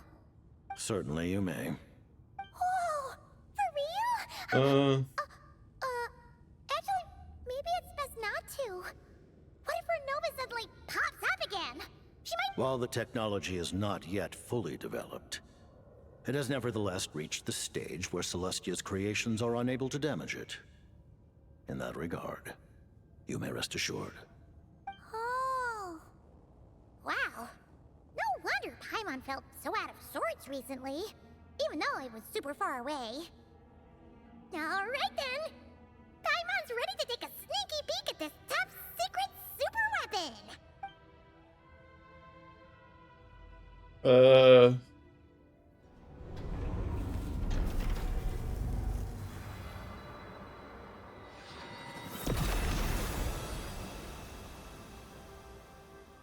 espadão.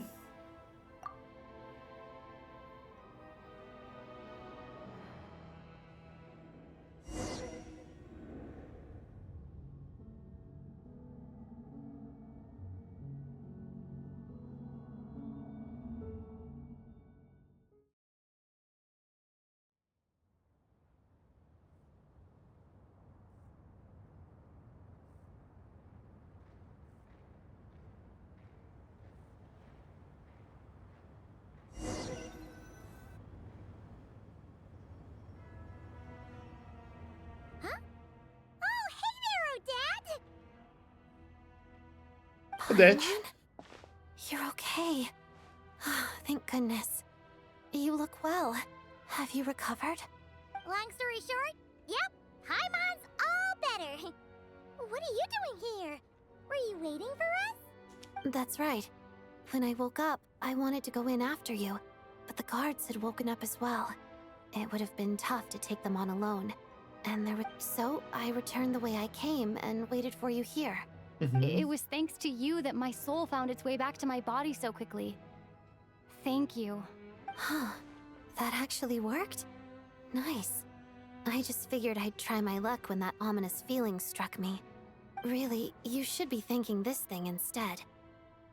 Anyway, and now that things here are all taken care of, I have other things I should get back to. Tá.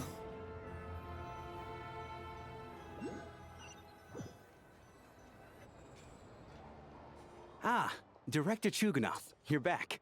We just received notice that Project Stuzha has been suspended, so we've convened an emergency meeting. This is the preliminary plan. In addition to expanding production capacity, we've also discussed feasible layoff plans to optimize revenue and expenditure structure. Filha da puta. Our calculations indicate that the factory's profits will increase by at least 30%. Just give the word, Director. That won't be necessary. Leave the energy for those who need it. Whether they use it just to get by or to run a business, that's up to them. Start preparing to halt production and lay off the staff.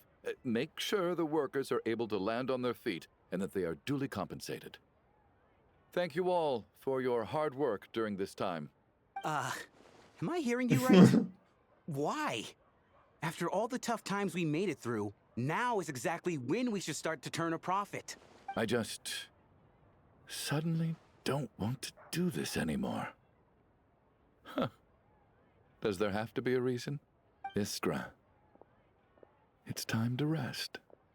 Dear esteemed members of the Rokot, given the effects of Lelik's radical actions upon our organization's reputation and social stability, a decision has been made to permanently withdraw this codename from use.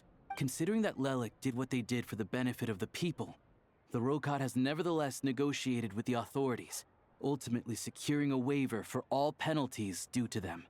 Lelik will be suspended for a period of time.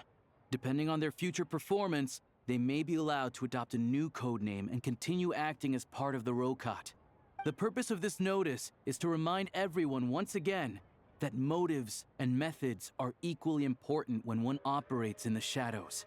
Even with Project Stuzha's suspension and our interim operational victory, we must guard against complacency and rashness and work to consolidate the progress we have made so far. We act only for the greater glory and solidarity of our nation. May the aurora shine ever on, and the tundra always stand firm. We act only for the greater glory and solidarity of our nation. May the aurora shine ever on, and the tundra always stand firm. Looks like it's finally over. Realmente acabou. You mean for us? Just thinking out loud. I've never seen the Sneznahya Vecha so lively before.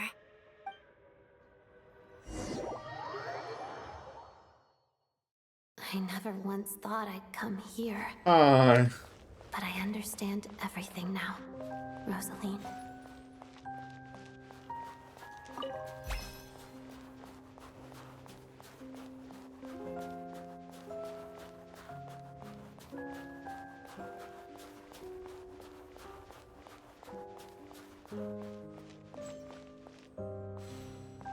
I've seen Spirit Seeker perform many times, including by your mother. Why do you bring that up all of a sudden? Even though the choreography is always identical, every dancer finds a way to make it her own.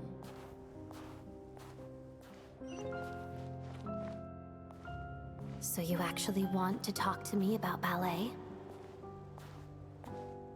I just think it would be a pity if the dance was lost to history. She didn't teach it to you, did she?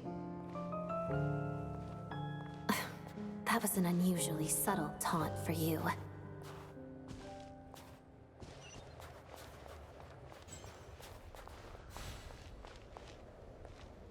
We embraced one another on the snow-swept plains, melting the ruthlessness of time.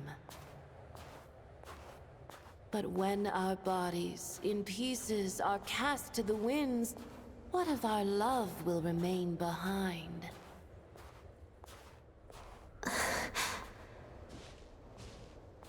Don't tell me you can't sing.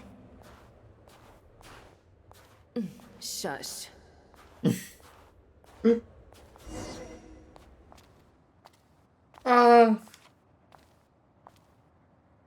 I understand her hatred. The Fatui robbed her of the life she should have had.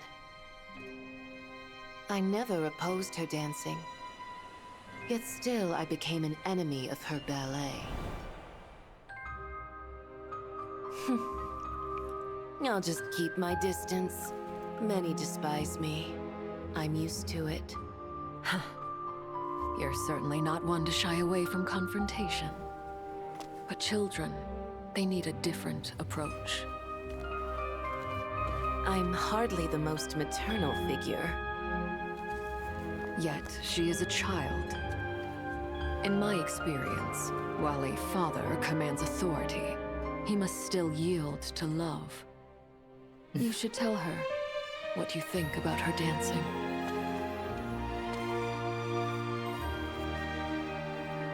Odette will soon take the stage at the Koralyevsky Theater. This could be your chance. Diagnosis secured. It went smoothly. I'll be there. Have them send me an invitation. Ok. Sadly, things didn't work out. Her final words are inside that block of ice. This? Aren't these for monitoring her subordinates? Not yours. This one isn't her witch's flame, but my two worlds' flames. The two worlds' flames can burn away memories. It was my parting gift to Rosaline.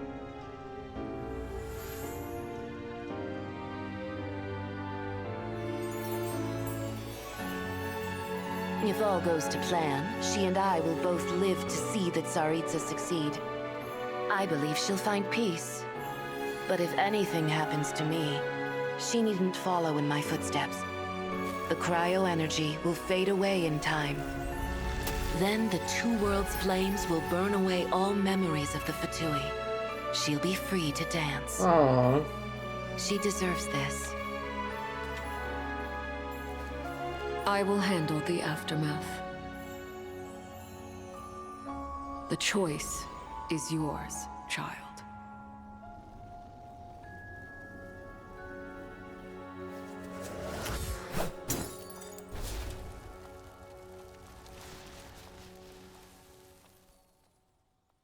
E ela optou por não.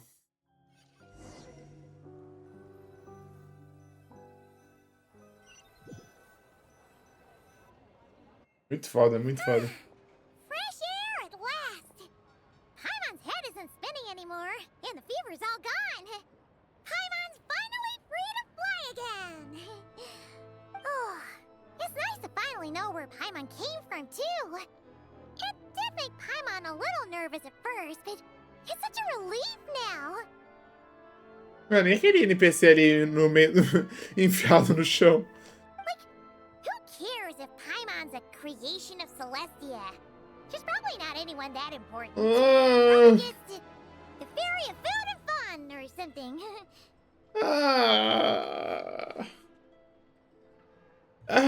Isso tem uma cara de tipo, ficou aí bem relevante, tipo. And like you said, this doesn't have to change anything between us. You're not gonna just. Hey, hurry up! Why are you walking so slowly?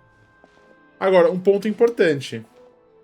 A teoria que a Paimon era Asmodee, tipo, foi de ralo. Porque Asmodee estava no Cataclisma. Os Príncipes Celestiais estavam no Cataclisma. Então não é os Príncipes Celestiais também. Pode ser uma parte, mas não é os Príncipes Celestiais.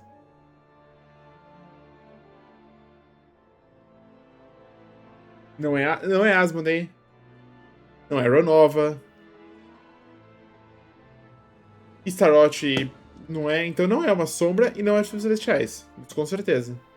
You've spent the last few days lying in bed and stuffing your face. I didn't think you'd be able to fly this fast. Says who?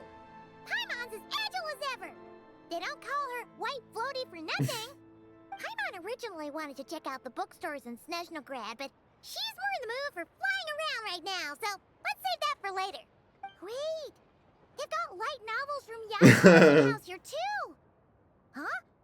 And this is Paimon's favorite mystery story from Fontaine. Wow, they got a sequel. The local Sneznahya books look pretty interesting too, but also kind of heavy. Not the easiest things to look around. I thought you were in the mood for flying around.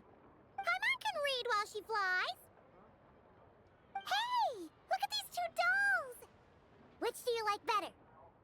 Apontar parece com o voo de Anitza. Apontar parece com Odette. Vou de Anitza.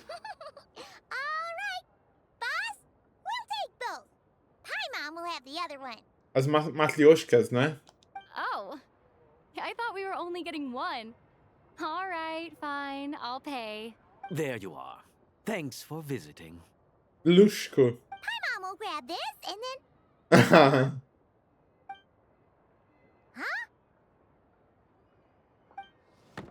Ela vai abrindo. How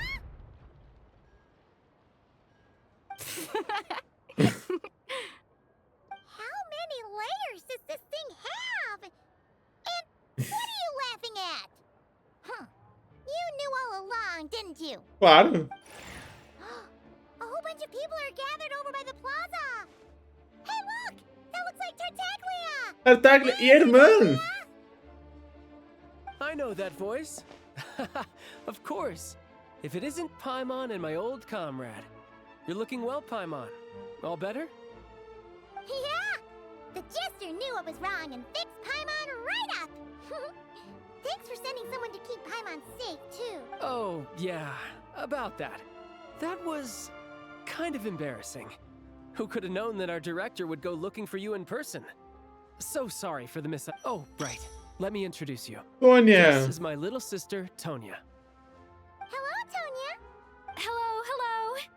Firstly, I'm really sorry about my brother. Sounds like he's caused you no end of trouble. Hey now, why'd you have to start with that? Not that it isn't true, of course. So she's the real Tonya. She said you two didn't manage to meet up at the theater.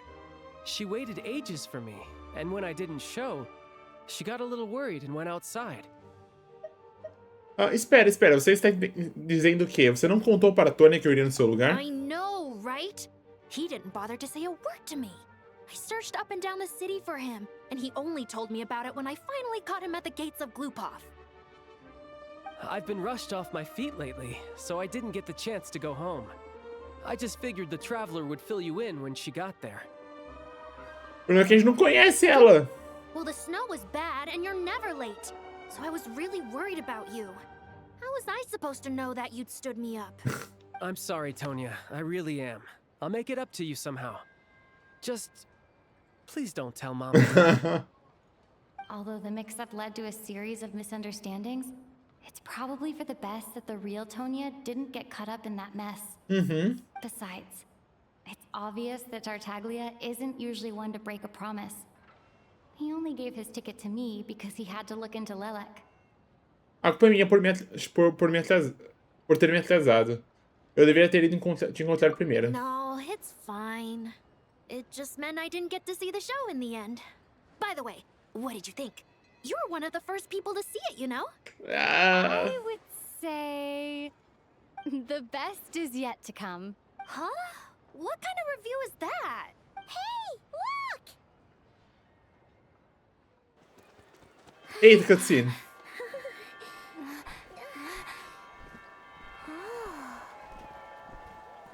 Ah, é ela.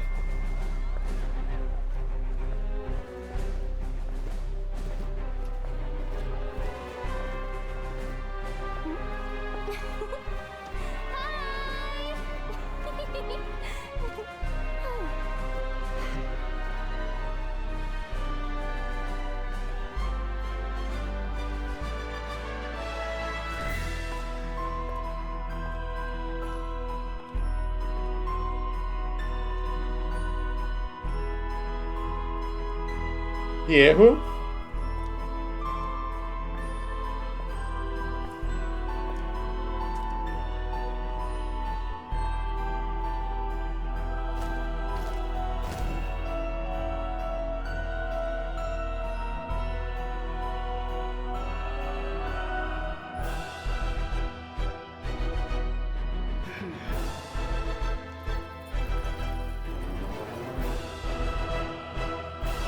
Capítulo 2, Ato 2, Noturno dos Espíritos. Muito bom, muito bom. Gostei.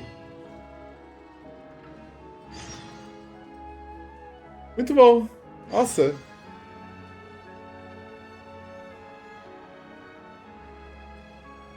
Mas é isso.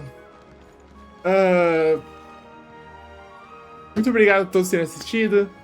Espero que tenham gostado da missão. Acho que assim, foi uma boa entrada pra Sneznahya, né? Tipo, assim, eu achei que talvez a missão tipo, acabou enrolando um pouco ali naquela parte do teatro e tudo, mas assim, tipo, deu bastante contexto e eu acho que assim, agora a Sneznahya vai começar de verdade, né? A gente precisava pegar esse contexto todo e agora a Sneznahya começa pra valer. Então, ansioso aí pros próximos capítulos. Ainda vou lançar vídeo das World Quests ainda, tem bastante World Quest, então vou ter muito trabalho ainda pela frente. Mas é isso, valeu e até a próxima, tchau, tchau.